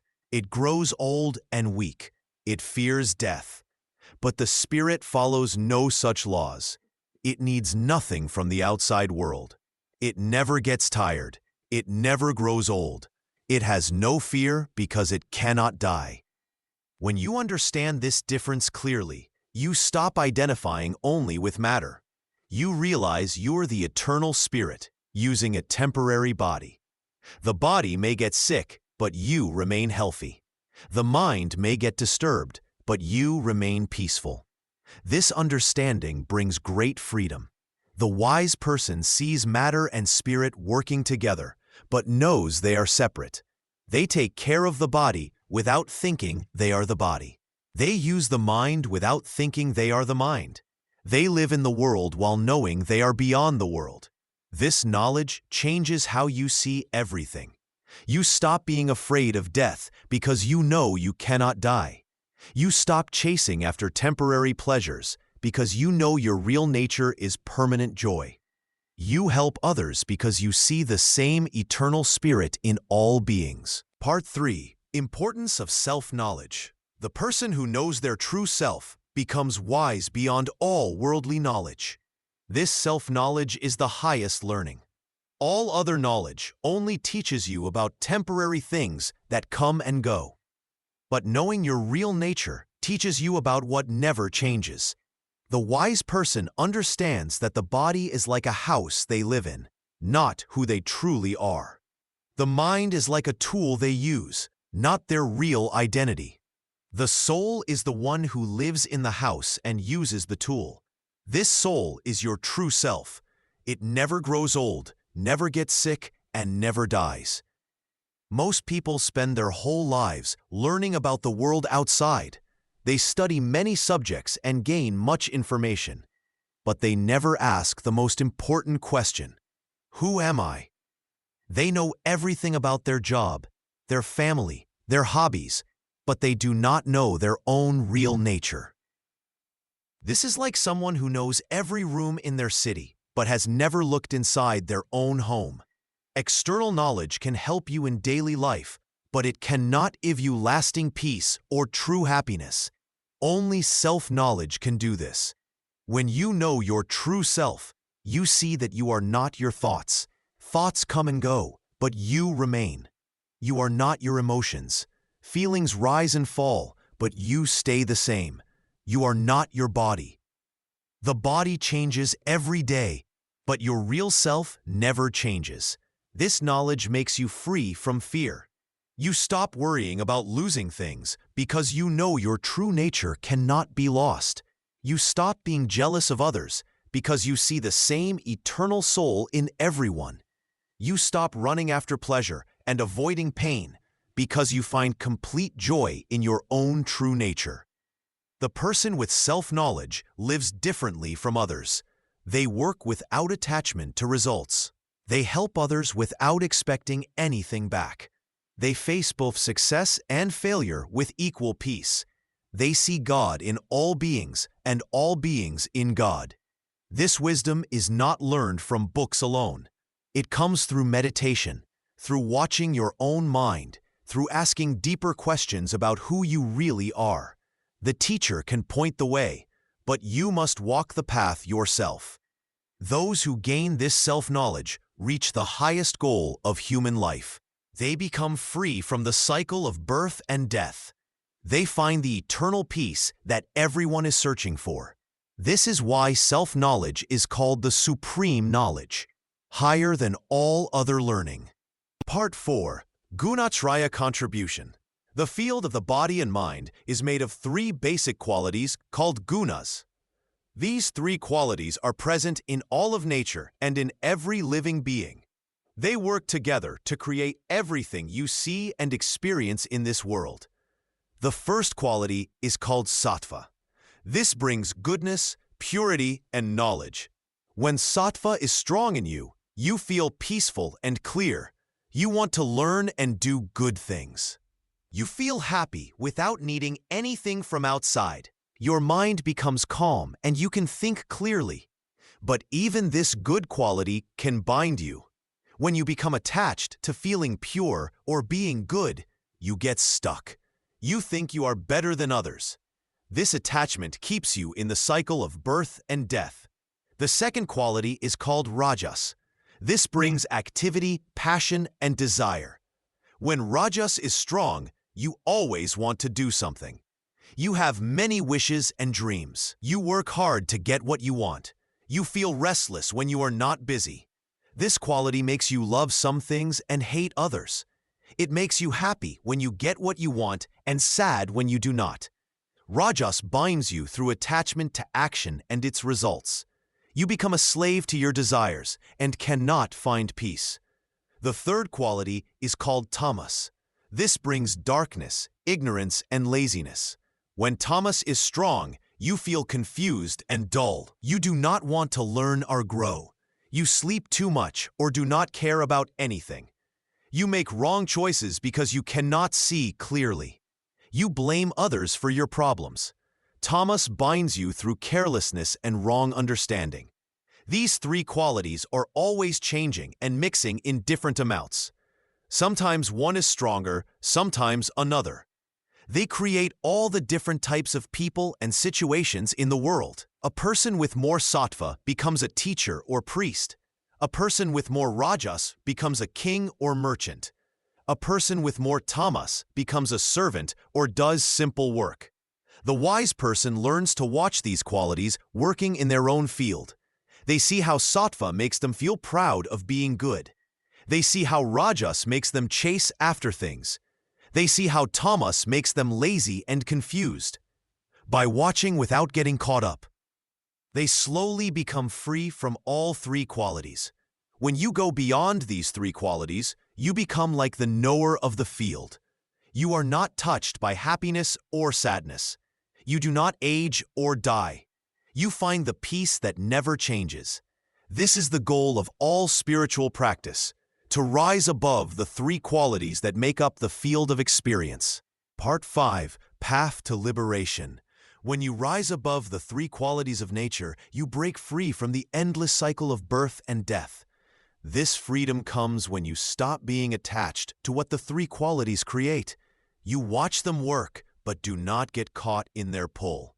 The wise person sees that all actions happen because of the 3 qualities. They know their true self does not act. They remain still inside while the body and mind move through life. This knowing brings great peace. When you go beyond sattva, rajas, and tamas, you no longer need to be born again. You do not have to face old age, sickness, and death. These things belong to the field, not to the knower of the field. The knower is eternal and pure. Birth and death happen to the body. Joy and sorrow touch the mind. But your real nature stands apart from all of this. When you know this truth, you become free from fear. You become free from wanting things. You become free from anger and sadness. This freedom is called moksha. It means you escape from the wheel of birth and death that keeps turning. Most people stay trapped in this wheel because they think they are the body and mind. They get happy when good things happen.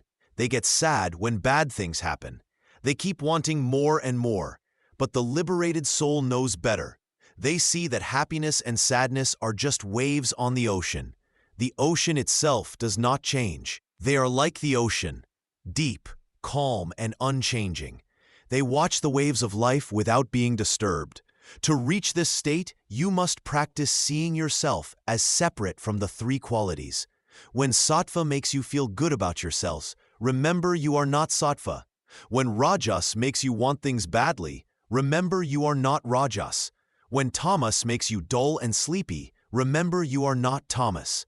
Keep practicing this separation every day. In time, you will know your true nature. You will see that you were never bound by the three qualities. You were always free. You just forgot this truth. This is the highest goal of human life. It is why we study sacred knowledge. It is why we do spiritual practice. Everything leads to this one great discovery, that you are not the field, but the eternal knower of the field. When this knowledge becomes firm in your heart, liberation is yours. The cycle of birth and death ends forever. Part 6. Nature of the Supreme Spirit. Now I will tell you about the Supreme Soul, the highest truth that is beyond all things. This Supreme Spirit is the one who knows all fields of existence. It lives in every body, in every heart, yet it remains completely pure and untouched. The Supreme Soul is present everywhere. It fills all space and time. It is in the smallest grain of sand and in the largest mountain. It is in your body and in my body. It is in all living beings, humans, animals, plants, and even the smallest creatures. Yet this Supreme Spirit is never changed by anything that happens in these bodies. Think of how the sun shines on clean water and dirty water equally. The sun gives light to both, but the sun itself never becomes dirty. In the same way, the Supreme Soul gives life and consciousness to all beings, but it never becomes good or bad, happy or sad, sick or healthy. This highest spirit has no beginning and no end. It was never born and it will never die. When bodies are born, the Supreme Soul does not begin. When bodies die, the Supreme Soul does not end. It simply continues to exist, eternal and unchanging. The Supreme Spirit is like space itself. Space contains everything: the earth, the mountains, the oceans, all the stars. But space is not affected by anything it contains. Fire cannot burn space.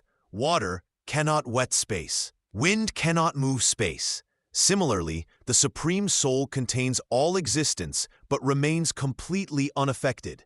This Supreme Spirit is the real knower in every field. When you think you are seeing, hearing, or feeling, it is actually this highest consciousness that makes all experience possible. Your individual soul can know things because it partakes in this supreme knowing. The Supreme Soul is both very near and very far. It is nearer than your own breath. Yet it seems distant because we do not recognize it. It appears to be divided into many beings, but it is actually one. It appears to be born and to die with each body, but it is actually beyond birth and death. This Supreme Spirit is the light that makes all other lights possible. It is the knowledge behind all knowledge. It is what makes the mind able to think and the eyes able to see. Yet it can only be known through spiritual wisdom, not through ordinary thinking.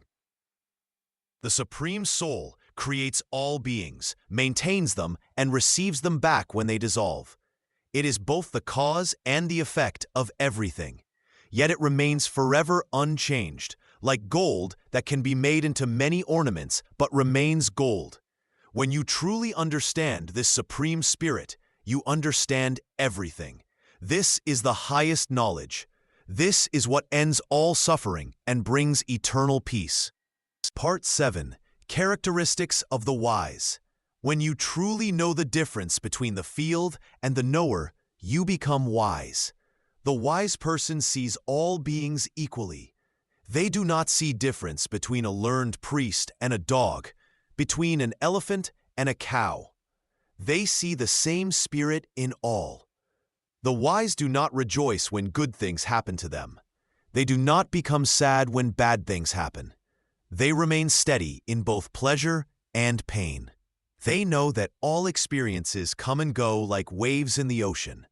The ocean remains the same whether the waves are big or small. Such wise souls do not claim to be the doer of actions. They know that all actions happen through the three gunas of nature. They watch their body and mind work, but they know they are not the body or mind. They are the eternal witness, the knower who never changes.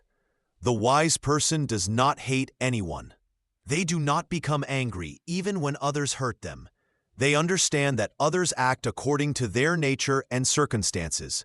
Just as you do not become angry at a fire for being hot, they do not become angry at people for their behavior. They treat praise and blame equally. When people speak well of them, they do not become proud. When people criticize them, they do not become upset. They know that both praise and blame are just words that come and go. Their true self is beyond both. The wise live simply. They do not desire many possessions. They are happy with whatever comes naturally to them. They eat simple food, wear simple clothes, and live in simple homes. They know that too many desires create suffering. They spend time alone in quiet places. They do not seek crowds or parties. They find peace in solitude where they can remember their true nature. Like a turtle that pulls its limbs inside its shell. They withdraw their senses from the world of objects. The wise are always learning about the self. They study holy books, they listen to teachers, and they think deeply about spiritual matters. But most importantly, they look within themselves to find the truth.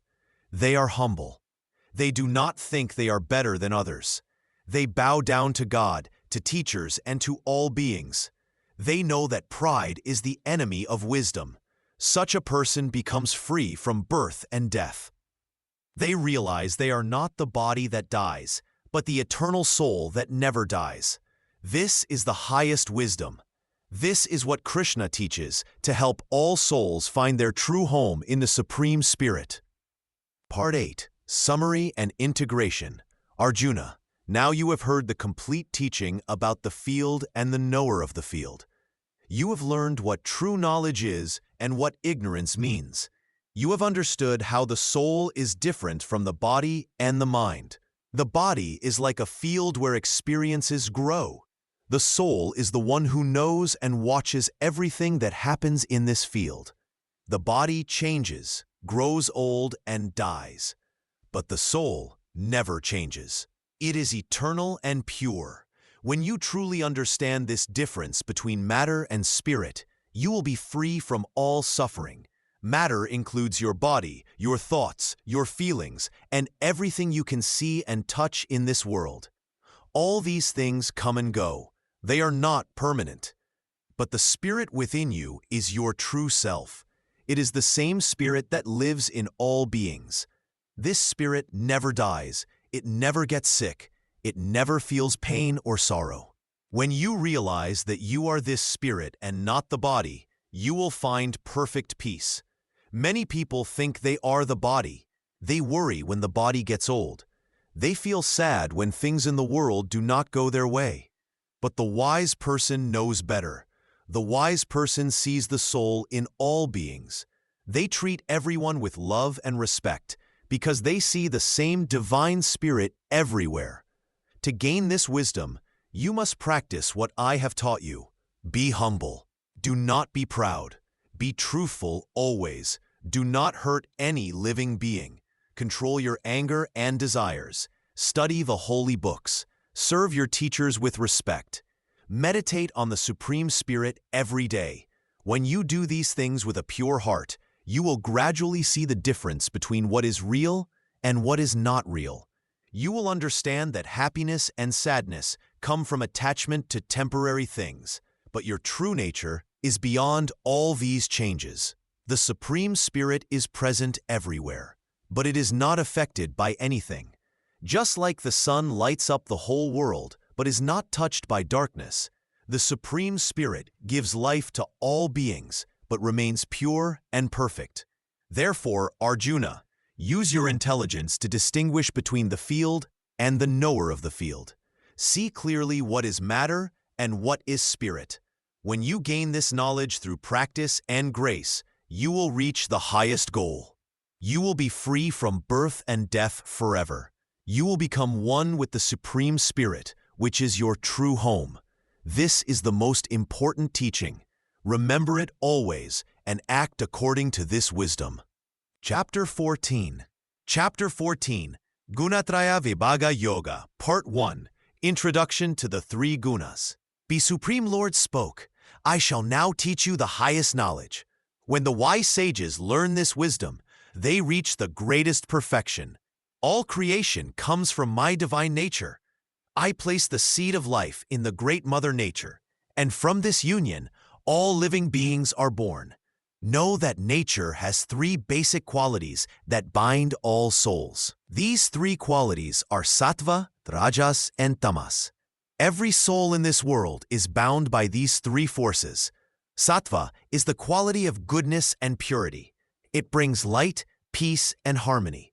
When sattva is strong in a person, they feel calm and clear in their mind.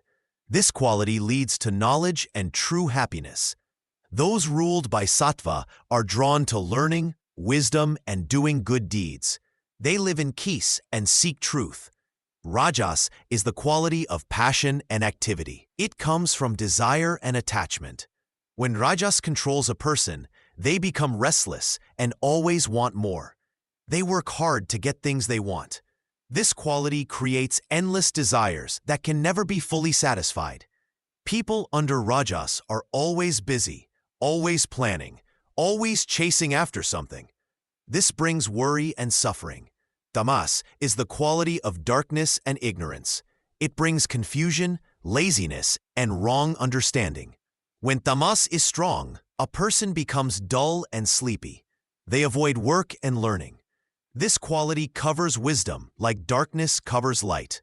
People ruled by tamas make poor choices and cannot see the truth clearly. These three qualities are present in all things in nature. They work together in different amounts. Sometimes one quality is stronger, sometimes another. The balance of these qualities in a person decides how they think, feel, and act. Every action, every thought, every feeling comes from these three forces. They shape the body, mind, and all experiences in this world. Nothing in creation can escape their influence. But the wise soul learns to rise above all three qualities. By understanding their true self, they become free from the binding power of sattva, rajas, and tamas. Such a person reaches the eternal state beyond all change and suffering. This is the foundation you must understand before we speak more about how each quality affects your life and spiritual growth. Part 2. Effects of Sattva. When sattva quality grows strong in a person, it brings light to the mind and soul. This light is like the sun that removes all darkness. Where there is sattva, there is brightness, peace, and clear understanding. The mind becomes calm, like still water that reflects everything perfectly. Sattva creates harmony in all parts of life. The body feels healthy and strong. The mind becomes steady and peaceful. The heart fills with contentment and joy. All inner conflicts fade away when sattva rules over the other qualities. A person feels balanced and complete. This pure quality brings true knowledge. The mind sees things as they really are, not as desires or fears make them appear. Wisdom grows naturally like flowers bloom in spring. The person understands right from wrong without confusion. They see the eternal truth behind all changing forms in this world. Sattva leads to genuine happiness that does not depend on getting things from outside. This joy comes from within and stays steady through good times and difficult times. It is not the excitement that comes and goes quickly. It is deep satisfaction that fills the whole being with peace. When sattva is strong, a person naturally wants to learn and grow spiritually. They feel drawn to holy books, wise teachers, and sacred practices. Prayer and meditation become easy and pleasant. The mind wants to think about God and truth instead of worldly troubles. People filled with sattva treat others with kindness and respect. They speak truthfully and gently. They help those who suffer and share what they have with others. Violence and cruelty become impossible for them. Love flows from their hearts like water from a pure spring. This quality also brings self-control that feels natural, not forced. The person does not struggle against bad habits. Good actions happen by themselves. They eat the right food, sleep the right amount, and live in healthy ways without effort. But even sattva, though it is the highest of the three qualities, still binds the soul to this material world. It binds through attachment to happiness and knowledge. The person may become proud of their good qualities or attached to their peaceful state. They may think they are better than others or feel satisfied with their spiritual progress. This attachment to goodness keeps the soul from reaching complete freedom. True liberation means going beyond all three qualities, even sattva. But sattva is like a golden chain compared to the iron chains of rajas and tamas. It helps lift the soul toward final release from all bondage. Part 3.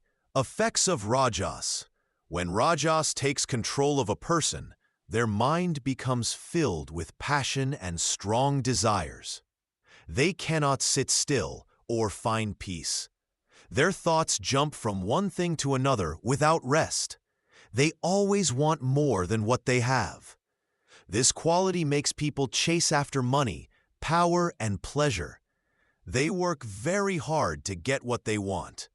But even when they get it, they are not happy for long. Soon, they want something else. This creates endless suffering. A person ruled by rajas becomes greedy. They want to own everything they see. They become angry when they cannot have what they desire. They feel jealous of others who have more. Their mind burns with these painful feelings.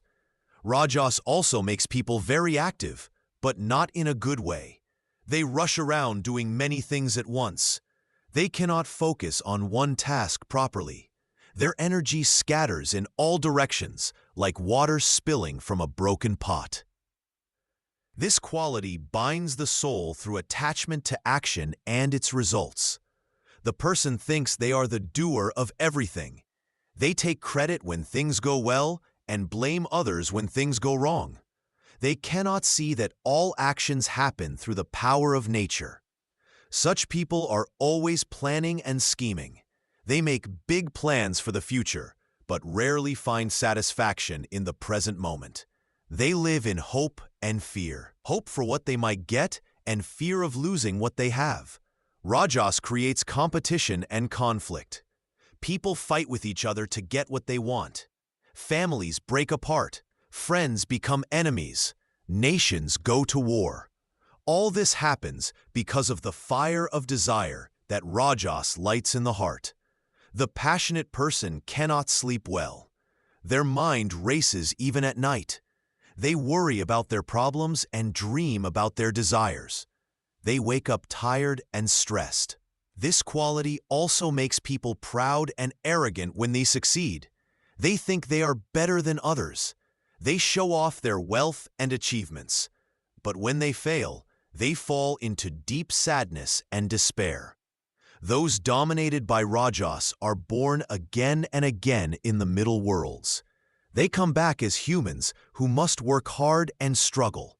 They cannot go to the higher realms because their desires pull them down. They cannot sink to the lowest realms because their activity keeps them moving. The fruit of Rajasic action is always pain. Even pleasure gained through Rajas quickly turns to suffering. This is because nothing in this world can truly satisfy the endless hunger that Rajas creates in the heart. Part 4. Effects of Tamas. When tamas binds the soul, darkness covers the mind like a thick cloud blocks the sun. This quality brings deep ignorance that makes a person unable to see truth. What is right appears wrong, and what is wrong appears right. The mind becomes confused and cannot tell the difference between good and bad actions. Tamas fills the heart with laziness and makes the body heavy like stone. A person dominated by this quality wants only to sleep, rest, and do nothing useful. They avoid work and duty. Even when they must act, they move slowly and carelessly. Their actions bring no good results because they lack proper effort and attention. This dark quality creates strong delusion in the understanding. Simple truths become hidden and complex. A tamasic person cannot learn new things easily. They resist knowledge and wisdom. When teachers try to guide them, they turn away or become angry.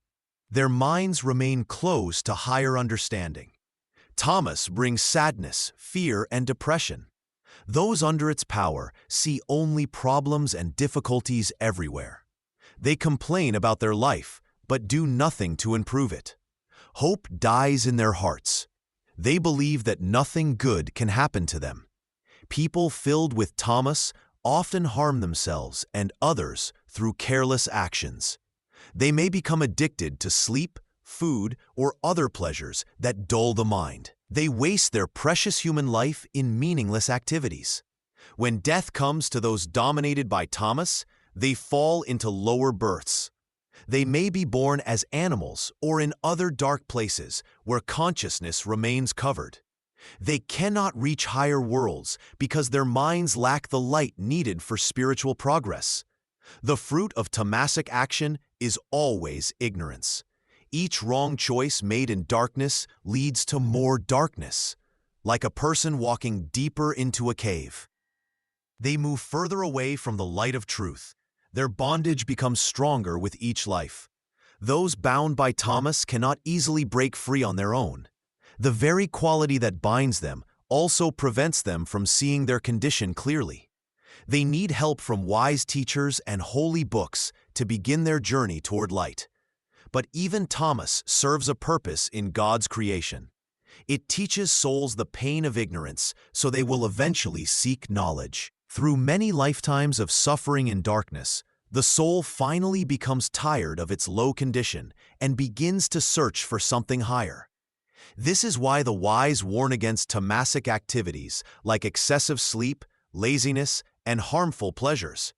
They encourage all people to move away from this dark quality toward the light of sattva, and finally, beyond all three qualities, to pure spiritual consciousness. Part 5. Influence of gunas on behavior. Each person acts according to which guna rules their mind at any given moment.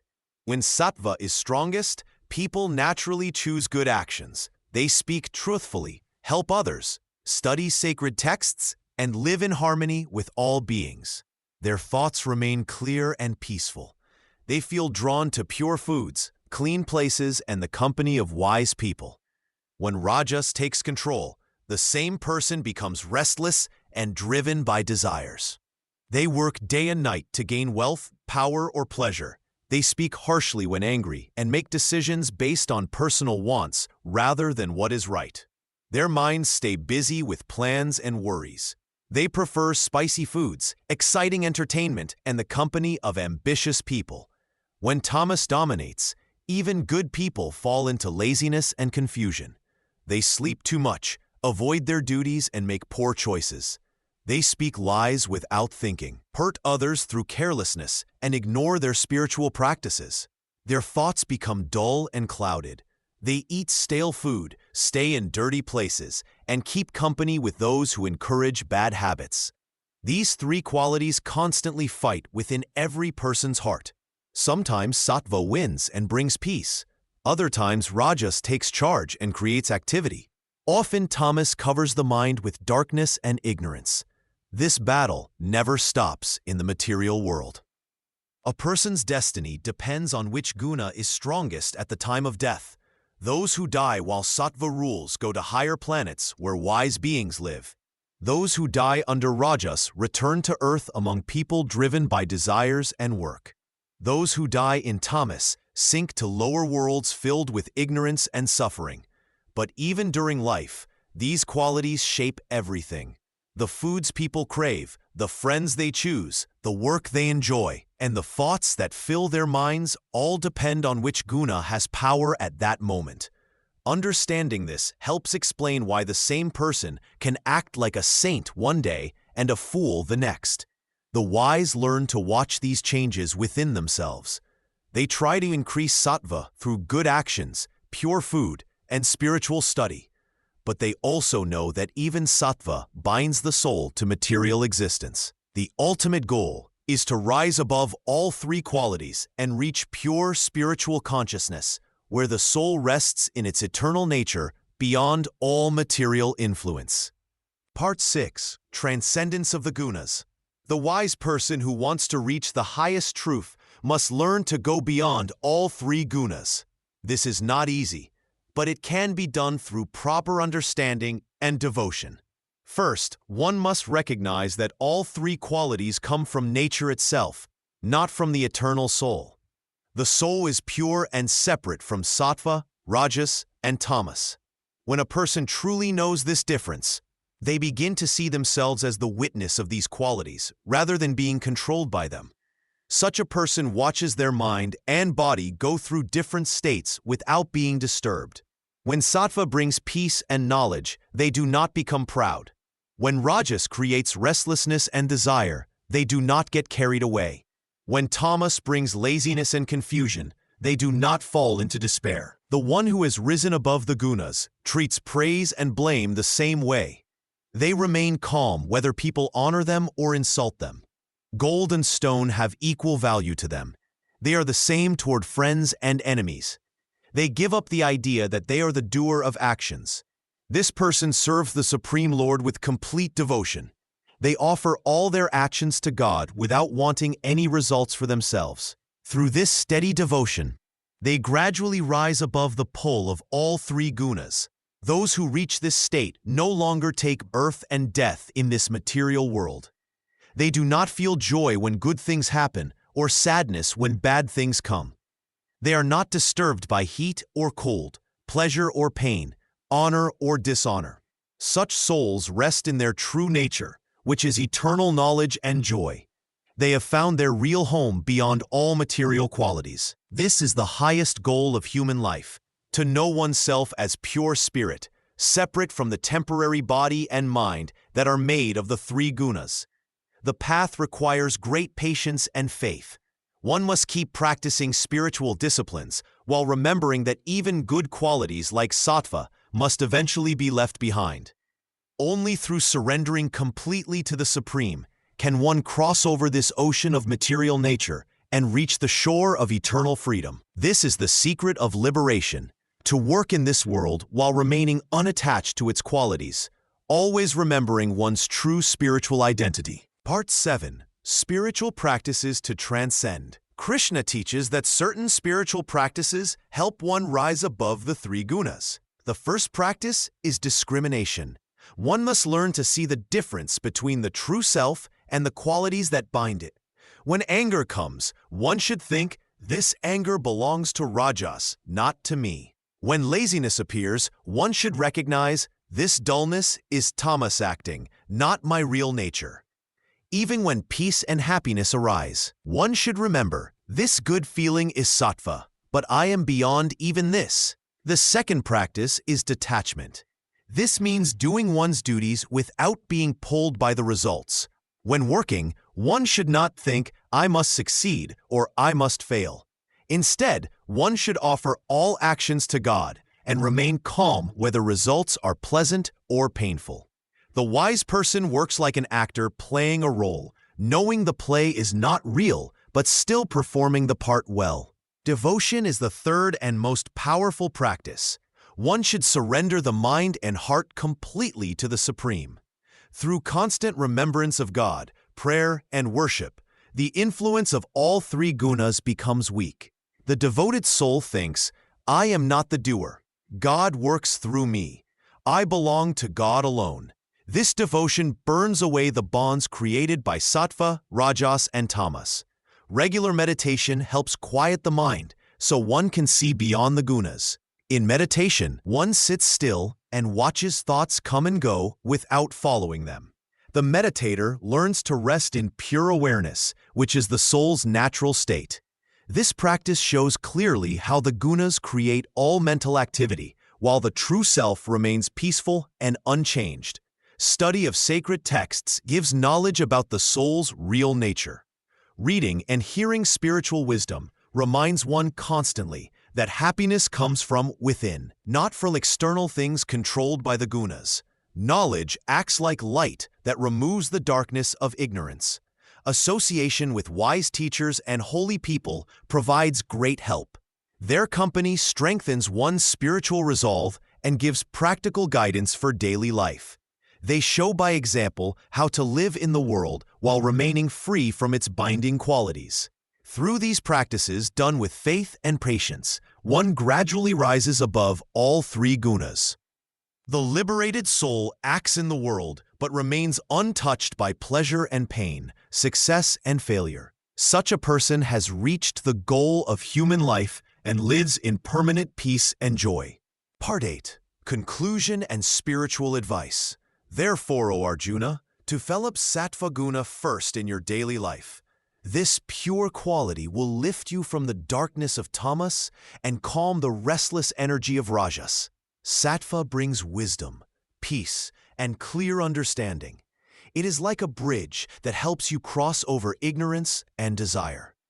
When sattva becomes strong in you, your mind stays steady during both joy and sorrow. You begin to see all beings with equal vision. Knowledge flows naturally, and your actions become pure and selfless. This is the first step toward freedom. But remember, even sattva can bind the soul if you become attached to its pleasant qualities. Some people feel proud of their good nature, their wisdom, or their pure actions. This pride keeps them trapped in the cycle of birth and death, though in a golden chain rather than an iron one. The ultimate goal is to rise above all three gunas completely. When you go beyond sattva, rajas, and tamas, you reach your true nature. In this state, you are neither disturbed by pain nor excited by pleasure. Success and failure become equal to you. Praise and blame do not affect your inner peace. To reach this highest state, surrender everything to me with complete devotion. Fix your mind on me alone. Offer all your actions to me without expecting any results for yourself. When your love for me becomes pure and constant, the gunas lose their power over you. Such a person lives in the world but is not of the world. They perform their duties perfectly but remain free inside, like a lotus flower that grows in muddy water but stays clean and beautiful. They move through life untouched by its binding qualities. This is the secret of true freedom. First, cultivate sattva to purify your nature. Then, through unwavering devotion and surrender, transcend even sattva itself. When you reach this state, you have attained what is most difficult to attain. You become established in your eternal nature, which is beyond all change and limitation. This teaching of the three gunas shows you both the bondage and the path to liberation. Use this knowledge wisely, and you will surely reach the supreme goal of human existence. Chapter 15. Chapter 15. Purushottama Yoga Part 1. Introduction to the Supreme Person. There are two types of beings in this world. Some are perishable and some are imperishable. All bodies and forms that you can see are perishable. They change and pass away. But the soul within all living things is imperishable. It does not die or change. I am different from both of these. I am beyond the perishable body and beyond the imperishable soul. I am the Supreme Person, the highest being. I am the source of everything that exists. The Vedas know me as Purushottama, which means the Supreme Person. I am above all and beyond all. Those who truly know me in this way are wise. They understand everything there is to know. When someone realizes who I really am, they love me with their whole heart. They serve me with complete devotion. This is the most secret teaching, Arjuna. I am sharing this with you because you are dear to me. I am the one who enters every heart. I am present in all beings as their inner guide. I support and maintain everything in creation. all beings depend on me for their existence, but I do not depend on anything. I am like a great tree that gives shelter to all creatures. My roots go deep into the earth of existence. My branches spread everywhere, giving life and support to all. Yet I remain unchanged and eternal. People who do not know me think I am just another being like them. They cannot see my divine nature. They do not understand that I am the Supreme Lord who has taken this human form to help them. But those who have pure hearts and clear vision can see me as I truly am. They recognize that I am the Supreme Being who creates, maintains, and destroys the entire universe. They understand that everything comes from me and returns to me. These wise souls take refuge in me completely. They dedicate all their actions to me. They think of me always. Their minds are fixed on me with love and devotion. I am the goal of all knowledge. I am what everyone is seeking, whether they know it or not. When you truly understand that I am the Supreme Person, beyond all categories and limitations, you will find perfect peace and eternal happiness. This knowledge about my true nature as the Supreme Person is the highest wisdom. It is the most sacred secret. Those who understand this become freed from all suffering and attain the highest destination. Part 2. Cosmic Tree Symbolism. There is an ancient tree called the Ashvattha tree. This tree represents the entire material world and all its complexities. The tree has its roots above and its branches below. This is not like ordinary trees we see in nature. The roots of this cosmic tree grow upward toward the divine realm. The branches spread downward into the material world. The roots represent the original source of creation. The branches represent all the forms and beings we see in this world. This tree is eternal and indestructible. Its leaves are the sacred hymns and verses. One who knows this tree truly knows all sacred knowledge. The branches of this tree extend both upward and downward. They grow strong from the three qualities of nature. The small twigs are the objects that our senses desire. Below in the human world, there are secondary roots. These roots spread in all directions. These roots bind us to action and its results. They create attachment and keep us trapped in this material existence. The form of this tree cannot be understood easily by those living in this world. It has no clear beginning, middle, or end. Its foundation cannot be seen clearly. The tree keeps growing and changing constantly. To become free, one must cut down this tree with the strong weapon of detachment.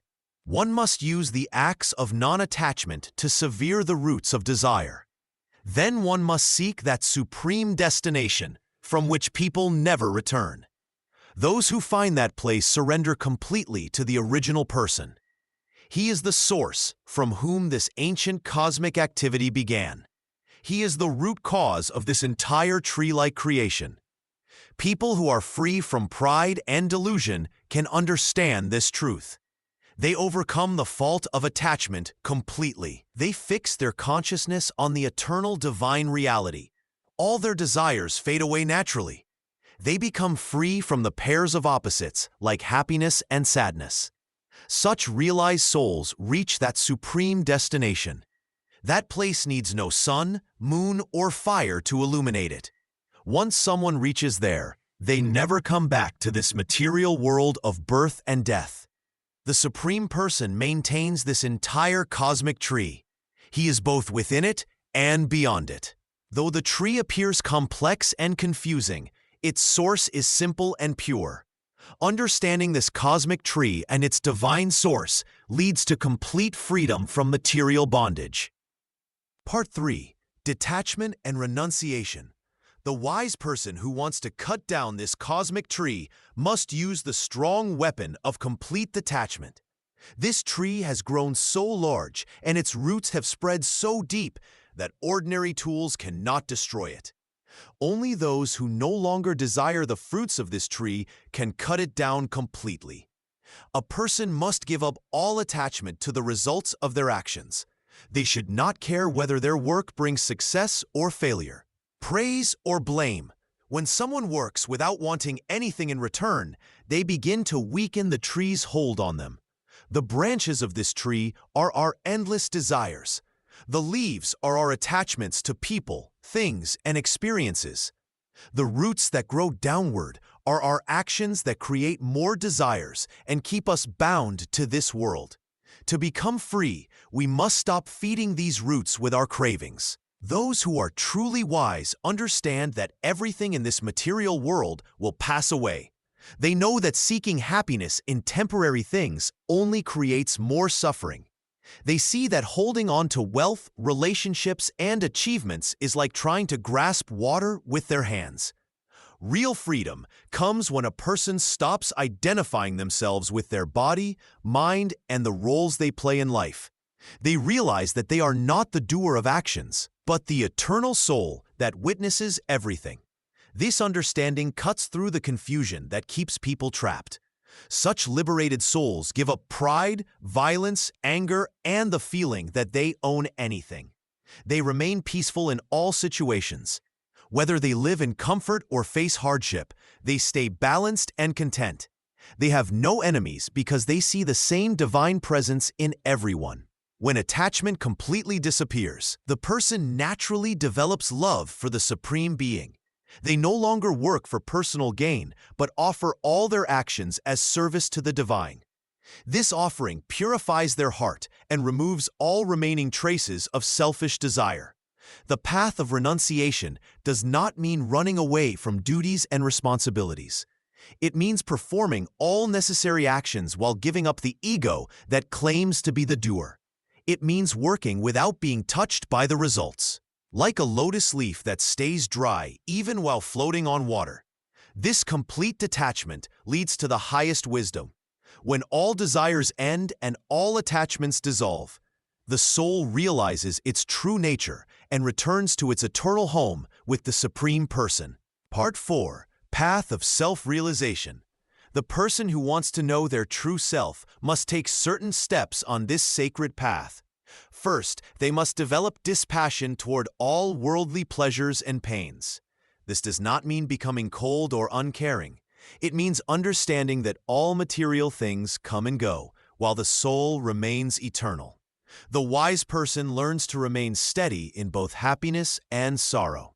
Discernment is the second step. This means learning to tell the difference between what is real and what is temporary. The body grows old and dies, but the soul never changes. Material possessions can be lost, but spiritual knowledge stays forever. One must learn to value what is permanent over what passes away. The seeker must also cultivate patience and forbearance. When others speak harsh words or cause trouble, the wise person does not become angry or seek revenge. They understand that all difficulties are temporary and serve to strengthen their spiritual progress. Like fire purifies gold, challenges purify the soul. Regular study of sacred texts and reflection on their meaning helps develop proper understanding. But mere book learning is not enough. The knowledge must be practiced in daily life. One must control the senses and not let them chase after temporary pleasures. The mind must be trained to focus on the divine rather than scatter in all directions. Most important is developing genuine devotion to the Supreme Person. This devotion should not be mixed with selfish desires for material gain or personal advantage. True devotion means surrendering the ego and accepting that the Supreme Lord is the real doer of all actions. The devotee offers all their works to the divine and accepts whatever results come. The serious seeker must also find the company of other spiritual people. Being around those who share the same values and goals provides strength and encouragement. Avoiding the association of those who are completely absorbed in material pursuits helps maintain focus on the spiritual path. Through constant practice of these steps, the false identification with the temporary body and mind gradually dissolves. The soul begins to remember its true nature as an eternal servant of the Supreme Person. All fear disappears because death can only touch the body, never the real self. When this realization becomes complete and steady, the person achieves perfect peace. They see the same divine presence in all living beings. Whether facing praise or criticism, gain or loss, they remain equally balanced. Their heart fills with pure love for the Supreme Person and all His creation. This is the final goal of self-realization. Part 5. Role of the Supreme Person. The Supreme Person enters every living being as the soul within the soul. He dwells in the heart of all creatures as their innermost guide and friend. Though He lives inside each body, He remains completely pure and separate from all material contact. Like the sun that lights the whole world, but stays untouched by anything on earth, the Supreme Person gives life to all beings while remaining beyond their limitations. He is the one who gives strength to the strong and intelligence to the wise. When a person feels hungry, it is His energy that creates that feeling.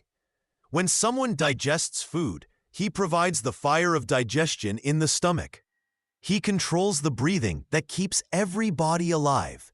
The beating of the heart happens by His will and power. All knowledge comes from Him alone.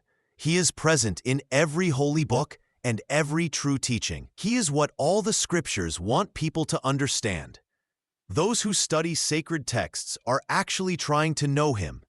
He is both the teacher and the final goal of all learning. The Supreme Person protects and maintains everything in creation. Like a father who takes care of his children, He watches over all living beings with constant love. He provides what each soul needs for its spiritual growth. Sometimes He gives happiness, sometimes difficulty, but always with the purpose of helping the soul return to Him. He remembers everything that every living being has ever done. When someone dies and takes a new body, He arranges for them to get exactly what their past actions have earned. He is the witness who sees all thoughts and deeds, even those done in secret. Nothing can be hidden from His sight. Those who serve Him with pure hearts receive His special guidance from within. He clears away their confusion and shows them the right path. He removes the darkness of ignorance from their minds and fills them with divine wisdom. To such devoted souls, He reveals His true nature and form. The Supreme Person is both very close and very far. He is closer than one's own breath, yet He exists beyond the highest heavens. He is smaller than the smallest atom, yet larger than the greatest mountains. He can be known by those who approach Him with sincere love, but He remains hidden from those who are proud or selfish. All power belongs to Him. All beauty reflects His beauty. All love comes from His love. He is the source, the sustainer, and the final destination of everything that exists. Part 6. Devotion and Enlightenment. Those who serve the Supreme Person with pure hearts receive His special grace. Such devoted ones gradually develop true sight and understanding. Their minds become clear like still water. They see through the false attractions of this world that bind the soul. When a person offers all their actions to the Supreme, without seeking personal reward, they grow in wisdom. The Supreme Person helps them cut through confusion and doubt. He shows them what is real and what is temporary. This divine knowledge burns away all past wrong actions like fire burns wood. Through constant remembrance and devotion, the soul becomes free from fear and anger. Such a person sees the Supreme in all living beings and all beings in the Supreme. They understand that the same divine spark lives in every heart. This knowledge brings great peace and joy. The Supreme Person dwells within every soul as the eternal witness. He knows all thoughts and actions. When someone turns toward Him with love, He guides them from within. He removes the darkness of ignorance and lights the lamp of wisdom in their heart. Those who meditate on the Supreme with steady devotion reach Him after leaving this body. They do not return to this world of birth and death. Instead, they enter His eternal realm, where there is no suffering or fear. This is the highest goal of human life. The Supreme accepts any offering made with pure love, a leaf, a flower, fruit, or water. He does not need anything, but he values the sincere feeling behind the gift. Even the smallest act of devotion pleases him more than grand ceremonies done without love. By constant practice of devotion and knowledge together, the soul becomes qualified to know the Supreme directly. This is not mere book learning, but direct experience of the divine truth. Such a soul transcends all limitations and merges with the infinite. The Supreme Person is the ultimate refuge for all beings. Those who know this truth with certainty become free from all bondage. They attain the state of perfect peace and eternal happiness that can never be lost. Part 7. Conquering Material Bondage. The Supreme Person stands above all creation as the highest truth. Those who wish to reach him must first cut the strong ropes that bind them to this material world. These ropes are made of ignorance, false pride, and attachment to temporary things. The wise person sees clearly that this world is like a great tree turned upside down. Its roots grow from above, while its branches spread below. The leaves of this tree are the sacred words that describe material pleasures and pains. Those who know this tree well understand how the material world works. This tree has grown very large over countless ages. Its roots have spread deep into the actions people do out of desire and attachment. Its branches reach in all directions, fed by the qualities of goodness, passion, and darkness. The small shoots that grow from these branches are the objects of the senses that attract living beings. No one can see the real form of this tree while living in the material world. They cannot see where it begins, where it ends, or where its foundation lies. But this tree can be cut down with the strong weapon of detachment. When a person no longer clings to the results of their actions, they can break free from this binding tree. After cutting down this tree of material attachment, one must seek that eternal place from which people never return once they reach it. The wise surrender to that original person from whom all activity in the universe has come since the beginning of time. Those who are free from false pride and the confusion that comes from attachment can reach that eternal place. They are no longer driven by desires for material pleasures. They always think about the Supreme Self. All their material wants have completely stopped. They are not affected by happiness and sadness, which are opposites that come and go. That eternal place is not lit by the sun, moon, or fire. Those who reach that place never have to come back to this world of birth and death. That place is the highest destination and the supreme home. The living beings in this material world are eternal parts of the Supreme Person. But because they are in material nature, they struggle very hard with the six senses, including the mind. When the soul takes on a body, it carries these senses with it. When the soul leaves that body, it takes the senses to another body, just like the wind carries sense from one place to another. The Supreme Person gives memory, knowledge, and forgetfulness to all living beings. He is the goal of all sacred knowledge. Through devotion and right understanding, one can break completely free from the bonds of ignorance and ego that hold the soul in material suffering. Part 8. Summary and Ultimate Teaching. I have spoken to you about the most secret teaching. One who knows me as the Supreme Person, without any doubt, knows everything. Such a person loves me with their whole being. This is the most hidden knowledge, O Arjuna. Listen to my words. He who understands me as the Supreme Person, who is beyond both the changing and unchanging worlds, is wise among all people. He knows all truth. Such a person loves me completely with their heart, mind, and soul. This is the most secret of all teachings that I have shared with you, O sinless one. By understanding this, a person becomes truly wise and fulfills the real purpose of life. When someone knows me in this way, all their duties are complete. Among all living beings, I am the Supreme Person. I am beyond the material world and beyond even the eternal soul. The sacred texts speak of me as Purushottama, the Supreme Person. Those who know me without confusion as this Supreme Person are the wisest of all people. Such wise souls surrender completely to me. They love me with their entire being. This is the greatest secret teaching of all scriptures. By following this path, one gains the highest wisdom and reaches the greatest joy. The person who understands and follows this teaching becomes perfect in knowledge. All confusion ends for them. They find true peace and eternal happiness. This is the final goal of all learning and spiritual practice. O Arjuna, I have now taught you the most important wisdom of all. There is nothing higher than knowing me as the Supreme Person. This knowledge brings freedom from all suffering and grants immortal bliss. Those who study these teachings with faith and without doubt will also be freed from evil actions.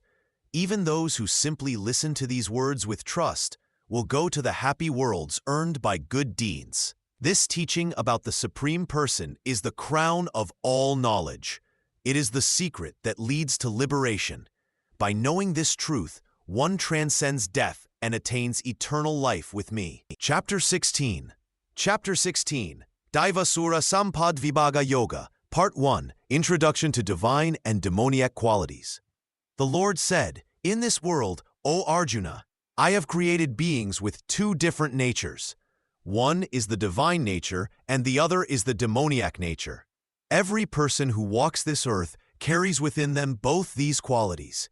Some lean toward the divine path, while others follow the demoniac way.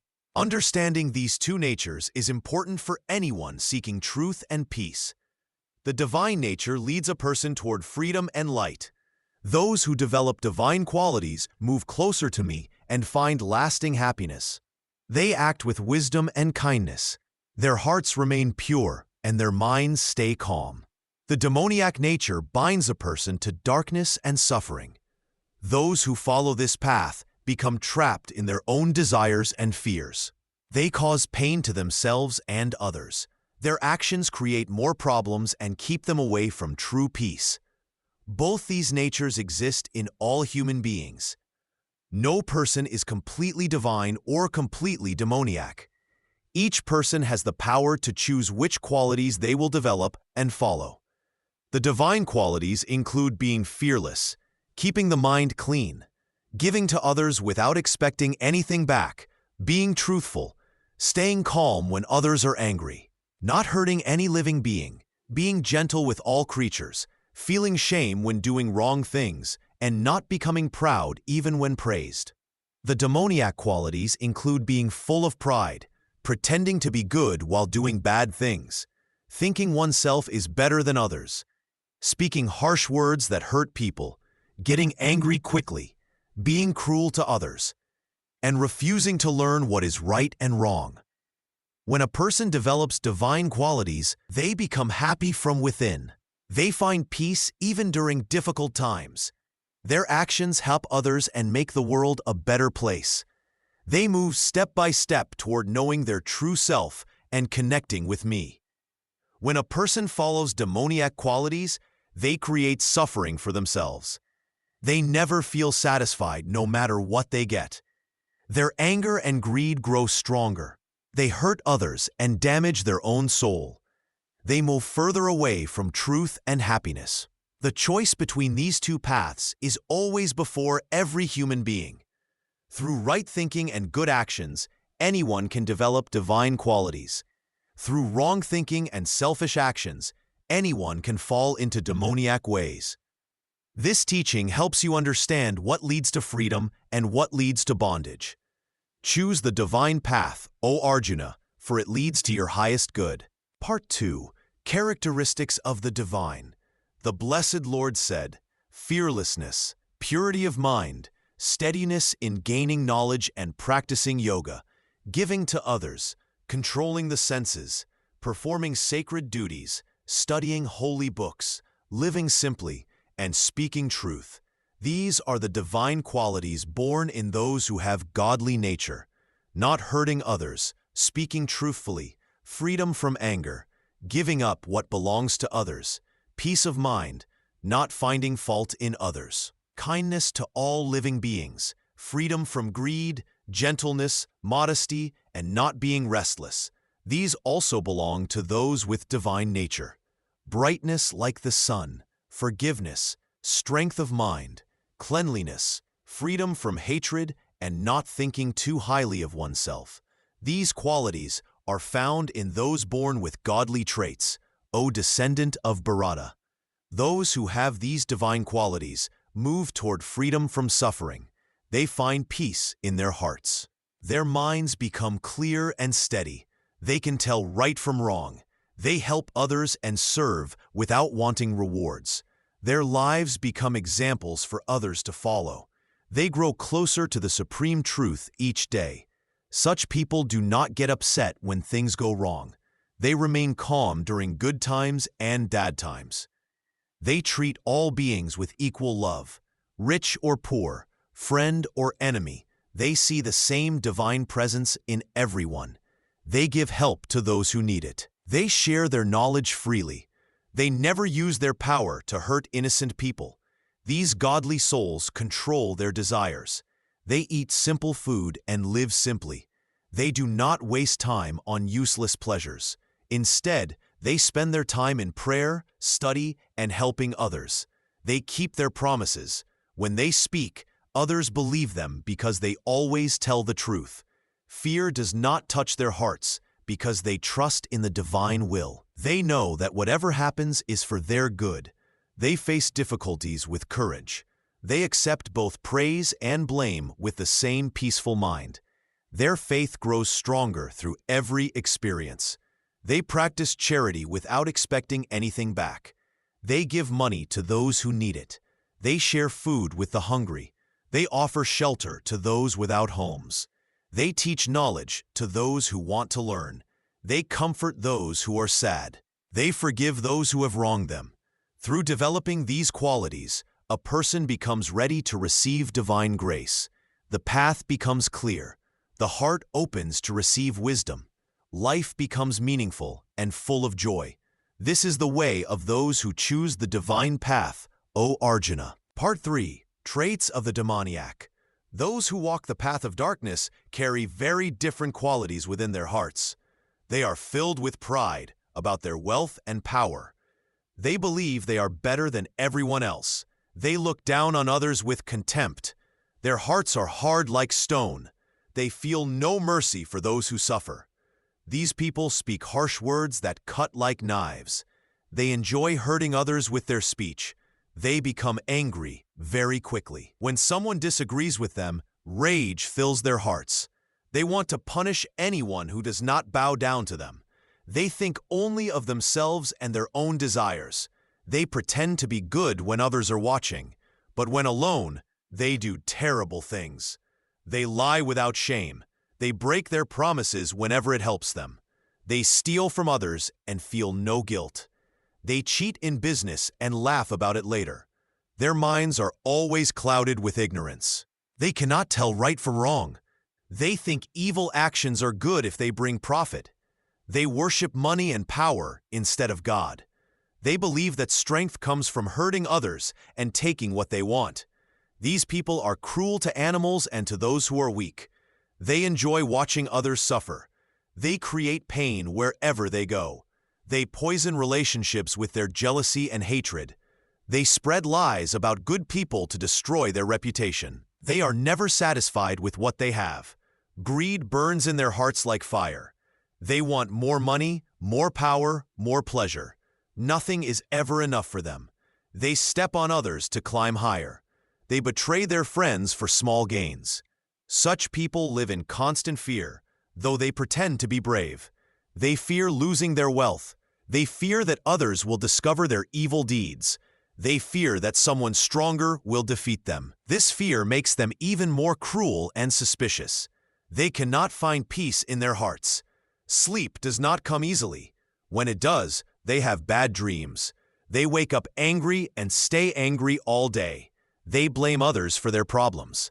They never look within themselves to find the real cause of their suffering. These qualities lead only to darkness and pain. Those who choose this path move further away from God With each passing day, they create suffering for themselves and for everyone around them. Their souls become heavier with each evil action. They forget their true nature and lose their way completely. This is the nature of those who follow the path of demons, O Arjuna. Such people bring misery to the world and to themselves. Part 4. Outcome of Divine and Demoniac Paths. The results of these two paths are completely different, O Arjuna. Those who develop divine qualities move toward freedom and peace. They come closer to God with each good action. Their hearts become pure and light. These people find true happiness that never ends. When someone practices truthfulness, they become free from lies and fear. When they show compassion, their hearts grow larger and can hold more love. When they control their anger, they find inner peace that no one can take away. Each divine quality they develop makes them stronger and happier. These blessed souls gradually break free from all suffering. They no longer feel trapped by desires that can never be satisfied. They see clearly and understand their true purpose in life. Death does not frighten them because they know their real nature. They move beyond the cycle of being born again and again into this world of pain. But those who follow the path of demons face a very different fate. Their pride and anger create walls around their hearts. They become prisoners of their own hatred and greed. Each evil act they perform makes their chains heavier and stronger. These unfortunate people fall deeper into darkness with every choice they make. They are born again and again into lives filled with suffering. They become animals or are born into families where they face constant pain and struggle. Their souls sink lower and lower like stones thrown into deep water. The demoniac person creates hell wherever they go. They hurt others and themselves without understanding why they are so miserable. They blame everyone except themselves for their problems. They never find the peace they desperately seek because they look for it in all the wrong places. Those with divine nature rise like the sun, bringing light and warmth to everyone around them. But those with demoniac nature sink like heavy rocks, pulling others down with them into darkness and despair. This is the law that governs all beings, O son of Bharata. Good actions and pure thoughts lift the soul toward God. Evil actions and selfish desires drag the soul down into suffering. No one can escape this truth. Therefore, choose wisely which path you will follow. Develop patience instead of anger. Practice kindness instead of cruelty. Speak truth instead of lies. Give instead of taking. This choice will determine whether you rise toward the light or fall into endless darkness. The divine path leads to freedom. The demoniac path leads to bondage. This has always been true and will always remain true. Part 5. Importance of Discrimination. The power to see clearly between right and wrong thoughts is most important for every person. This wisdom helps you choose which path to follow each day. Without this ability to judge wisely, you will be confused about what is good and what is evil. Every moment brings choices. Should you speak with kindness or with harsh words? Should you help others or think only of yourself? Should you control your anger or let it burn? These small decisions shape your character. They decide whether you become more like the gods or more like demons. When you can tell the difference between divine and demoniac qualities, you gain great power. You begin to watch your own mind. You see when pride starts to grow. You notice when greed begins to whisper. You catch anger before it takes control. This watching protects you from falling into darkness. A wise person studies their own heart carefully. They ask themselves honest questions. Am I being truthful or am I lying?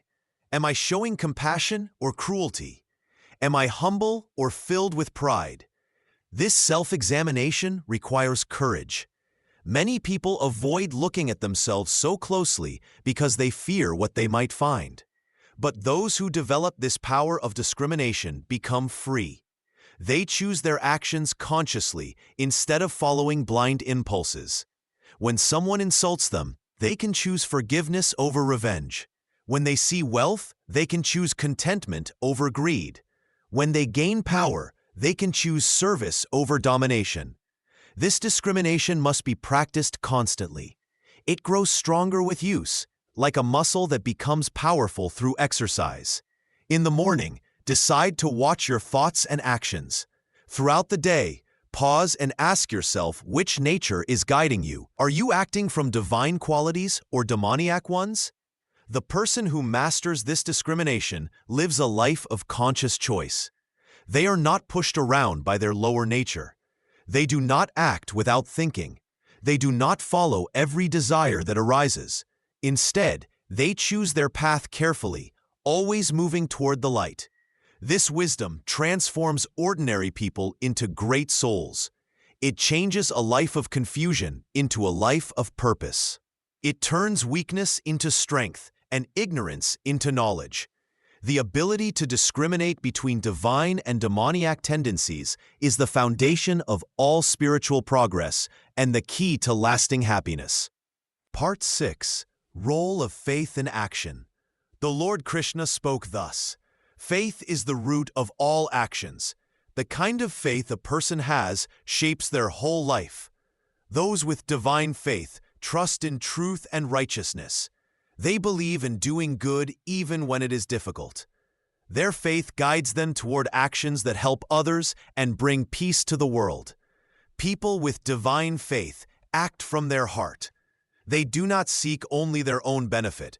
When they give charity, they give without expecting anything back. When they speak truthfully, even if it hurts them. When they work as service to the divine. Their faith makes them strong when facing hardship. It gives them courage to do what is right. Those with demoniac faith believe only in themselves. They think they are the most important. Their faith is in their own power and desires. This kind of faith leads to selfish actions. They give charity only to show off. They speak words that sound good but hide lies. They work only for their own gain. Such people believe that strength and money can solve everything. The actions that come from divine faith lead to freedom. Each good deed plants a seed of wisdom in the heart. Each act of kindness brings the person closer to God. Each moment of selfless service removes old mistakes and creates new merit. This is how divine tendencies grow stronger. The person moves step by step towards self-realization, but actions from demoniac faith create chains. Each selfish deed adds to ignorance. Each cruel word builds walls between the person and peace. Each act of pride takes them further from truth. This is how people bind themselves. They think they are becoming powerful, but they are actually becoming weak. The intent behind action matters more than the action itself. Two people can do the same thing, but if one acts from love and the other from hate, the results will be completely different. Divine intent purifies even small actions. Demoniac intent spoils even actions that look good from outside. Scripture teaches the path of righteous action. Those who follow these teachings with faith find their way to liberation. Those who ignore these teachings and follow only their desires find themselves lost in darkness. The choice between divine and demoniac faith determines whether a person rises toward light or falls toward ignorance. Faith creates action. Action creates habit. Habit creates character. Character creates destiny. This is why the quality of faith is so important. It is the beginning of everything that follows in spiritual life. Part 7. Warnings and Predictions. Those who continue on the demoniac path face certain destruction. Their pride blinds them to truth. Their anger burns away their peace.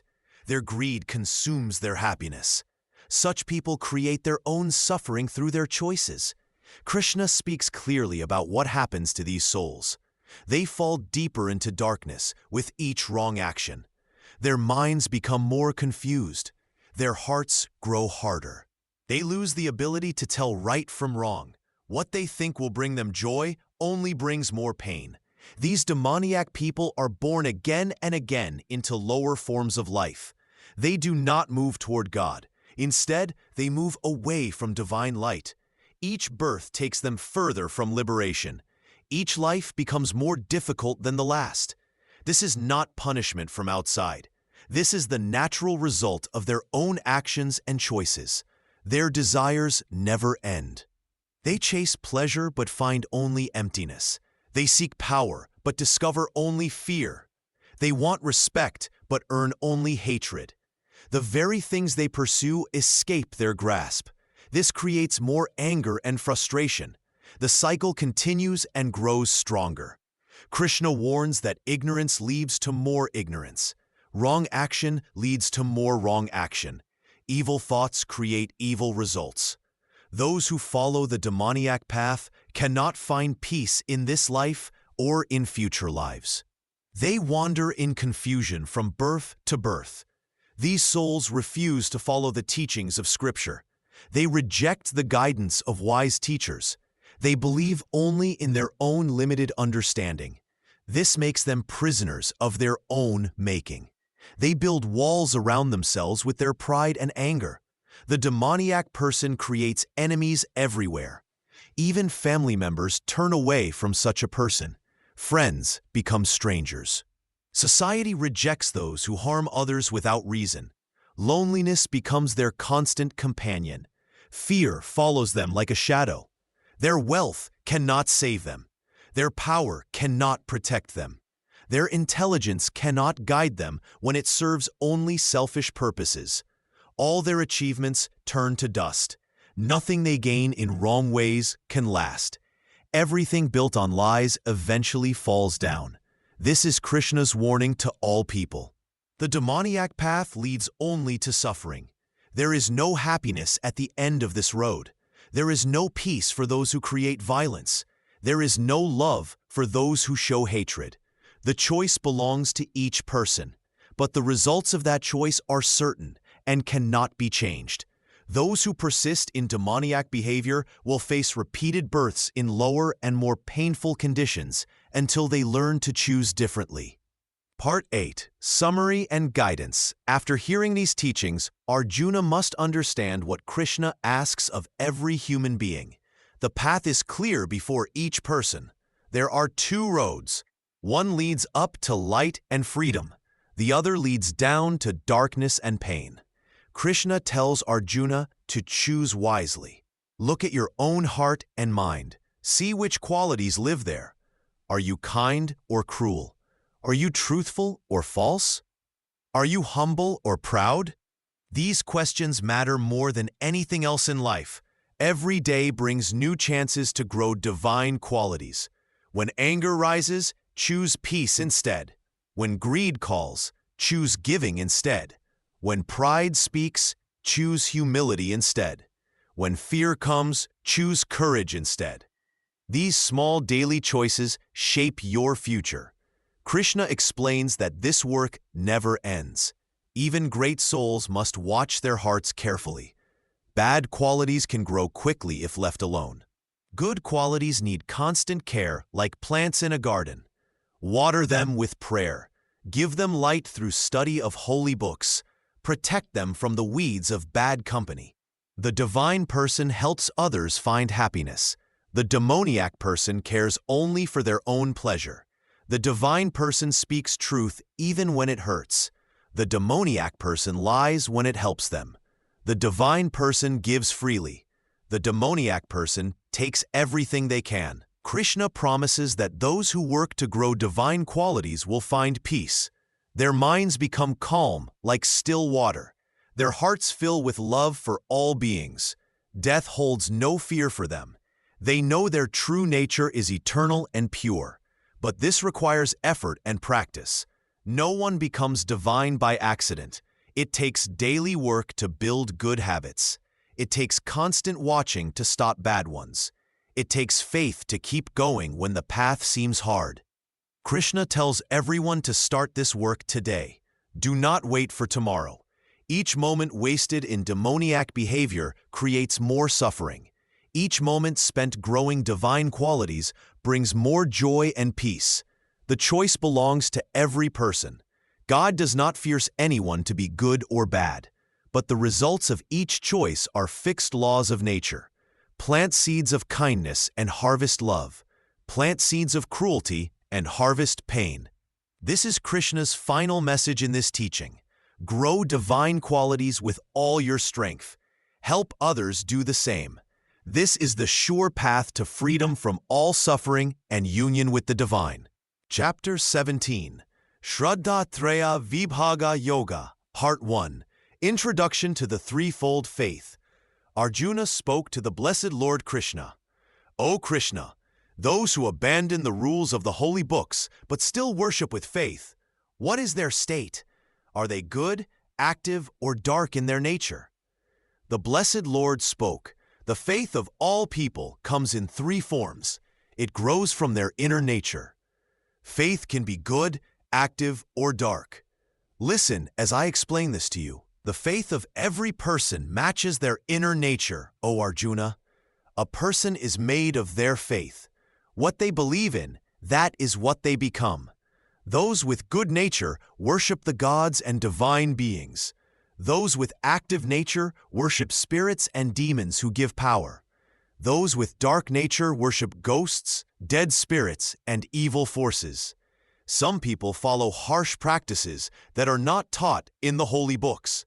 They do this because of pride and ego. They are driven by desire and attachment. These foolish people torture their bodies and harm the divine spirit that lives within them. Know that they have a demonic nature. The food that people like also comes in three types. The same is true for their worship, their self-discipline, and their giving to others. Here are the differences between these three types. Foods that give long life, health, strength, happiness, and good feelings are loved by those with good nature. These foods are juicy, smooth, solid, and pleasing to the heart. Foods that are too bitter, sour, salty, hot, sharp, dry, or burning are liked by those with active nature. These foods cause pain, sadness, and sickness. Food that is stale, tasteless, rotten, leftover, unclean, or impure is liked by those with dark nature. The worship that follows the holy rules, done by people who want no reward, with minds focused only on worship itself, this is worship of good nature. But worship done to show off or to gain honor and respect from others, know this to be worship of active nature. It does not last and is not steady. Worship done without following proper rules, without giving food to others, without sacred words, without proper gifts, without faith, this is worship of dark nature. Honoring the gods, the wise teachers, the learned ones, and the pure ones. Being clean, honest, celibate, and non-violent. This is discipline of the body that comes from good nature. Part 2. Faith in practice. Speaking words that do not hurt others, that are true, pleasant, and helpful, and regular study of holy books. This is discipline of speech that comes from good nature. Peace of mind, gentleness, silence, self-control, and purity of thoughts. This is discipline of the mind that comes from good nature. When people do these three types of discipline with highest faith, not wanting any reward, with steady minds, this discipline is called good in nature. Discipline done to gain respect, honor, and worship from others, done to show off, this is active in nature. It does not last and is not certain. Discipline done with foolish ideas, by hurting oneself or to harm others, this is dark in nature. The gift that is given at the right time and place, to a worthy person who cannot give back, given with the feeling that giving is a duty, this gift is good in nature. But the gift given unwillingly or to get something back, or given wanting some reward, this gift is active in nature. The gift given at wrong time and place, to unworthy persons, without respect or with insult, this gift is dark in nature. Om Tat Sat. These three words represent the eternal divine. From ancient times, those who know the divine have used these words when doing sacrifices, giving gifts, and practicing discipline. Therefore, those who study the holy books always say Om before starting acts of sacrifice, gift-giving, and discipline, as taught in the scriptures. Saying Tat, people who seek freedom do acts of sacrifice, discipline, and gift-giving without wanting rewards. Sat means existence and goodness. This word is also used for praise when acts are done well. Steadiness in sacrifice, discipline, and gift-giving is also called Sat. Any work done for the divine is also called Sat. Whatever sacrifice is done without faith, whatever gift is given without faith, whatever discipline is practiced without faith, whatever action is done without faith, it is called asat, not real. It has no value here in this life or after death. Part 3. Effects of Sattvic Faith. When faith comes from sattva, it brings great good to a person. This faith is pure and clean. It makes the mind clear and peaceful. People with sattvic faith think clearly and understand things well. Such faith helps a person see truth. It removes darkness from the mind. Like a bright lamp lights up a dark room, sattvic faith lights up the heart and mind. This light helps people know what is right and what is wrong. People with this pure faith worship the divine with love. They do not want anything back for themselves. They serve others without thinking of rewards. Their hearts are full of kindness. They help those who are in pain or need. This faith makes the body and mind clean. It removes bad thoughts and angry feelings. Like water washes dirt from clothes, sattvic faith washes away all that is not good in a person. The heart becomes pure like a clear mountain stream. When someone has this good faith, they speak truth. They do not lie or hurt others with words. Their speech is gentle and helpful. They use words to heal, not to harm. Such people control their senses well. They do not run after pleasures that harm the body or mind. They eat simple, clean food. They sleep enough, but not too much. They keep their bodies healthy and strong. The mind of a person with sattvic faith stays steady. It does not go up and down like waves in the ocean. Even when troubles come, they remain calm. They trust in the divine and do their duty without fear. This faith leads to true knowledge, not just book learning, but wisdom that comes from the heart. They understand that all beings come from the same divine source. They see God in everything and everyone. People with pure faith give help to others freely. They share what they have without counting the cost. Their gifts come from love, not from wanting praise or honor. In the end, this sattvic faith leads to freedom. Freedom from all kinds of suffering. Freedom from the cycle of birth and death.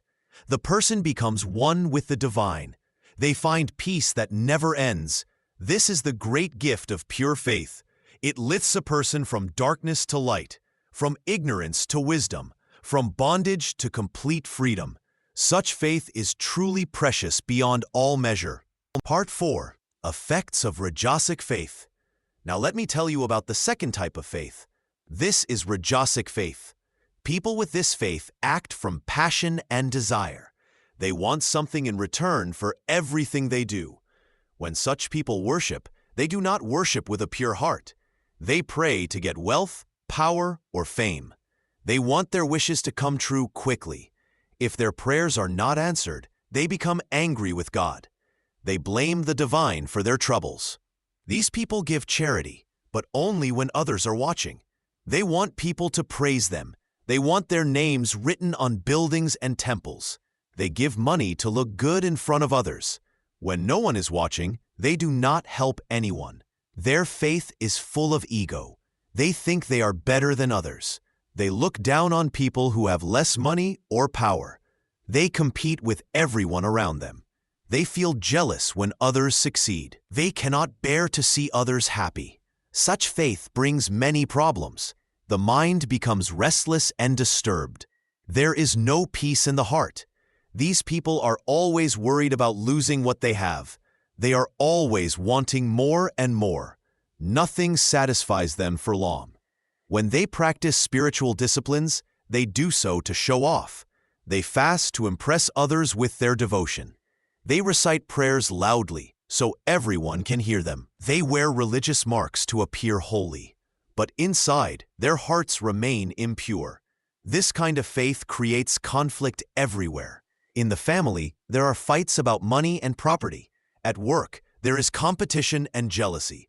Even in religious places, there are arguments about who is more devoted. The fruits of Rajasic faith are temporary. A person may get wealth or position for some time, but these things do not last. When they lose what they gained, they suffer greatly. They feel cheated by life and by God. Such people cannot find real happiness. Their joy depends on external things. When those things change, their happiness disappears.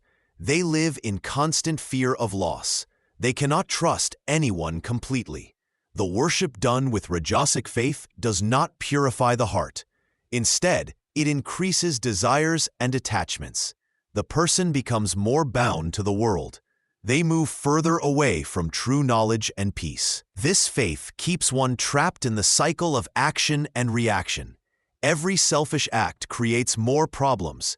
Every desire fulfilled creates 10 new desires. There is no end to this suffering. Part 5. Effects of Tamasic faith. Those who have Tamasic faith are driven by darkness and ignorance. Their faith is not based on truth or wisdom. It comes from fear, superstition, and wrong understanding. They believe in things that harm themselves and others. Such people worship demons, ghosts, and evil spirits. They think these dark powers will give them what they want. They do not know the difference between right and wrong. They follow cruel practices. They hurt animals and people in the name of religion. They think this will bring them success and power. Their faith makes them angry and violent. They enjoy causing pain to others. They feel happy when others suffer. They think this is the way to get what they desire. They do not feel sorry for their cruel actions. Instead, they feel proud of their strength and power over others. People with Tamasic faith believe in magic and black arts. They try to control others through spells and curses. They waste their time and energy on foolish rituals.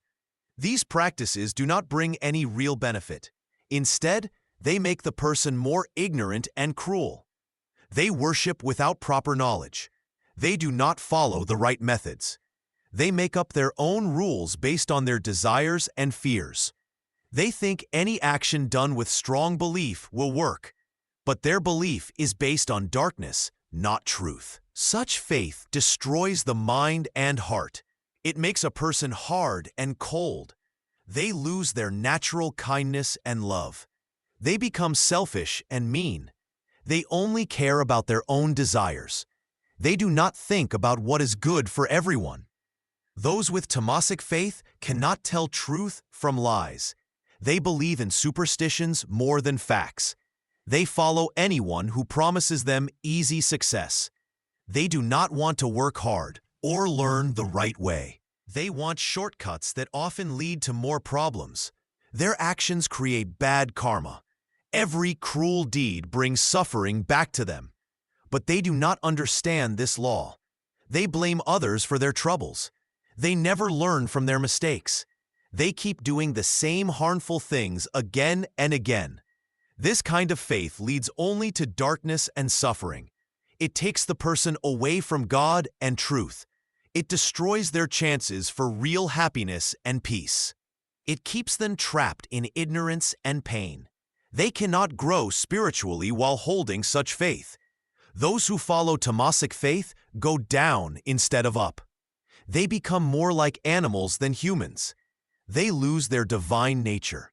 They forget their true purpose in life. This is the most dangerous kind of faith because it destroys both this life and future lives. Part 6. Influence of Food on Faith. The Lord said, "The food you eat also follows these 3 types: Just as faith shows three forms, food too can be pure, passionate, or dark. Each type of food makes your mind more like itself. Foods that are pure help your faith become pure. These foods make you live longer and stay healthy. They give you strength and make you feel good. They are easy to eat and taste good. These foods make your mind calm and clear. They help you think about God. Examples are fresh fruits, vegetables, milk, and grains. These foods are clean and natural. They do not hurt any living being. They are cooked with love and care. Foods that create passion make your mind restless. These foods are very hot, sour, salty, or spicy. They burn your mouth and upset your stomach. They make you sick and cause pain. These foods make you want more and more. They create desire in your mind. They make you angry and greedy. People who eat such foods cannot sit quietly. Their minds always move from one thing to another. They cannot focus on prayer or study. Foods that bring darkness make your mind dull. These foods are old and stale. They smell bad and taste terrible. They are not cooked properly. They are dirty and impure. Some of these foods come from dead animals. Others are left over from yesterday. These foods make you lazy and sleepy. They make you forget God. They make your body weak and sick. They create bad thoughts in your mind. The food you choose shows what kind of person you are. It also makes you become more like that food. If you want to grow spiritually, eat pure foods. If you eat passionate foods, you will become restless. If you eat dark foods, you will become ignorant. Pure food helps pure thoughts. Pure thoughts help pure actions. Pure actions bring you closer to God. This is why wise people are very careful about what they eat. They know that food affects not just the body, but also the mind and soul. Food prepared with love and offered to God becomes sacred. Such food purifies both body and mind. It helps in prayer and study. It makes the heart peaceful. It removes fear and anger. It fills you with devotion. Therefore, choose your food wisely. Eat only what is pure and good. Avoid foods that make you restless or lazy. Remember that everything you put in your body affects your spiritual progress. Make eating itself a form of worship by choosing foods that bring you closer to the divine. Part 7. Worship and Vows. Just as food shapes your faith, so does the way you worship and make vows. All forms of worship fall into three categories based on the three qualities of nature. Those with pure faith worship the true God. They pray with sincere hearts. They offer flowers, water, and fruits with love.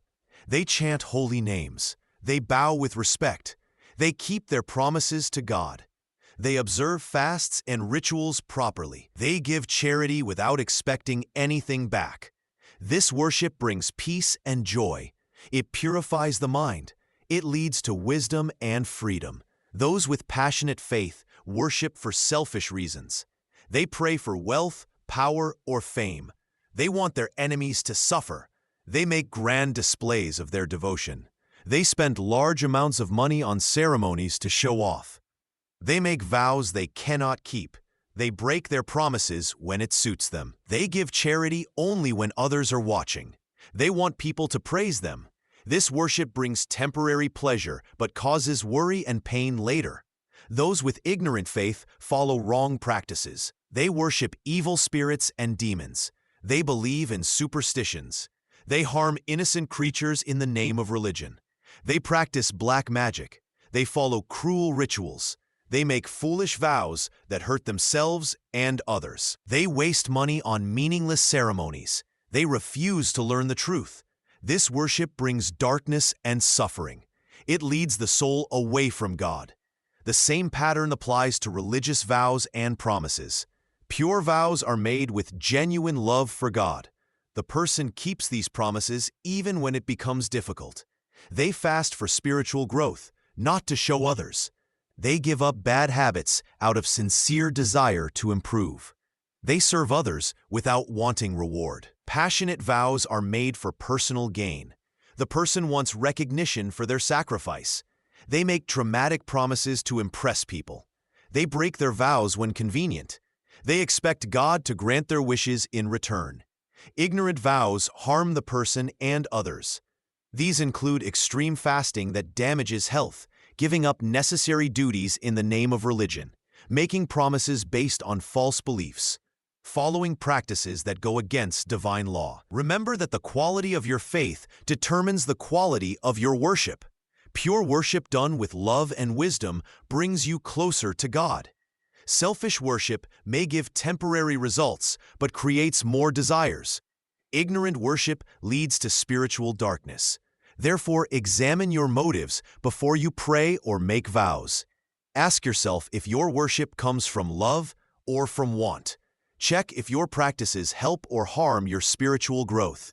Choose the path of purity. Worship with a clean heart. Make promises you can keep. Let your devotion be genuine and selfless. Part 8. Conclusion and Spiritual Advice.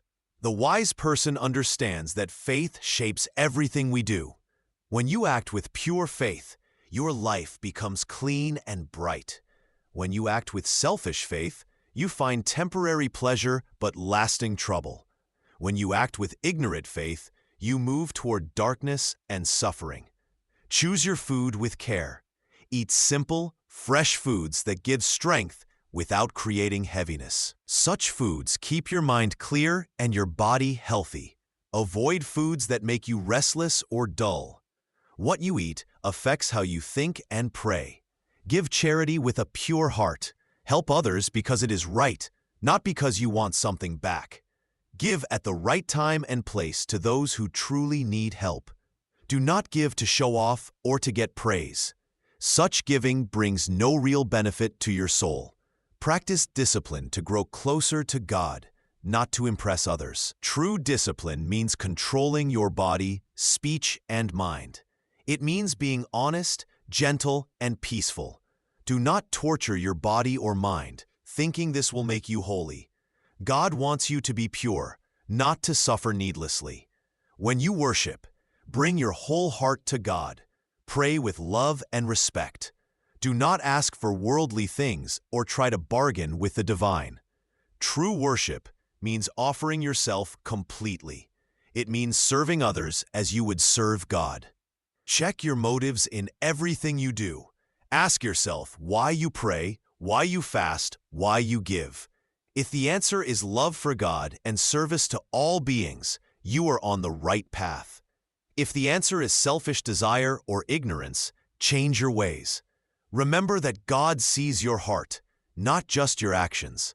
A simple prayer from a pure heart is worth more than grand ceremonies done for show. A small act of kindness done with love is greater than large donations given for praise. Keep your faith strong and clean. Let it guide you toward truth and away from falsehood. Let it make you more loving, not more proud. Let it bring you peace, not create more wants. This is the highest teaching. Align your faith with truth. Make your thoughts, words, and actions pure. Serve God by serving all creation. This path leads to lasting joy and freedom from all suffering. Those who follow this teaching with sincere hearts will find the supreme peace that never fades. They will know the truth that sets all beings free. Chapter 18. Chapter 18. Moksha Sanyasa Yoga, Part 1. Introduction and Summary of Surrender. Arjuna spoke to Krishna. I want to know the truth about giving up actions and giving up the results of actions. What is the difference between these two paths? Krishna replied, the wise know that giving up actions done for personal desires is called Sanyasa. Giving up the results of all actions is called Tyaga. Both lead to the same goal. Some learned people say we should give up all actions because actions bring problems. Others say we should never give up actions that are sacrifices, gifts, and spiritual practices. These good actions should always be done. Listen to my teaching about giving up. There are 3 types of giving up, Arjuna. Actions like sacrifice, charity, and spiritual study should never be stopped. These actions make even wise people pure. But you must do these actions without wanting rewards for yourself. This is what I believe is right. You should not give up actions that are your duty. If you stop doing your duty because you are confused, this giving up comes from darkness. If you avoid difficult actions because you fear pain or hard work, this giving up comes from passion. You will not gain anything good from this. But when you do your duty because it is right to do, and you give up all desire for results, this giving up comes from goodness. This is the highest way. A person who gives up in the right way does not hate difficult work and does not become attached to pleasant work. This person is filled with goodness and has no doubts about what is right. No person with a body can completely give up all actions. But one who gives up the results of actions is truly one who has given up everything. When people die, if they were attached to results, their actions create 3 types of fruits: wanted, unwanted, and mixed.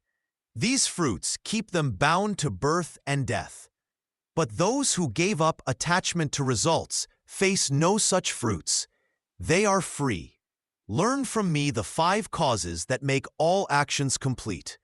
These are taught in the wisdom that ends all knowledge: the body, the doer, the different senses, the various life energies, and the divine power that controls everything.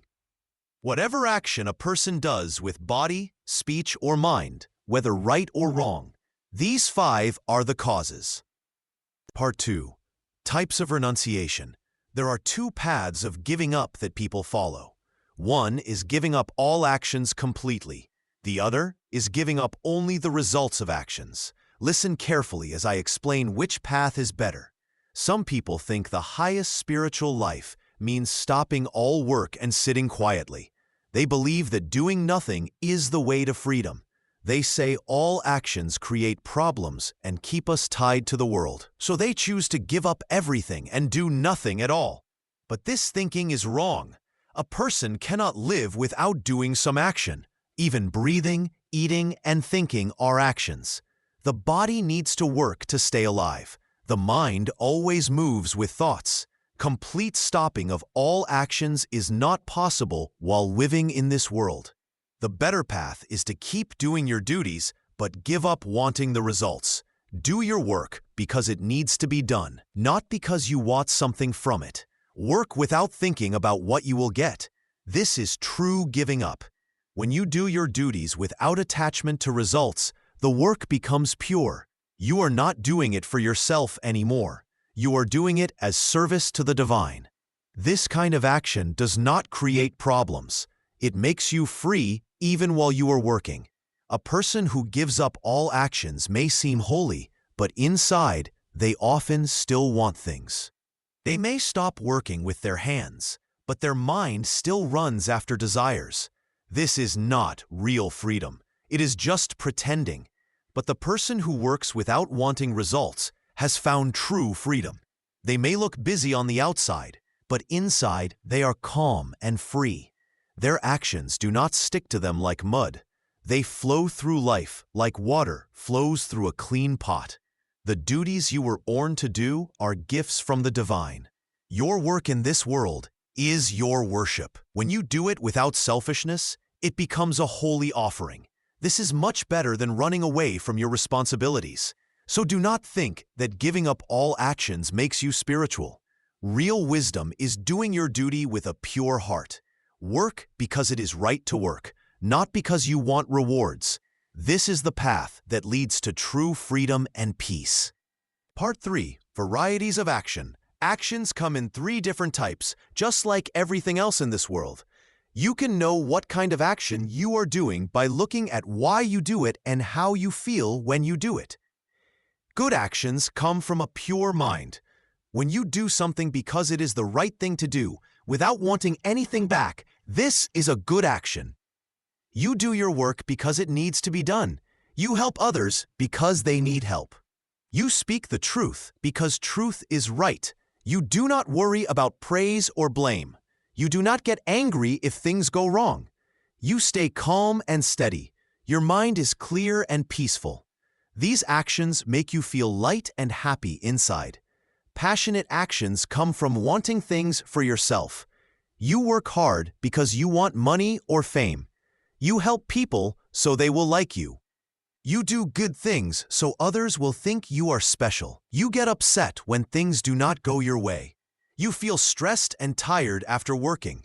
You always want more than what you have. You compare yourself to others. You feel proud when you win and sad when you lose. These actions make you feel restless and never fully happy. Dark actions come from laziness, anger, or not caring about right and wrong. You hurt others without thinking about it. You lie because it seems easier. You do not do your work properly. You make excuses instead of trying your best. You blame others for your problems. You do things that harm yourself and others. You act without thinking about what will happen. You do not care if your actions are good or bad. These actions make you feel heavy and confused. Look at your own actions every day. Ask yourself why you are doing what you do. Are you working to serve others or just to get things for yourself? Do you stay calm when problems come, or do you get angry and upset? Do you try your best, or do you give up easily? When you see that you are doing passionate or dark actions, do not feel bad about yourself. Just try to change. Start doing more good actions. Work because work needs to be done. Help because others need help. Stay calm when things go wrong. Think before you act. Care about doing what is right. The more you do good actions, the more peace you will find. Your mind will become clear like clean water. You will feel connected to the divine in everything you do. This is how actions can help you grow closer to God and find true happiness. Part 4. Pathways to Liberation. There are 3 main paths that can lead you to freedom from all pain and to union with God. These paths are knowledge, selfless action, and devotion. Each path can take you to the same place, but they work together to help you grow. The path of knowledge means learning who you really are. You are not just your body or your mind. You are the eternal soul inside. When you truly know this, you see that God lives in everything. You see that all beings are one. This knowledge removes fear and hate from your heart. It shows you that birth and death are like changing clothes. The real you never dies. But knowledge alone is not enough for most people. You must also act without wanting rewards for yourself. This is the path of selfless action. Do your duties because they are right to do. Help others because they need help. Work to serve God and all living beings. When you act this way, your heart becomes pure. Pure actions lead to clear thinking. Clear thinking leads to true knowledge. The third path is devotion. Love God with all your heart. Offer all your actions to God. See God in everyone you meet. Pray with sincere feeling. Think of God often during your day. When your heart is full of love for God, you forget about yourself. This forgetting of self brings you close to God. These 3 paths are not separate. They help each other. Knowledge without action and devotion can make you proud. Action without knowledge and devotion can make you tired and angry. Devotion without knowledge and action can make you weak and lazy. The wise person uses all 3 paths together. They study to gain knowledge. They work without selfish desires. They love God with deep feeling. This combination is very powerful. It removes all bad thoughts from the mind. It fills the heart with peace and joy. Start where you feel most drawn. Some people love to study and think deeply. They should begin with the path of knowledge. Some people love to work and help others. They should begin with selfless action. Some people have hearts full of love and feeling. They should begin with devotion. But do not stay with only one path. Let knowledge guide your actions. Let devotion fill your heart while you work and study. Let selfless action show your love for God. When all three paths work together in your life, you will find true freedom. You will be free from fear, anger, and sadness. You will see God everywhere. You will know that you and God are one. This is the highest goal of human life. Part 5. Duties according to nature. Every person has a special nature given to them at birth. This nature comes from the three qualities that make up all things in the world. Your duties in life should match your true nature. What is right for one person may not be right for another. The wise priest has the nature of truth and purity. Their duty is to study holy books, teach others, and perform sacred ceremonies. They should live simply and share their knowledge with those who seek it. The brave warrior has the nature of courage and strength. Their duty is to protect others, fight against evil, and lead people in times of trouble. They should not run from danger when others need help. The merchant has the nature of hard work and care for others. Their duty is to grow food, raise animals, and trade goods so people have what they need. They should be honest in their business and help society grow strong. The worker has the nature of service and helping others. Their duty is to support the other classes and do the work that keeps life moving forward. Each person should do their own duties well, even if they are not perfect at them. It is better to do your own work poorly than to do someone else's work well.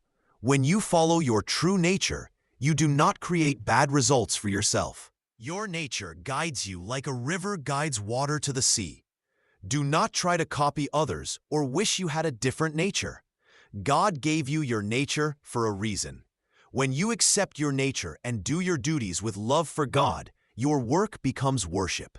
You will find peace and happiness by being true to who you are. Even if your duties seem small or unimportant, they are sacred when done with the right heart. A person who follows their nature and offers all their work to God will reach the same goal as the greatest saint or king. The path may look different, but the destination is the same.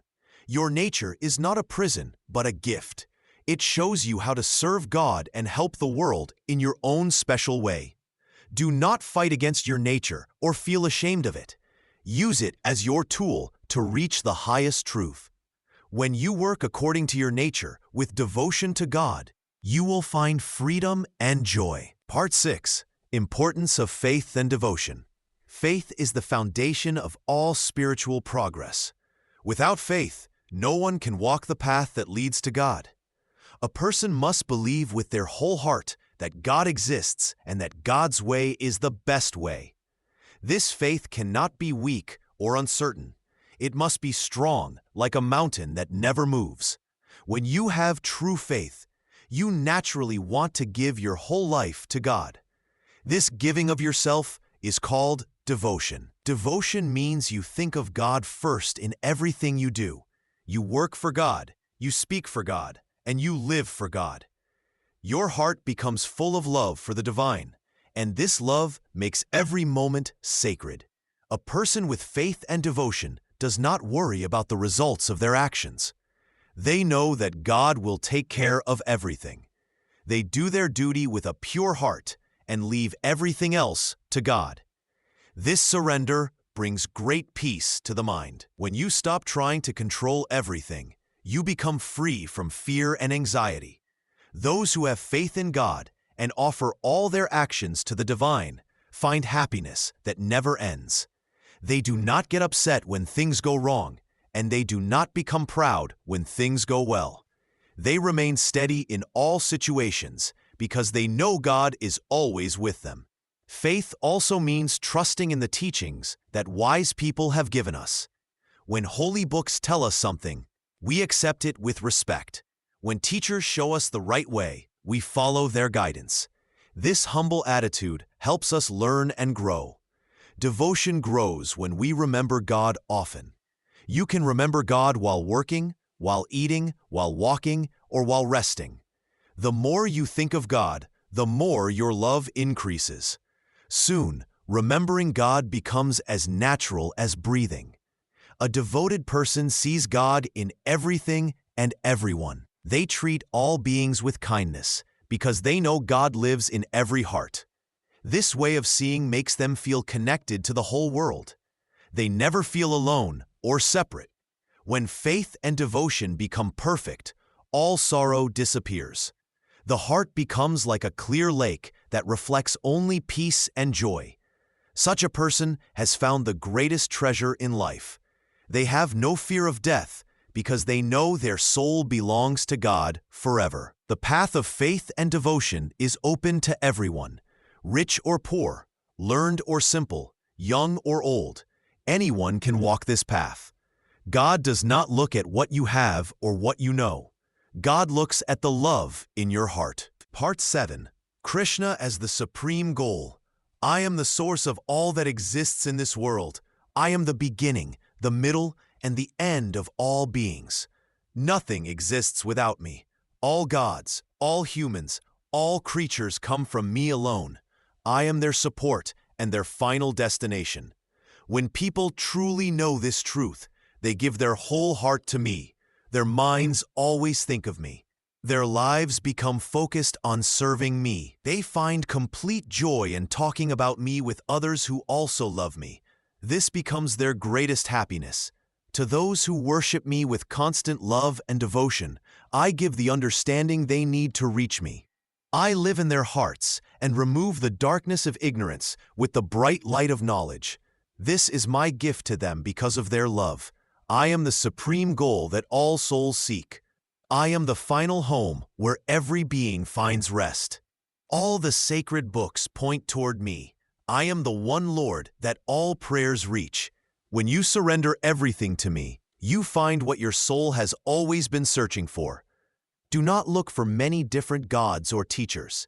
Do not get confused by countless paths and practices. I am the one refuge you need. Come to me with your whole being. Give me your fears, your desires, your duties, and your dreams. Make me the center of your life. Some people try to reach the divine through knowledge alone, others through good deeds alone. But the easiest and most direct path is pure love and surrender. When you make me your everything, I take care of everything else for you. I am closer to you than your own breath. I am the witness in your heart who sees all your thoughts and actions. I am the friend who never leaves your side. I am the guide who shows you the right way when you are lost. Those who take shelter in me have nothing to fear. Death cannot touch their real self.